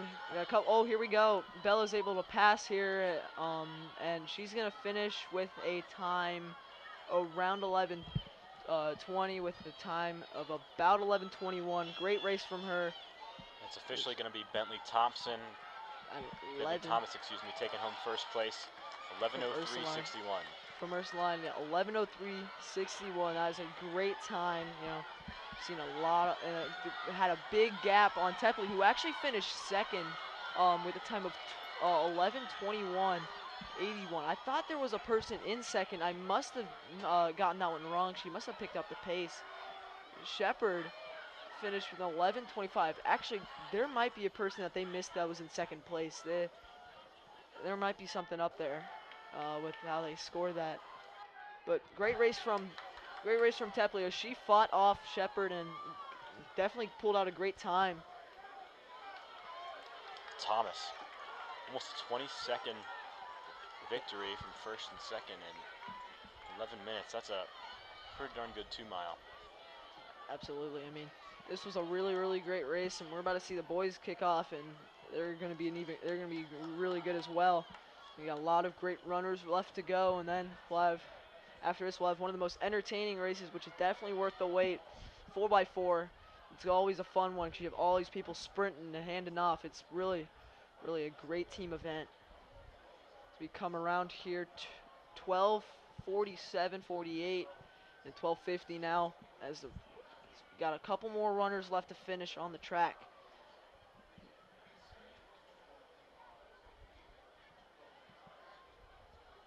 Around comes one of the last couple of runners. I think the last runner here, digging in for their last 100 meters here.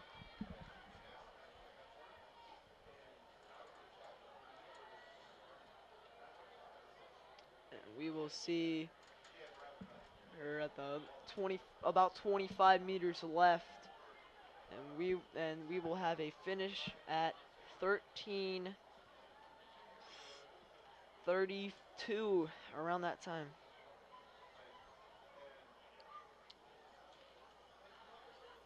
That's going to conclude the girls' 2-mile race, and we're moving on right after to the next 2-mile run, the boys' 3,200-meter dash.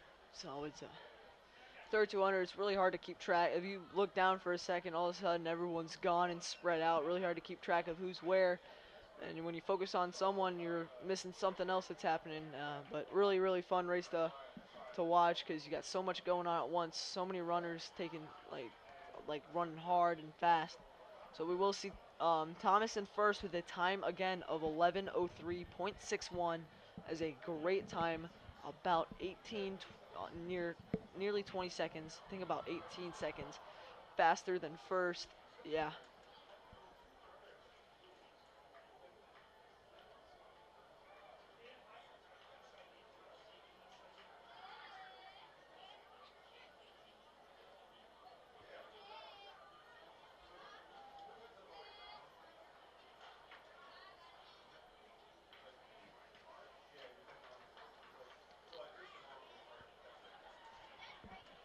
The boys are getting ready to start their race.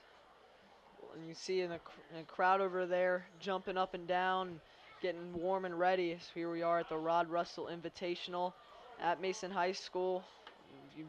We are running the boys 3,200-meter run up soon. So they're about to get onto the track.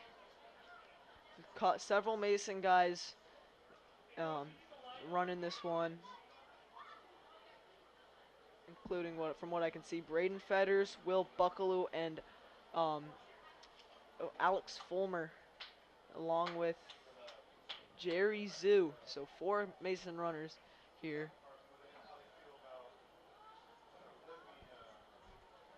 I didn't.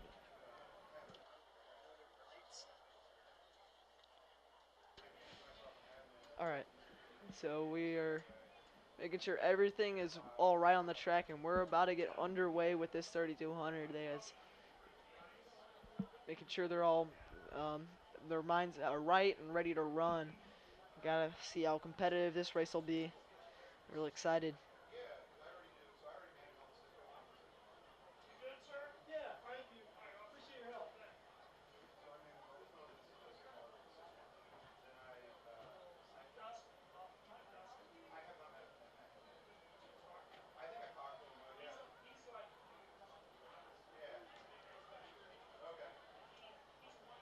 lost Coming onto the a few track, spectators as the nights progress, but still, you know, with it being almost 9 o'clock, still got a lot of fans here.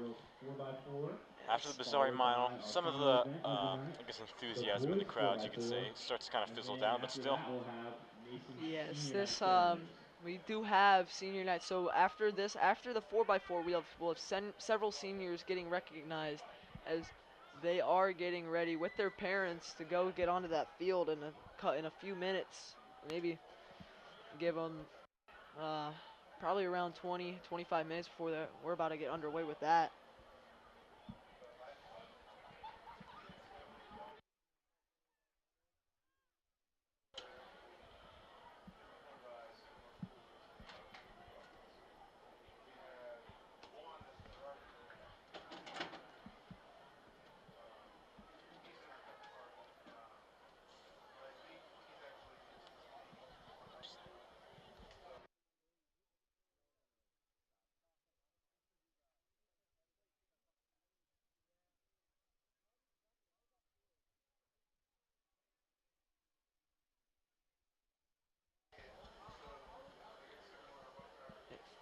Braden Fetters, senior Braden Fetters, junior Jerry Zoo, sophomore Will Buckaloo, and junior uh, Alex Fulmer. We do have a couple of freshmen here running this race from other schools, as I saw Brock Grubert from Moeller.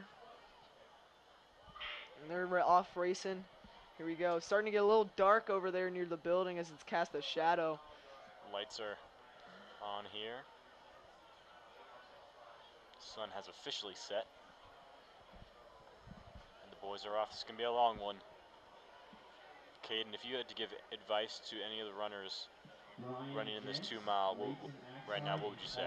I'm not really sure, man. I mean, they know a lot more than I do, probably. They're here. I'm here talking with you. I'm gonna be running on Monday, but they are really smart runners. I just tell them to keep their head down and keep going. You know, don't worry about pain. You know, it's only a little bit. As the clock is stopped, the clock is still, so we are gonna have some sort of error here. It stopped at 34.8, as you might see on the scoreboard or when we come around. It is really, really, really stuck. So we have some sort of glitch that's preventing that from working, so we will not get official times. But it seems like Will Buckaloo, Jerry Zoo, and Braden Fetters are all up in that top area as they come around at, I don't know because it's frozen. I believe they're still going to have those handheld times. Yes, I hope, or they'll still have it running somewhere else.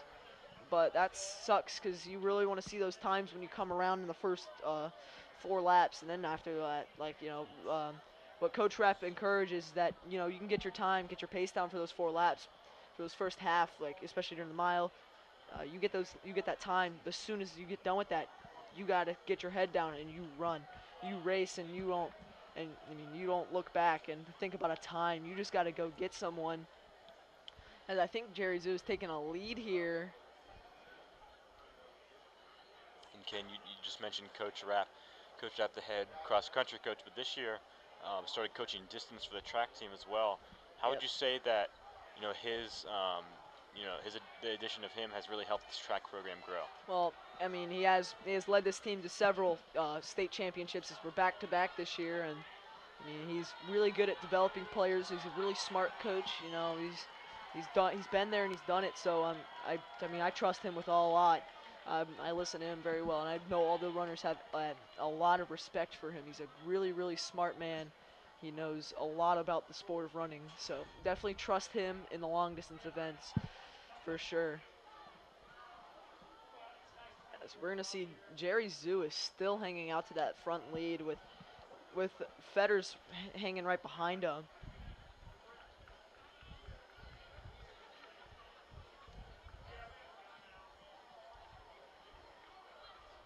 Buckaloo seems to be in the middle of the front pack, and Fulmer hanging around in the middle.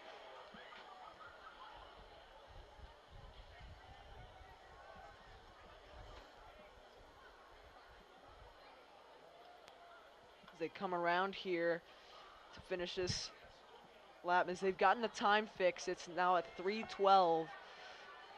Got a couple of guys up here. I mean, it's really tight in this front four, but we do have in that front four, Jerry and Braden, both really, really good runners in this 32.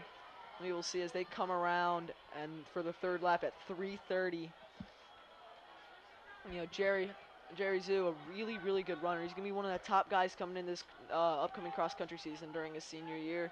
He's really fast in both the mile and the 32. I mean, he's a really well-rounded runner. He's a hard worker at that as well.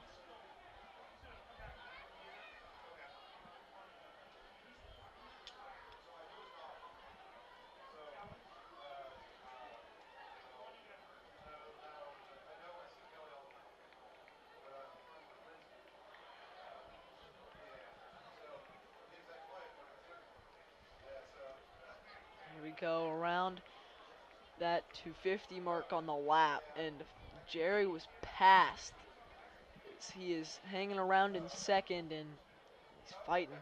St. Xavier's right behind him, and pretty much even with Fetters, as all Jerry's got to do is hang on to the guy in first, which is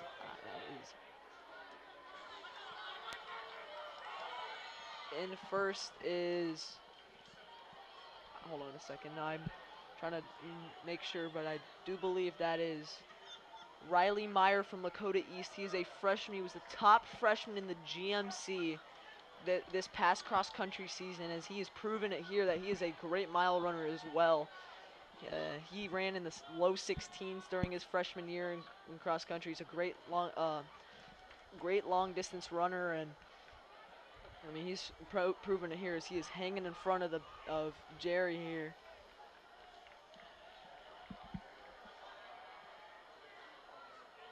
We're over 5 minutes now here in the men's 3,200 meter run. 5:25 to be exact. And Jerry's making a move on Riley Meyer. He's getting around him. And Jerry is now in first, and Riley is slid into third. He's slowing down, and he got passed twice, and Jerry's might get caught for first here. He's hanging in front.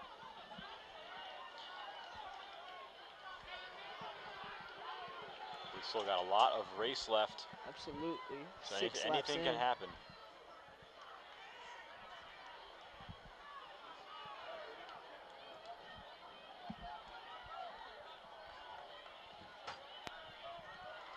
Here we go. We're over 6 minutes in, and we have a big group of 6 people up in the front. I mean, that is a really tight pack. And Jerry has slid into second, just in front of Riley Meyer. And Braden Fetters is in fifth, and he is starting to lose a little bit of space between the top 4. And yes, there is a new group forming, as Fetters and St. Xavier have both fallen into their own little group by a little bit. Meyer had spectacular race. He came in as the 4th seeded two-mile runner, but certainly had a good race tonight. But back up in the lead, Trey Manley.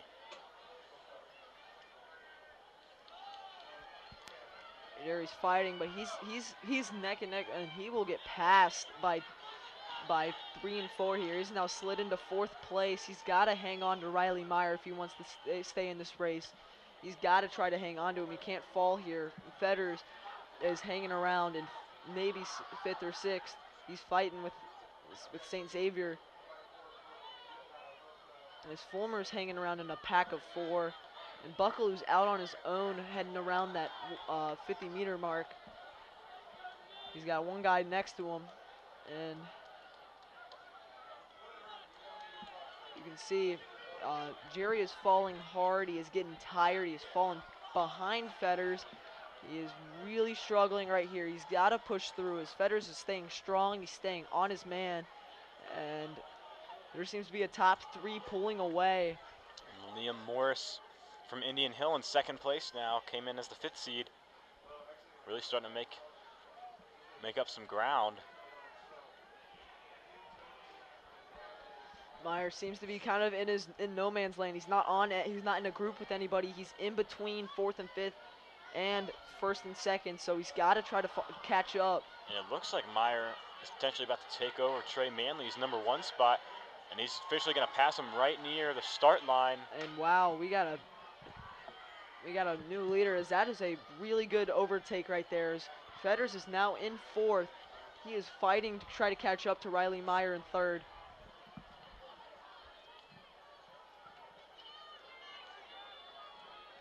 And correct me if I'm wrong, Keaton, but is it 1 lap left? Or? Oh, we got 1 lap, possibly 2 laps. I can't remember very well. These ones are always hard to keep track of, but we are around the 9-minute mark, so we very well could have 1 lap left to go. We will see. I believe it is 1, as we are coming around this back corner, and we are just past 9 minutes. This is about to be a blazing fast time for the first place finisher. He's coming around. He is all out, and Fetters is going to slide past Riley Meyer. Fetters in 3rd, and he is going to try to he is really picking up his pace. He might get 2nd if he has enough time. But in first place, it's going to be Fetters Liam. is going to get close, and Fetters will just not pass him at a time of 31. In first place, it's going to be Liam Morris out of Indian Hill. We'll wait to see his official time. It's a 9:29, so 10 seconds off of his PR. Here comes Jerry. He's starting to slow up. Buckaloo hanging right behind him. And Loveland Kid in the middle. And Fulmer's coming around the 50-meter mark right now.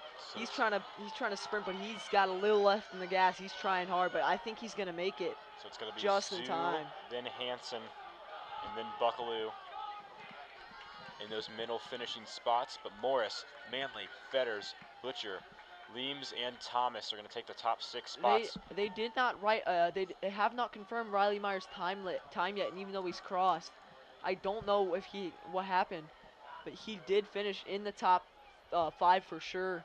Could be a chip issue. Possibly.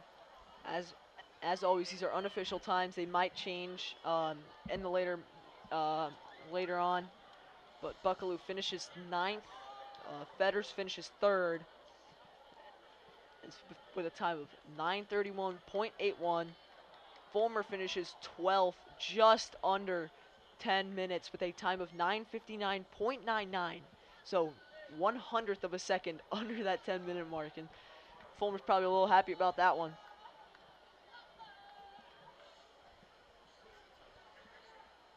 A few more runners finishing out the final 2 miles. We're heading past the 11:10 mark.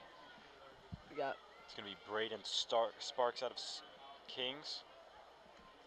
And yet. He's looking to break a personal record.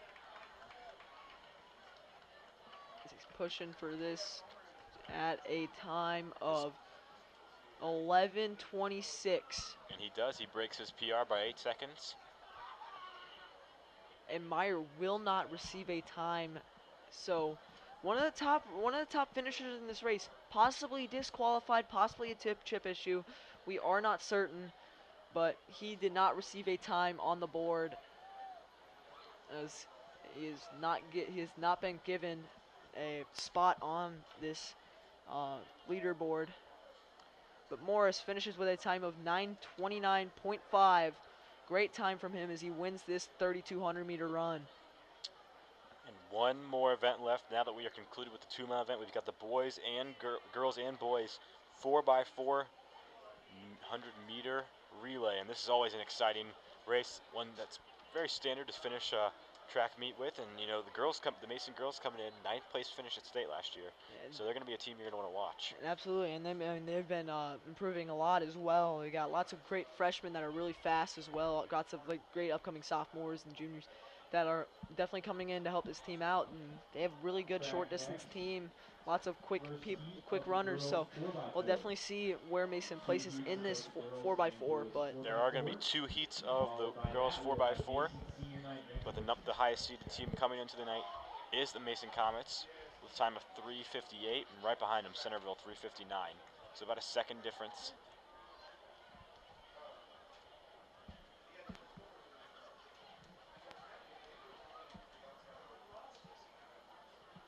So we are heading it is pretty dark outside of these lights. If we didn't have these lights on, it would be pitch black at this point.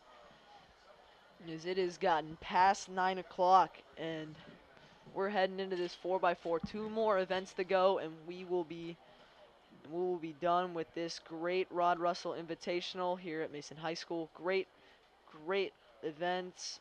Like, we got to see the Angela Bizarri Mile, got to see a record set in it in the women's race, and we saw a great second place leaderboard finish in the boys. So really, really entertaining day. Lots of records set elsewhere as well.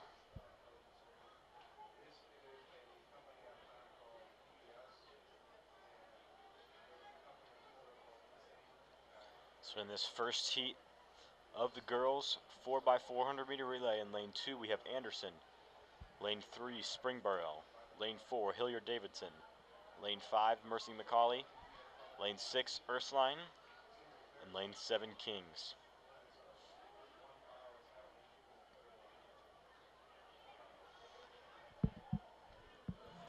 We are nearing start time here.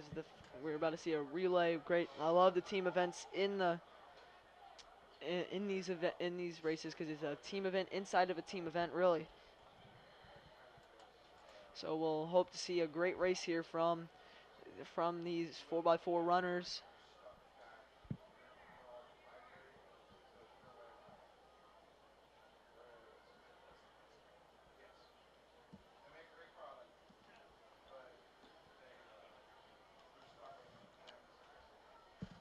They're getting set some into their blocks, some standing straight up.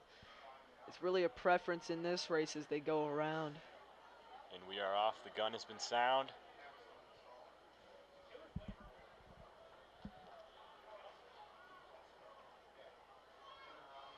There we go. Out in lane 6.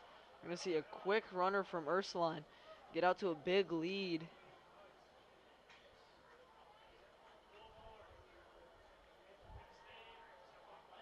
Here we go around this 200 meter mark. Now heading near the 300 meter mark. I gotta hope here that you gotta stay here, have a good transfer of the baton, because that really is a big difference in these tight races. Because you got 2 runners here, and whichever one gets the better baton handoff might take a big, big lead in this upcoming Hilliard couple Davidson laps. in the lead, right behind Ursuline Academy. And after the first exchange, Hilliard Davidson keeps that lead, and they're extending it right now. So Oh yeah. Ursuline trying to catch up. Mercy McCauley is going to pass up Ursuline with a speedy second leg. And she might even catch up. Yeah, moving out here into Davidson. second, and they cut in after the 100 meter mark on that second leg. So definitely a super, super close race between these two, as it might end up being really close neck and neck, as we're seeing a big catch up here, as there seems to be a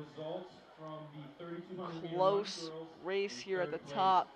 Coming around the corner here for the 4x4, maybe 10 meters behind. Hilliard Davidson still in the lead. They're in that inside lane. Mercy McCauley right behind them. Springboro in third, and Ursuline's fallen to 4th place. More than 25 meters ahead of third and fourth is first place and almost second place. As we'll see Mercy McCauley try to pick up a little bit more ground at the start. You can't pick up too much ground at the beginning because you might burn it, and then you don't got anything for that last lap. We almost saw it there as they started to lose their gain they had, but we're seeing it again here. They're catching up. Hilliard Davidson in first, McCauley in second. Springboro in third, and Ursuline in fourth, staying strong. Kings in fifth.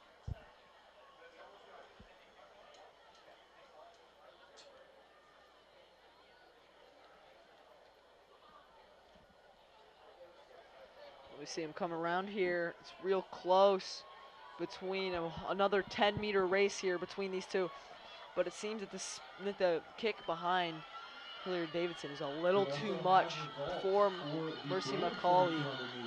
This is just real close. You need a good handoff here for your last leg. Now you need to pick up some speed real quick, as this is starting to This is starting to get close, but it might be in Hilliard Davidson's hands here as they begin to pick up a little bit more of a gap heading around that turn.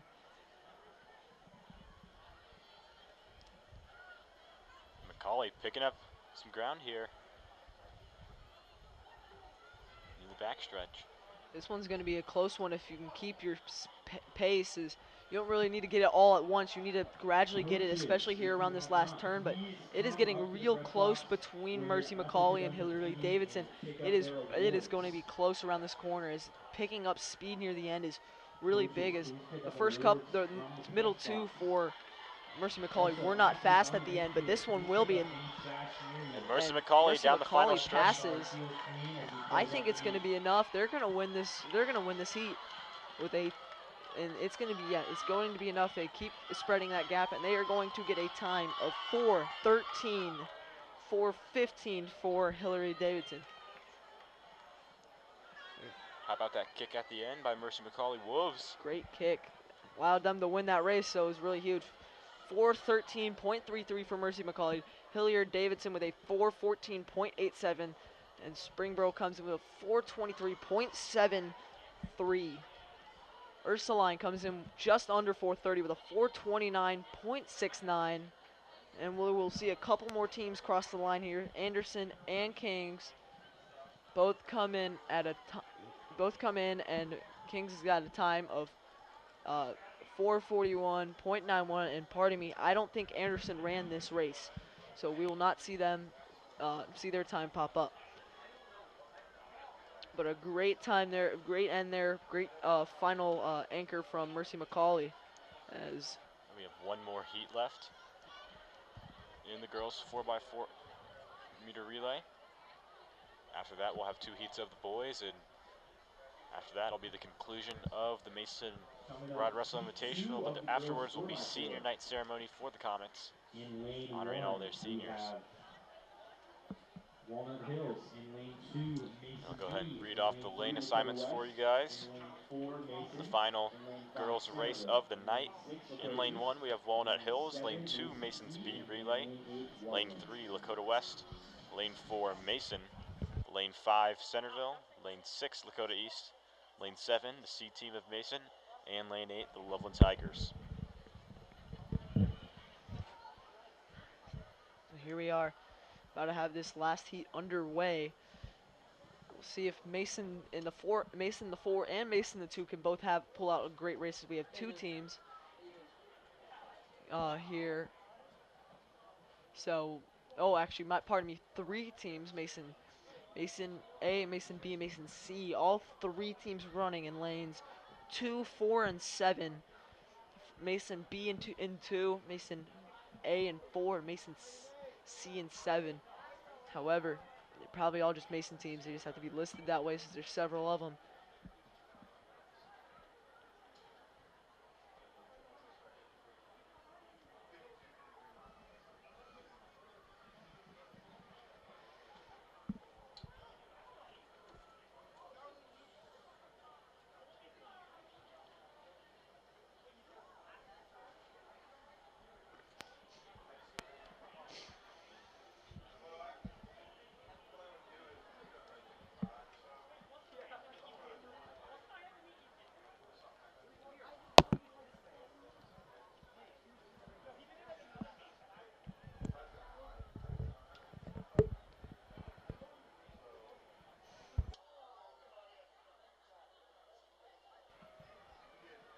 They're getting set to run here.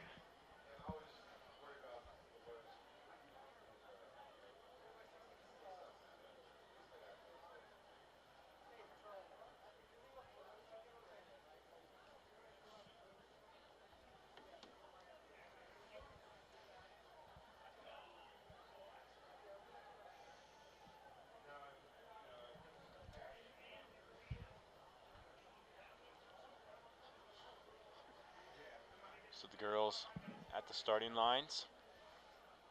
Staggered start for this 4x400 meter relay.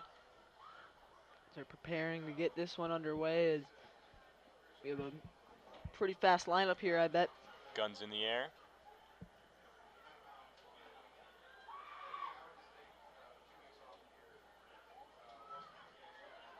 Set.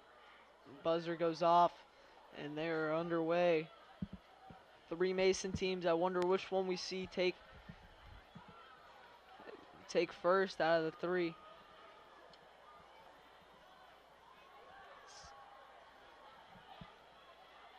It's hard to tell who's out in front just yet, but I do believe out in possibly lane 6 is Lakota East out and ahead by a little bit.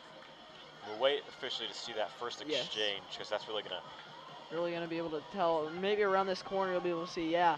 So outside 2 lanes, way ahead. I mean, yeah.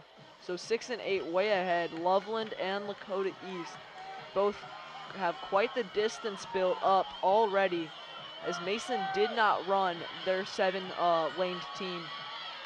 They only ran 2, and we will see a exchange here. It goes first to Lakota East as they have taken the lead, and they're going to speed it up around this corner. Got to get into that first lane quickly, though. And yes, they're going to be in the lead by a little bit. Tori Killen's making up some serious ground for the Comets. Really, really And quick, like we mentioned really earlier in fast. the broadcast, She's going. Oh, she's going for it all here. Going for first. Oh my goodness. yeah, the fourth place finish at the It's like she's running a indoor, 200. at the indoor state championship. She got that first spot and just kind of eased off a bit. I think she got a little bit more in her. She's gonna have a final kick here around this corner. Otherwise Wes is gonna catch her. They both had really, really good kicks in the middle of this, on that back stretch, and she's going to try to hold off West here. What a good move by Tori Killens there. That was a really, really impressive move. She's going to be in front. Mason has to have a good transfer here, though. Freshman set to hand it off. And they will get a great quick handoff, and they will pick it up again. 3rd leg here. She'll get it to Elizabeth Rezig, who'll be kicking off this 3rd leg.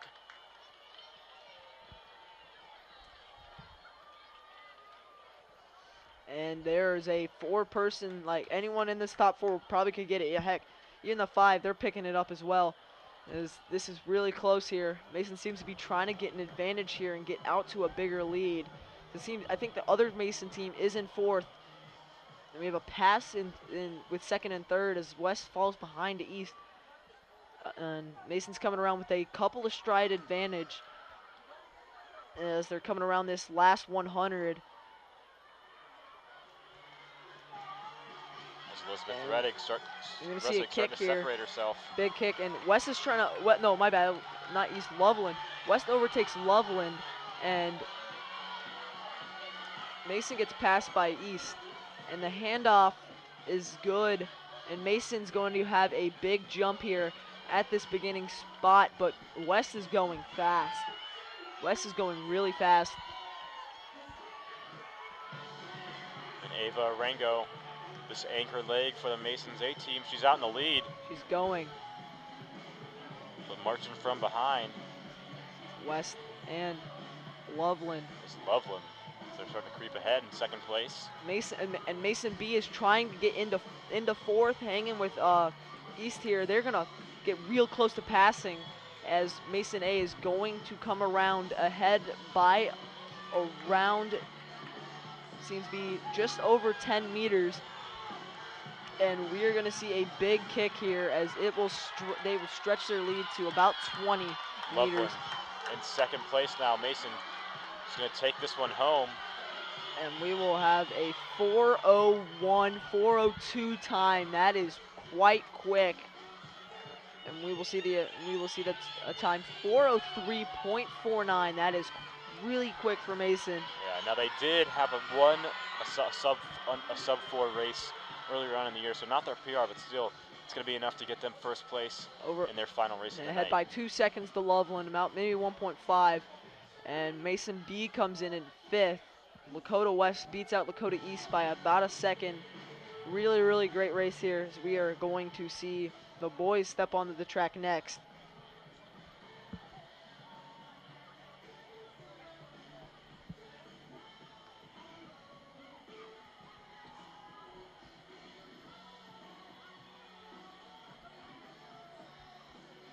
Up next, first heat heat of the boys We have 4x4. So up next will be the first Once heat of the again, boys 4x4, our coaches, please come last up to the four event side of the teams in this night. heat. awards. 4 teams in this heat. We have Anderson, Springboro, Walnut Hills, and Kings in lanes 3, 4, 5, 6. So the middle couple. We're gonna see only 4 teams here, so not a full 8. So a little less overwhelming to see all these teams running at once.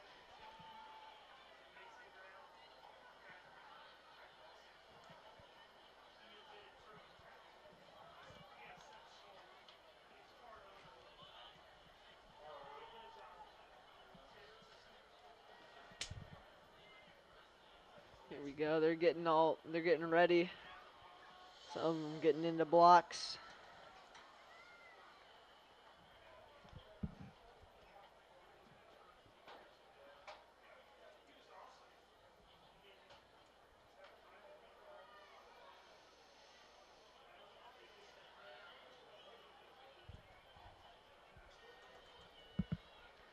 Here we go. They're getting set. And oh, they're practicing. My bad. They're practicing their jumps. I mean, a lot of them for blocks, and we're gonna see a great run here from all these teams.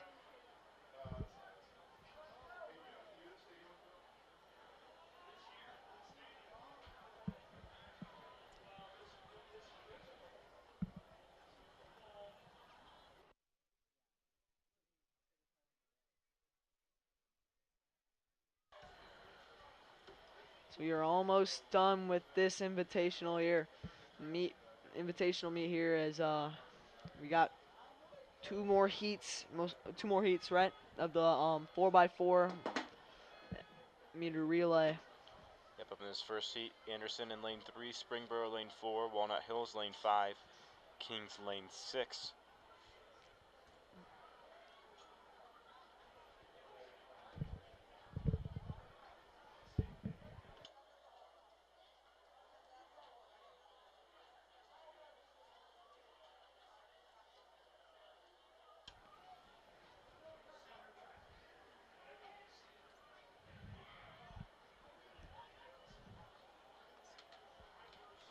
They're off. They're going. Got 2 guys up in the lead by a little bit. And here we go. They're already 150 meters into it now.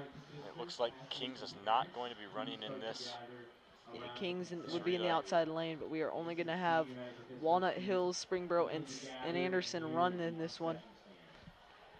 As they come around here, and we will have Springboro in the lead by a little. Walnut Hills not far behind, and then Anderson in 3rd place. Is about 50 meters left in this first leg. Springboro. They're going to come around and sometime during the 50s, and that's pretty darn good.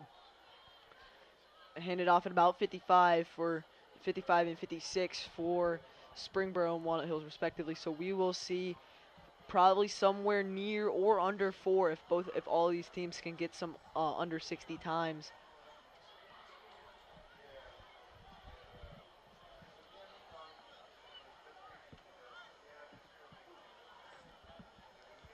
Springboro, they have the lead, but Walnut Hills starting to catch up. Here in this second Here we leg, go. near the 200 meters left in the second.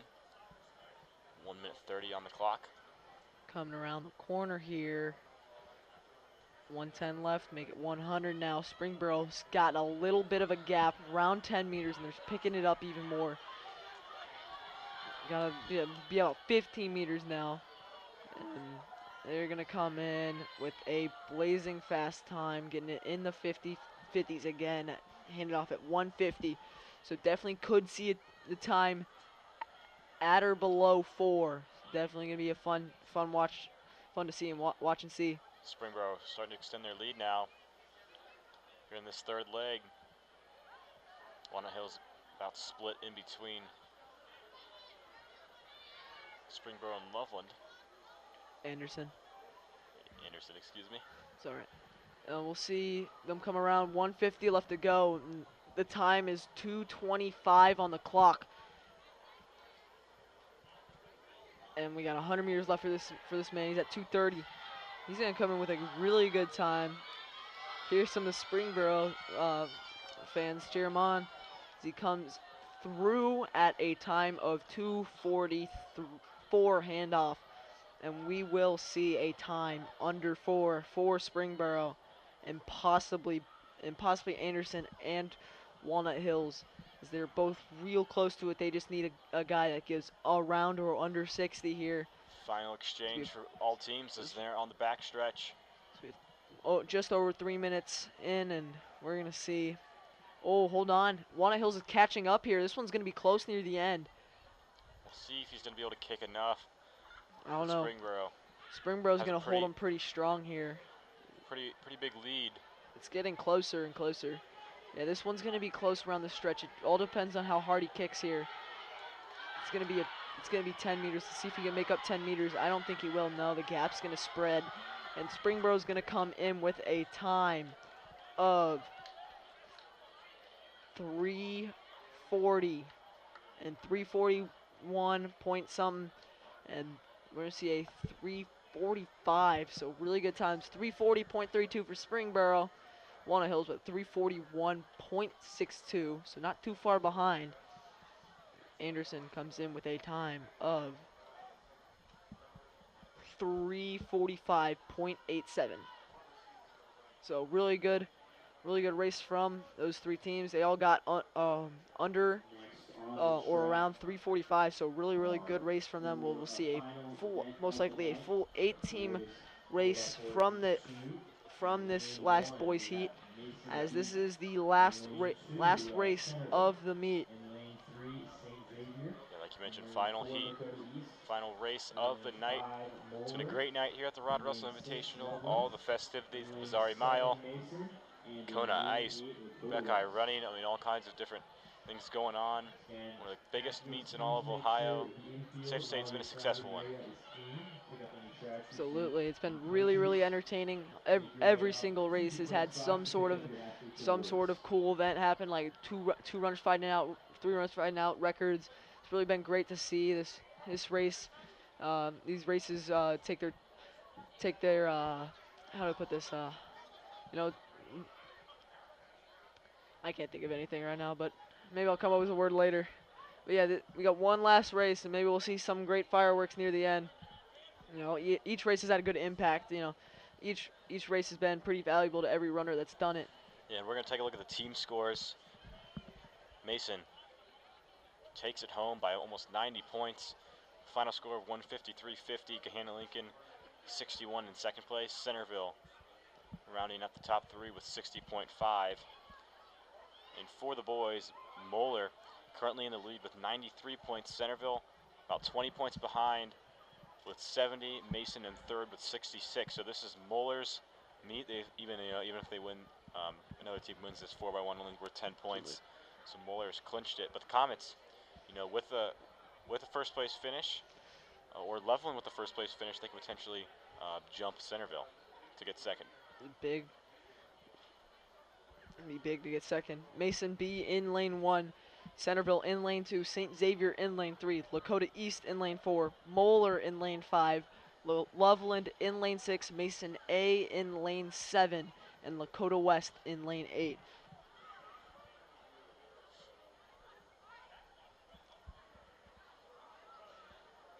Number 1 seeded time coming into this event, Lakota East.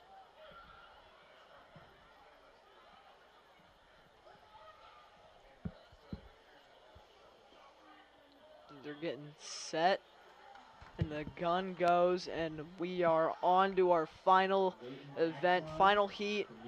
Here we go.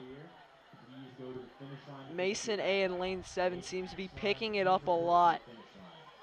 They're gonna pass lane 8, and lane 6 is doing. Lane 6, that's Loveland. They're doing really well. St. X. Loveland's able to pass. I think Loveland's in first around this corner. We'll be able to see once they get to this 300-meter mark. This Loveland seems to be having a bit of a gap here. Mason hanging around with Moeller and St. Xavier. And oh, they're going to fall back a bit. Really tired here. Aiden Markic comes in and Mason B, and he's going to try to finish. One last kick from Moeller. as they come in, and they're going to hand off right about the same time as Loveland. Under 50 too. That was a under 50 as well. Like that's really, really good. That's a really good 400. So great to see that from these runners. Loveland starting to pull away from Moeller a tiny bit as he's going to try to cut inside, and he does. He's able to pass up Moeller. Go. We'll see it. Loveland Now in everyone's first, getting into Moeller in lane second, St. Xavier in third.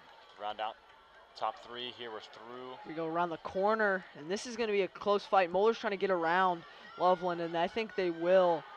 He's got to step in. He's got to try to get in front of him as best he can. Oh no, Loveland's going to outkick him here. It's going to be close.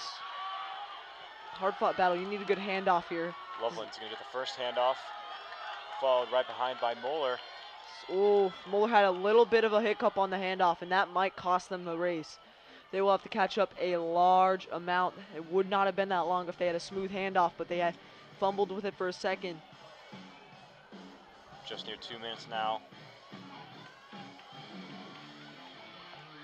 As we've got one more leg after this. Here we're in the third leg.